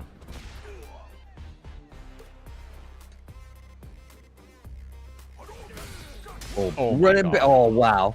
I don't think I've ever seen Solar Plexus beat that. Right? Oof. Man, I'm such a fan of Deku. Yeah, I am such a fan. They've both been so impressive so far. Sweet. The throw. Oh. Woof. Deku, what you gonna do with it? And look at this, just menacing. It's like a horror movie. Just slowly trying to make her way in. She does have level 2 now, and reaction level 2 versus Fireball is good, but lands on it. Oh, man. Okay.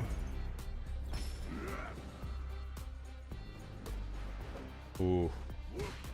Okay, good jump in. Nice. Oh, the low 4 beats the armor. Oh, he held it too long, but there's no punish. It's so hard to punish that. You gotta, you gotta parry it and then drive rush, and yeah, it's difficult. Yeah, you gotta file a tax return. Yeah. Call their parents. Yeah, he needed the Denjin to get the combo there. So. Oh. Oh my god. Delirious. Oh. Look at the patience from Deku, though. And still just willing to wait. Oh god. Oh, the mix. I uppercut. Or you can finishing the target combo and the punish with the light 1 round apiece. Okay, wait a minute. Okay, wait a minute. Wow. Ooh. Nice. I like the combo choice. Not finishing the target combo that time.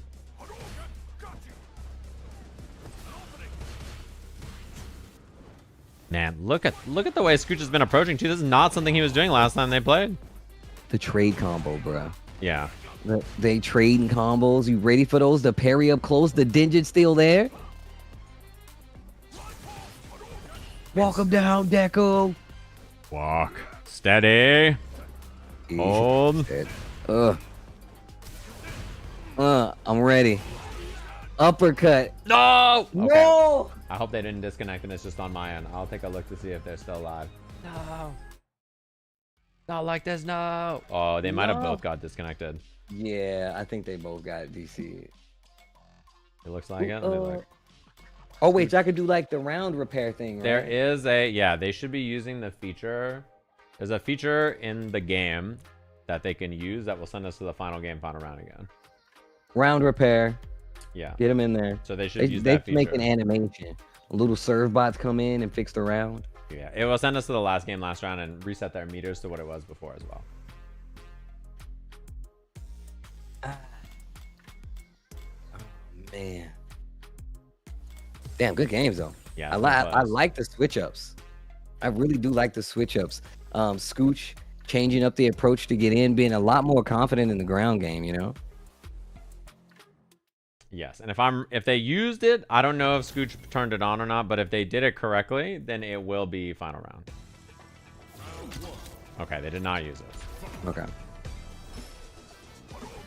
But does it work all the time? Is it 100% or what? Yes, you can restore it. Oh, damn. Yeah, what it was 1 round apiece, so. Also, probably more beneficial for Scooch if he had used it, but you know. Right? Exactly. You know. Oh, no anti-air, the DI. I'm safe though. The forward throw D's. Did you see him use the DP to go around the DI so he didn't get hit by it? What a bait. Bruh. What a genius. Well played.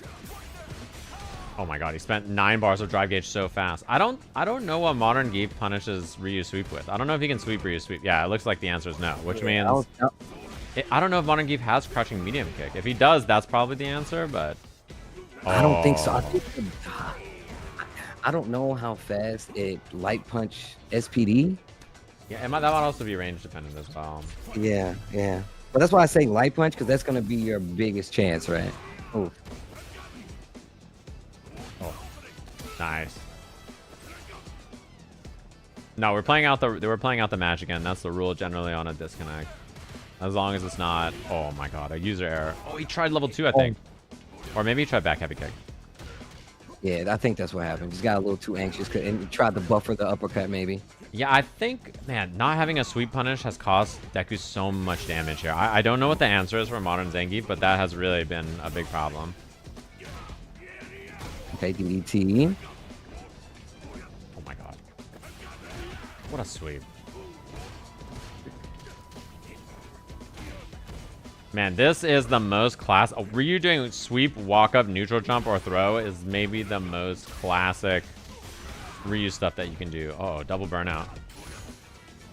Oh my god, oh my god, nice Larry. Oh. Okay. Deku. Back in the game. Oh, trade. No DP from him, but he finds the hit anyway. Watch for that uppercut or the sweep.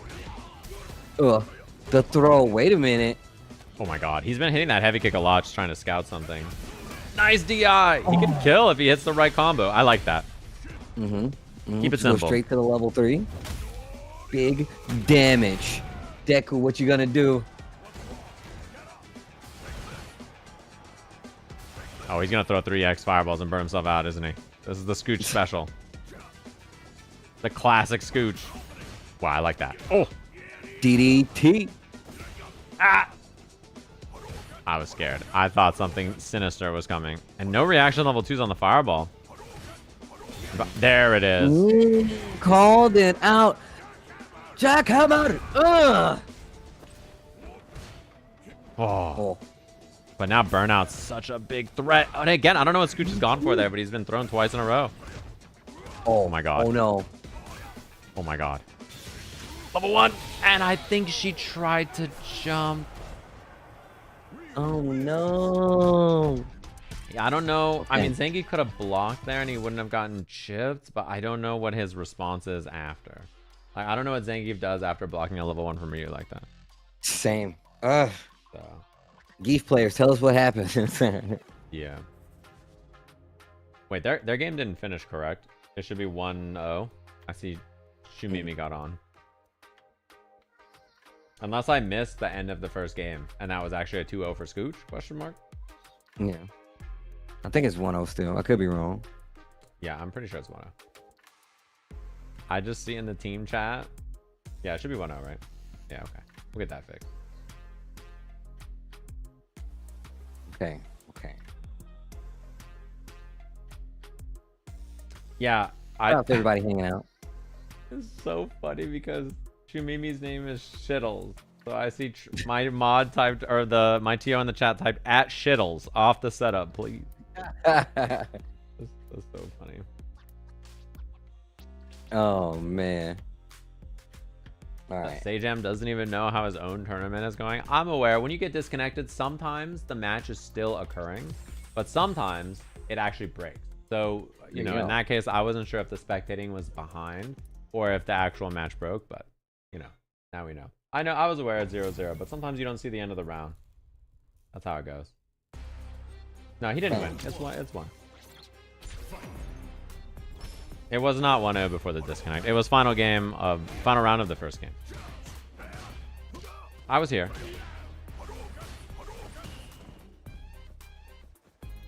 Is that a fake fireball? You playing the game right now, Scooch? I think he is.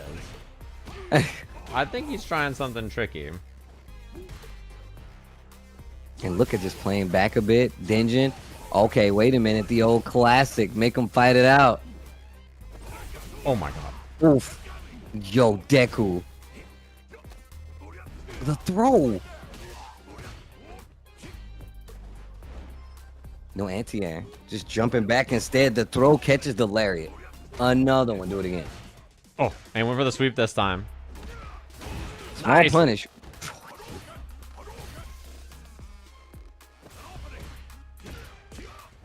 Oh. Nice. EXDP. So far, I'm a big fan of what I'm seeing from Scooch. He's definitely got like a pretty solid understanding of what his character is supposed to do, and then how to bait the things that Zangief is doing. Oof. Dude, the fact that Deku is really starting to mix it up and just... this is getting in the flow state with Geef. Now you're like, I'm just walking forward and making you guess. Yeah. Oh my god. DI and DI violence. Oh, the neutral jump. Old Faithful. Oh. I mean, Scooch can also win in one hit here. Oh my god. What a jump in. Okay, wait a minute. 3 CA damage. That is gonna hurt. She's not dead though, right? No. That's Geef. That's the big boy. But burnout. Oh my god. Oh my god. The dance. Oh, the sweep. Oh my goodness. Yo, footsies. Deku with the footsies. Man, that's a lot of meter down for Scooch as well.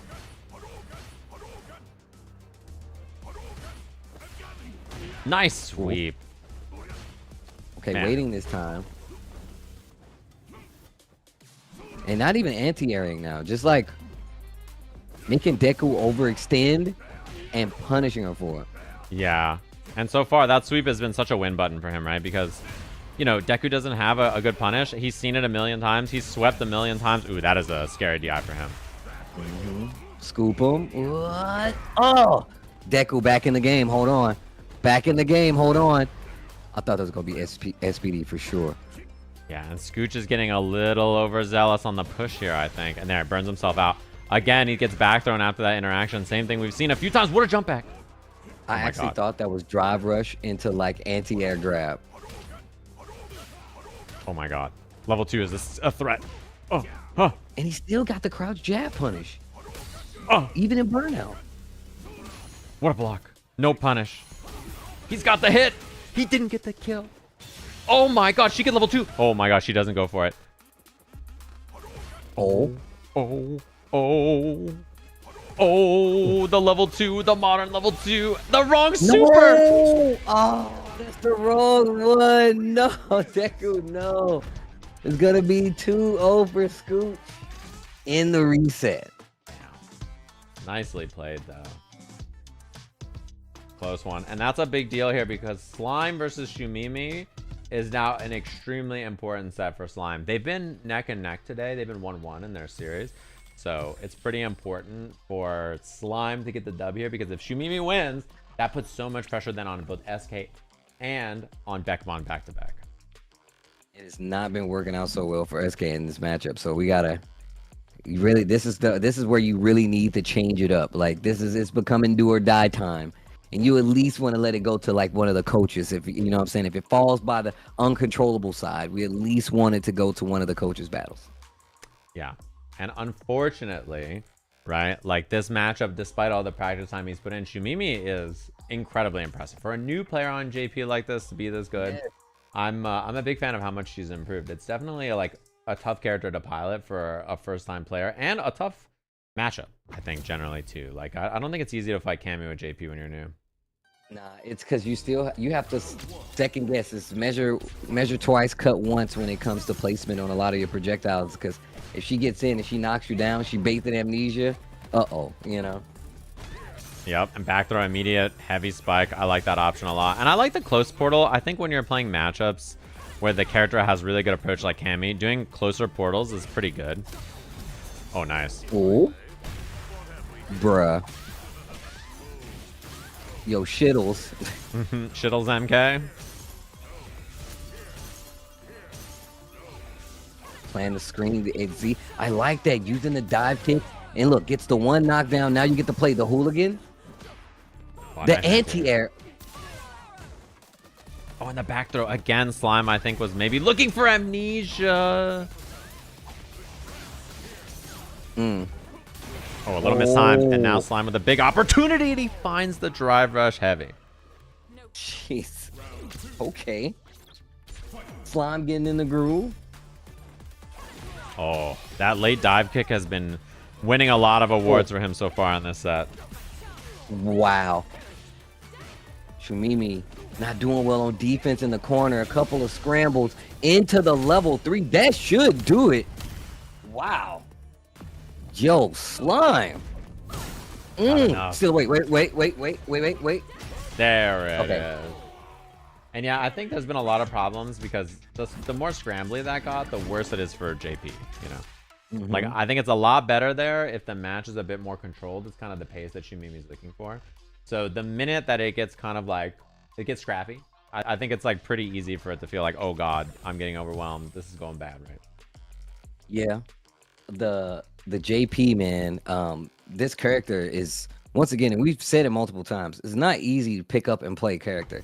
Regardless of how good you may think the character is, it's not an easy run. So Shumimi out here fighting. Yeah, we'll see if, you know, she had a little breather, had a little think, chat with her coach. We'll see if she can make any adjustments here. Okay. Getting out of the corner a little bit. Whoa. And she gets Slime very low on drive gauge early in this round. Oh, the portal's out. Okay, backs up. Departure still going to be a problem. The dive kick didn't get the full combo. But I like the little mini recognition for Slime not to be like, oh, I didn't hit. Let me stop. Yeah, Slime having trouble here. That's a punishable dive kick, but she didn't hit a button after. Sweep. Oh. And the amnesia works out too as well. And Slime just trying to hold parry, get out of there. The anti-air. Wow, the dive kick worked. The combo once again didn't. Nice. Yeah. Something that I think she's been better at than some of the other new JP players we've seen is using the snap like that. Like, pulling the portal early like that and using it is very strong, actually. Oh, that's a mistake, and it should be a punish for Slime. No, not quite in range. Oh, no. No, that's absolutely true, though. Uh-oh. Uh-oh, into level 2. Take him to church. Teleports and finds the throw. Oh. Oh, reset overhead. What a jab check from Shumimi as well. Not falling for any tricks. There's the anti-air. Slime jumping again, and Shumimi 1-1 in the set just like that. Okay. A lot more active approach. Not as passive as she was in the last game. So it's very much one of these things where that's the changer. Yeah. Oh, I love the empty jump from Slime also. Baiting JP's anti-air. His anti-air is kind of stinky at that, honestly. It's pretty weak to empty jumps. Unless you hit like forward heavy kick. A lot of the times, it's not a great option for situations like that. Portal up is a very smart choice because the minute your opponent doesn't have any drive gauge here, this is just bullet hell for him to deal with. He doesn't have parry. Look at how Shumimi is playing this now. Completely different. Oh. Got the early burn out the command throw. Bears. What a teleport. And a little out of range for the throw, but I like the idea. Away. Oh, this is a big chance though for Slime. He gets offense. He's got a lot of drive gauge to work with. Ah, he was a little too early. Oh, still get the hit. Slime spending a lot of the drive resources, putting himself in burnout early. That's what happened in that last game. The big jump in. Shumimi on set point now. Just like that. And as a reminder, like this is exactly what we saw last time. This 2-2 meant that Donadoya just had to beat SK for their team to clutch up, and he did do it. And we'll see if that's the same the next time they play, but that's an important factor on this. Getting this 2-up advantage instead of it being 1-1 is such a big deal. Stripping away that drive gauge. Shumimi just hammering on Slime, and he is having a lot of problems. Okay, big jump in. Waits for it, gets the hit, but didn't get the combo. Backdash. Get Slime to safety. And Slime, once again, spending a lot of that drive bar to close the distance early and just backs up and waits for it. A level 3 combo is going to do big damage here. I don't think she's dead. No. But damn, is this going to hurt. Yeah, this is rough. It does mean Shumimi has no super, though. And a raw level 3 from Slime is very scary. He doesn't see it in time. Shumimi clutches it up and puts Team Riddles 2-0. Just like that. And Slime had a big opportunity after the first dub, right? Like, had an opportunity to kind of tilt this in his team's favor. But Shumimi clutching it up. Got so much more active on defense, whether it be just jab after some pressure, backdashing some of the dive kicks to make it whiff. But the crouching heavy punches did so much work. Even at the peak of like where it can be hit, still just the placements on it. Yo, Shumimi, I see you.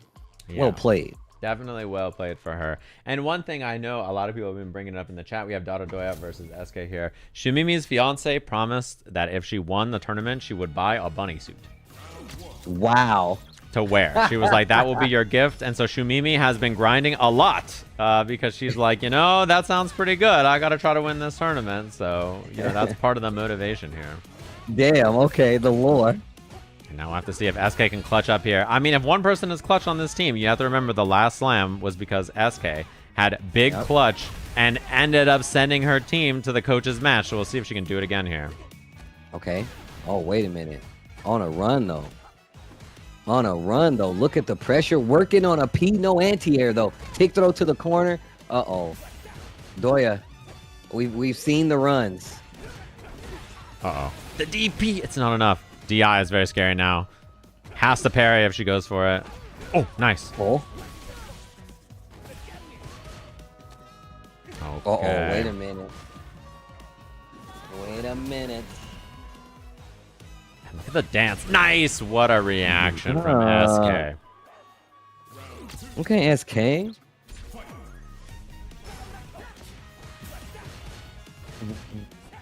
And one thing is, too, is that Donadoya so far has done a lot of, like, drive rush and a heavy punch. We haven't seen any DPOSs from anybody he's played so far, and that's such a big factor for shutting down stuff like that. Yeah, no, that's absolutely true, actually. Oh, Bro, wow. Why is Doya so good? I feel like this is just even more so today. Yeah, and unfortunately, he tried to throw EX Fireball and got EX DP there, but he still has a great chance in this round. Burnout pressure. SK's got level 3. Wow, raw regular DP. Okay. Trying to get a reaction. Got a little drive back in the bar. Spins it instantly on an OD. And the drive versus the perfect parry. SK. The drop. And no level 3. That's going to be the kill. Oh. Oh my gosh. A couple of good reads there. Okay, nice. Oh, and that's going to be a big combo here. Medium tackle, safe jump afterwards, and there's the perfect parry. Back throw. SK trying to bait something out after the knockdown. I like the backdash too. She resets the positioning here, trying to throw the fireball, walk behind it. Trying to bait a throw. Donadoya not biting. Stand medium punch, heavy punch, target combo. Perfect parry. Goes for the button. Great call. Nice block.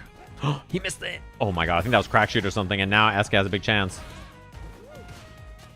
Next series could be a game for SK. Oh. The DI. It's not going to be enough. SK can close it out. Oh my god. Oh my SK, god. no. Oh my god, the whip punish. He didn't get the level 3. Spaghetti. The jump in, no anti-air, the chip. It's not enough. SK holding ground. Not freaking out like we did. Gets the game. Oh my god. The nerves. I mean the nerves, right? Just to do the B&B you've done 1,000 times in tournament is so hard. Okay, wait a minute.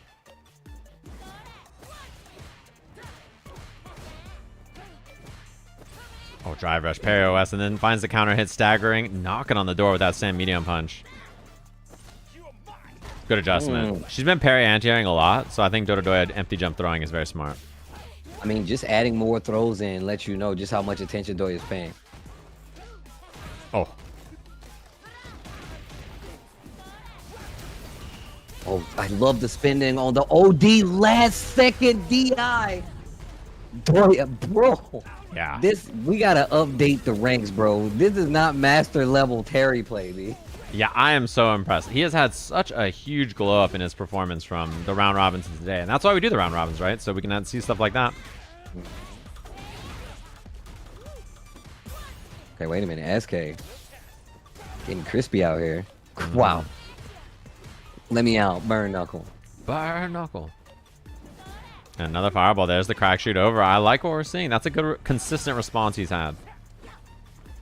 Great patience, though. I love how both of them are just chilling. There you go. Wait your turn. Oh my. It's one hit away here in the corner. Big jump. Oh. Okay, wait a minute. SK. Oh, what? Did he do the power charge, though? He didn't commit, and now SK has an opportunity, and the hit confirm into level 3. Okay. This is a very dire situation. SK spent the resources to get the kill in round 2, right? Now going into round 3, nothing. And Doya has all 3 bars. Neutral jump to start it. SK with the drive rush. Keep going. Oh my god. Nice. Overhead. Then she checks him. SK. The jump. The throw. Working on a P. Working on a P. Bait it. A perfect KO. SK. Sends up Beckman for Team Brian F and the Angel. Oh, this is going to be good. Oh, damn. So that means this is BoxBox's chance to shut this down right here, right now. If he can put it up and get the dub against Beckman, who's been his demon so far. Not only in this tournament, but all the way back at PAX, there was a team exhibition. It was Justin Wong on BoxBox versus Yipes and Beckman, and she beat him there. And then we talked with like one day, maybe, if the highest level of play gets high enough, Beckman can play in a Sajam Slam against you, BoxBox. And he was like, I'll never hit 1800 MR. She's just so good, man. And then last slam, BoxBox hits 1800 MR. Beckman is in the slam. And now, from all the way back at PAX to now, in the grand finals reset, they get their chance to scrap against each other again. Bruh, I called that match at PAX. I completely remember that. That's where Justin Box, that's where it comes from, because Justin was BoxBox's coach and Yipes was Beckman's coach. So it really did come full circle. But also, this is different from that first set because it was just a 3-0 sweep. Beckman has the power to change her team's winning. She can actually make things different here. We can go to a different timeline where they could potentially be the champions here for Sajam Slam 5. That's correct. And she has to clutch up against BoxBox, which is a tough task. He looked really, really, really good in that set against Jet. And he was struggling to beat him before that. And then he locked in and got the job done on the set for Chakote's team. Can he do the same against Beckman? And I think this will be the best we've seen him play. And even if he loses, he has Riddles up against Brian F. One last ride to see if he can clutch it out for the team. One more time. All right, here we go. And make sure y'all tweet it out, man. Make sure you guys share your favorite clips. Sajam Slam 5 Grand Finals going down. Hold on. Oh, the shimmy. Nice bait. Oh. And the empty low EX afterwards. Not enough to kill, but a brutal start for Boo Boxington here. Bob. Okay, little bait right there. Wow, nice block. This is punishable. Didn't go into anything too big though. BoxBox a little out of range. Oof. The forward throw. Nice reaction. Great DI. Okay, BoxBox. Side swap, whiff jab, goes for the throw. Keeping it nice and simple, baits it. New combos for Modern in this version of the game. He did not have that last version. Burns himself out. Now she's burnt out. And just right into DP, no fear. No fear at all. Wow. And she had 3 of them locked and loaded. Counter hit confirm off the stand heavy. Wow, what a reversal from BoxBox there. And then the Psycho Crusher to get the pressure. Locks on it, challenges on it, and she does have level 3 to force the burnout. Okay.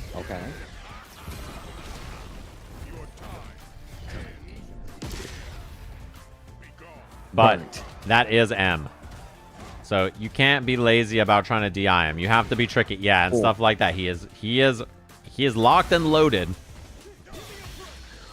That's one. Trying to bait out the Modern TP, yeah. Oh, lets it rock this time. Beast mode.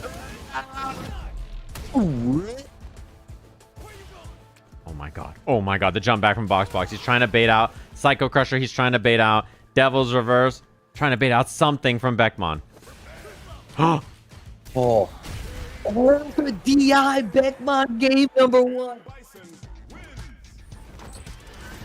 And that was it was such a good gamble because he has no more super, and if he DIs back, he's dead, right? So Beckman just waiting on that. Here we go. Oh. That's that medium. Oh my god, and now this corner positioning. The neutral jump, his drive gauge is so low. Oh no. Big damage. It spends the level 1. The level 1. EX Crusher. Oh, what a jump! Oh. Nice. Good response there. Beckman knowing that, like, you know, I could just get away. He's probably going to try to bait a throw. It's his highest win condition. I like the choice. Plus on block. Gets the confirm. Low. Wow. Wake up. Low forward. Oh my god. The slide. The Green Goblin mask. Oh, now she's about to be in burnout, though, because of this. And that's a punish for sure from BoxBox here. Okay. And the DI is guaranteed. Yeah. Okay. Oh, I don't think it's gonna kill, even if he spins the bar. Yeah, I think even with this, it's not quite enough. New combo for Modern in this version of the game. He couldn't have even done that last season. Nice. And the throw. Final. Is this final round? No, this is one. It's 1-0 for Beckman here, but a big turnaround from BoxBox there. He didn't get the knuckle. Oh my god, and he does get the hit after, but he didn't have the drive gauge to really commit to anything without burning himself out. Ow.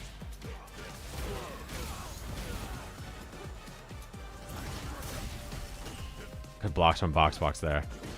Yeah, and like tacking the parry there at the end, gets a little meter back, Oh. tries to get out of the corner, and not close enough to make it a combo.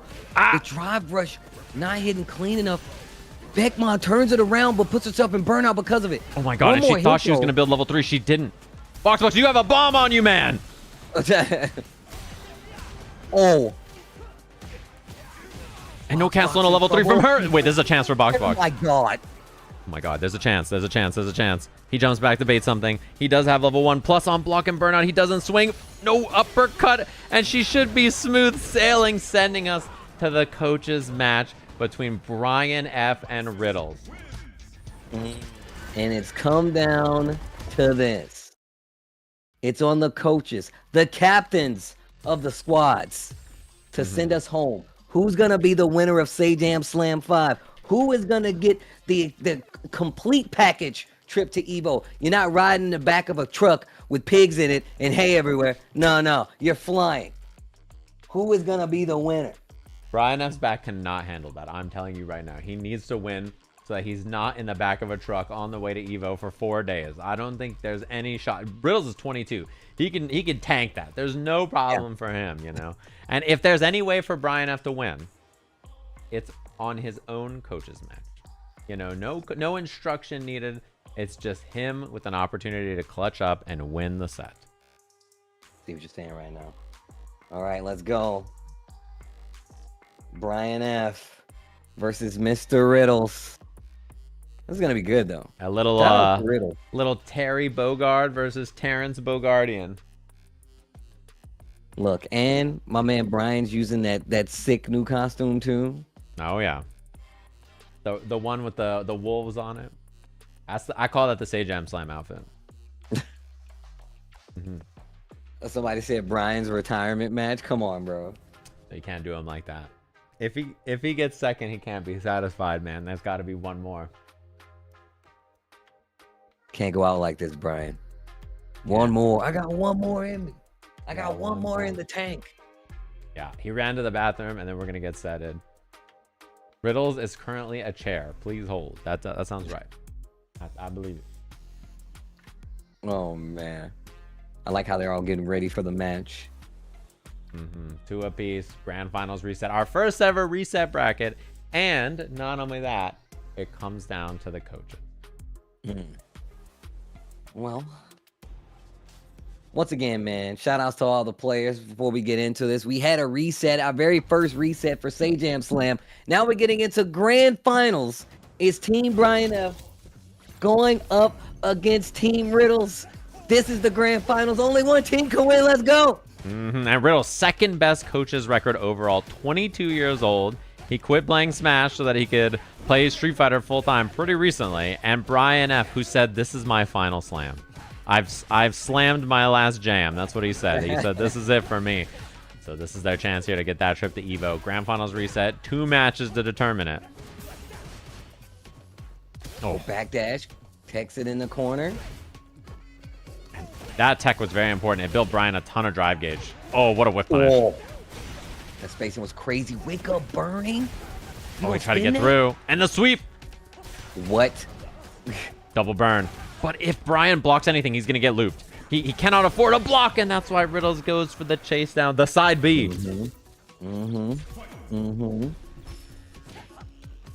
Damn. Oh, what a whip punish. Power dunk. And he's stripping away at that drive gauge here. Brian forced into burnout now. Round wave in the anti-air is clean.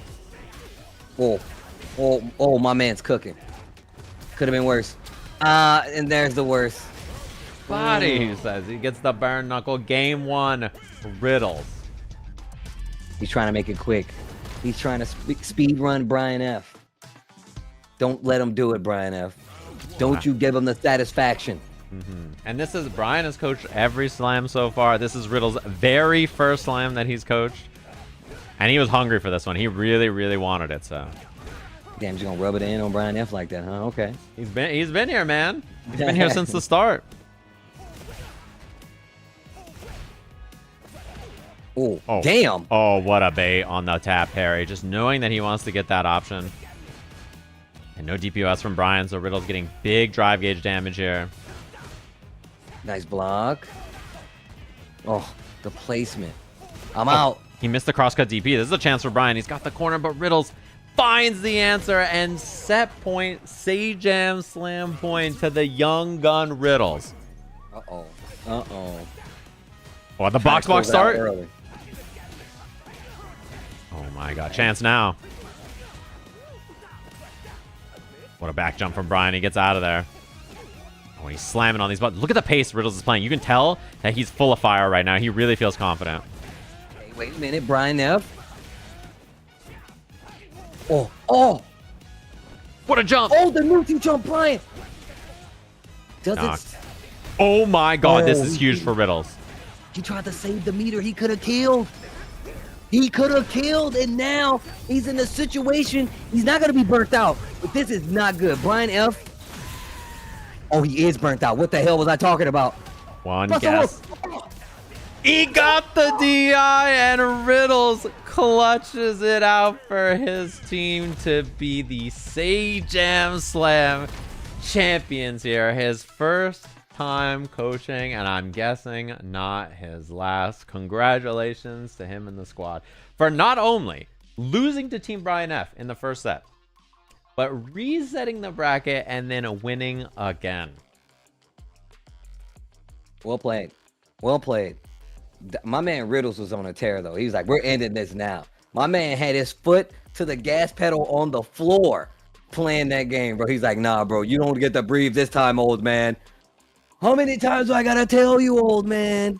And that's that young gun, unsponsored, criminally unsponsored Riddles, who is now getting his trips paid for by the Slam. So he's going to be at EVO this year participating, as well as the rest of his team and Brian F's team, of course, who also gets a trip there, just in an old beat up wagon instead of an airplane. You know, we'll see them on the old dusty trails, just playing Country Road. Yeah, I know SK's got the playlist. She's got the country tunes, so you're good to go.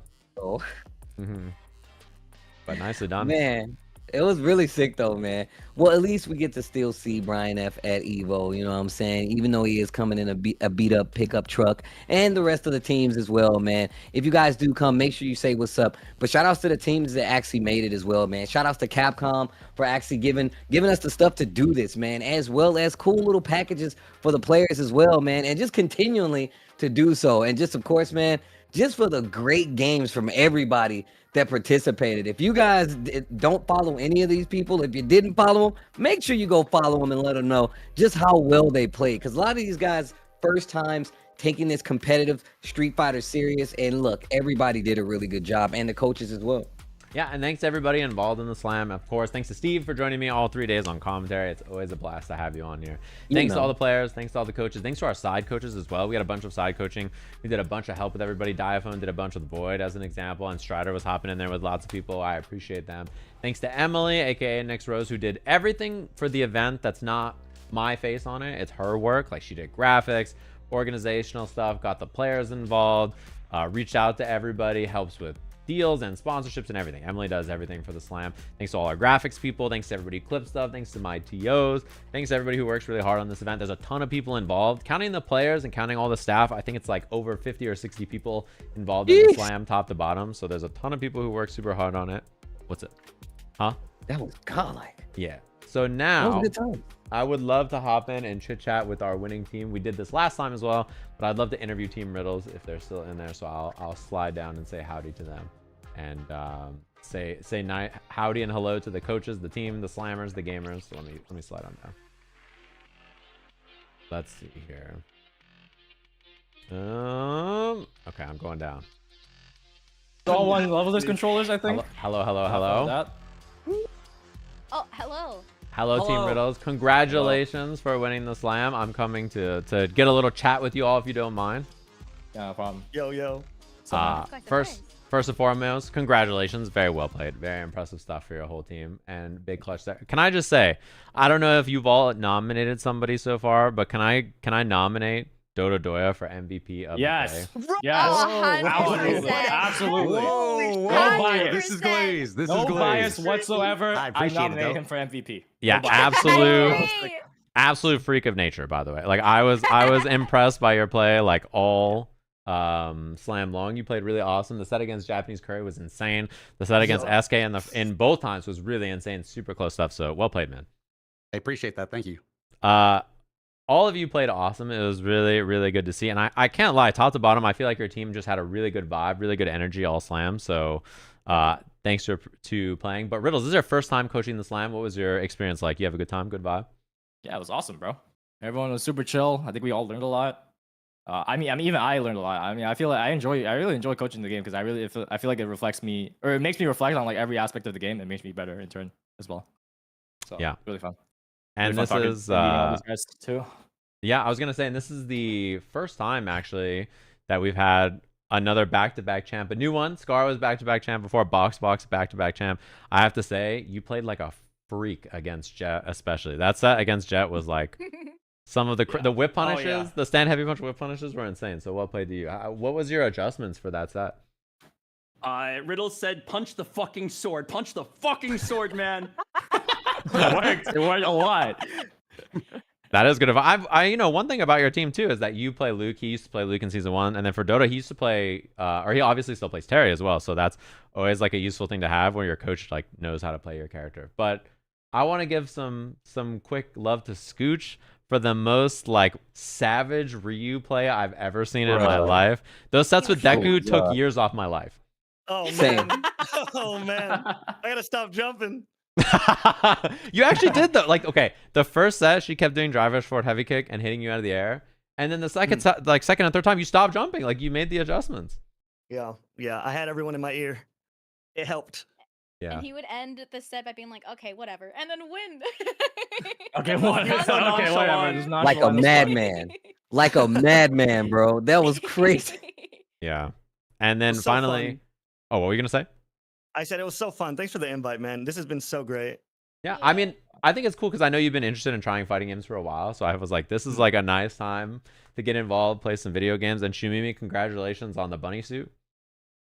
Congrats. Thank Congrats. you. Thank you to my team. Oh I my told them, I God. said, thank you so much. Thank you. Mhm. Thank you. Those sets with slime were really impressive, especially your anti-airs on Cameo. I think it's pretty difficult to play JP in that matchup. So I'm like super impressed about how good you've gotten at the game and your resolve in some of those really close sets.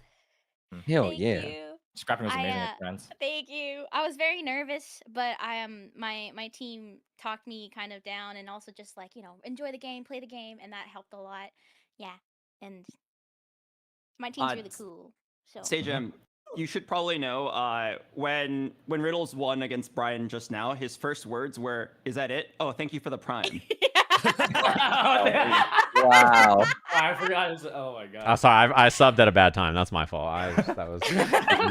I should have subbed later. That's crazy. there Dude, was a set that Riddles ended it by saying, "Are you okay?" In the most Oh, deadpan yeah. voice. It was so good. That was Nice. So good. this guy's he's I was just down too 1 powerful. against Chakote too, I think. Yeah. Nah, that was Yeah. you guys really Down clutched up. around. Those are some sweaty games. You guys versus Chakote, and then also both Brian. Actually, I guess all 3 Brian sets that you had to reset was pretty wild. Yeah. A really big thing that Riddles did for us, after every person's bad set, he always said return to custom room, and then he gave a 10-second pep talk. Yeah, that helped a lot. That helped. That's Yeah. just tournament tech in general. Yeah. Versus 2 is brittle. You gotta think. Adapt. My favorite one of those, and it worked with BoxBox, but it made me laugh. Riddles was like, BoxBox, don't think about how you're disappointing all of us right now. You got this. And I was like, oh my god. Yo, damn. I I like just that. said don't think about the result, man. Yeah, that was clutch. He told me, Boxbox told me that every time he EXDPs, you go, and you make that noise, like the disappointed, like a disappointed father. You're hitting him with like Sorry. the parenting I'm sorry. technique. I'm sorry. That's instinct. I'm sorry about that. But it made you make better decisions, no? Yeah. That helps. Yeah. That was Oh, crazy. man. Damn, the parenting is too I powerful. think it's just because that's what I do when I make a bad guess. So it's just habit. My bad. No, do not worry. No. It's good. Good reinforcement. Projecting. He's projecting. That's what's happening. Yeah, literally. that's good parenting right there. No, but congratulations to all of you. I'm hoping that I will see all of you at Evo this year in Vegas. It's about a month away. So it's a free hotel and Word. flight, I'm assuming, right? Yes. Yes. And we're gonna Word. send everybody on a real airplane. I promise. It won't be a wagon, but you know, I don't think Brian F's back could handle a Greyhound. So It's top 2 to get this. The Brian F's team also goes, right? yeah, they're also pulling up Yeah. to the slam. And you guys win controllers, and Capcom has tons of goodies for you when you pull up to the event. Look at that. Oh, let's go. Oh, Yippee! Yeah, Go. We should all meet up and do a group picture. that's a good idea. let's do I it, would man. love to. That's That'd be a- awesome. And then gamble. So Woo! true. So fucking true. Yeah. Well, congrats. Thanks everybody for gaming, and hopefully I catch you guys next time. Thank And you for I'll see organizing. all of you at Evo. Yes, guys. Yeah. All right. Well, let me drag Steve out of there because I don't think he has the permission to come in here. Whoop. Hello, Steve. Hello. Okay, I can hear you now. Thanks to everybody for slamming, of course, and thanks to everybody for participating. I really appreciate it. As always, the slams are a blast. Tons of people get involved to make this happen. And this is one of our most watched and most interested slams ever. I think people were really, really excited for it. I had a blast. I think all the teams were really awesome. I really appreciate everybody who showed up, tried their best, and enjoyed some Street Fighter. It's not easy to put yourself out there and participate in an event like this.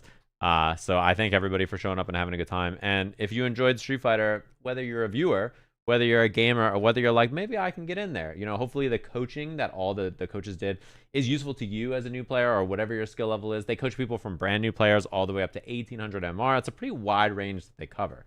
So there might be something useful for you if you want to get involved in Street Fighter. And if there's nothing, go ask the coaches, go ask the players, go ask myself. We can help you learn the game. Any final thoughts there, Steve? Nah, man. Look, I just once again want to say, like, it's really cool that you're making an intro like event for everybody who could get in, no matter what level of play that you are for Street Fighter, whether you're new, whether you're intermediate, whether you're an experienced Evo champion player.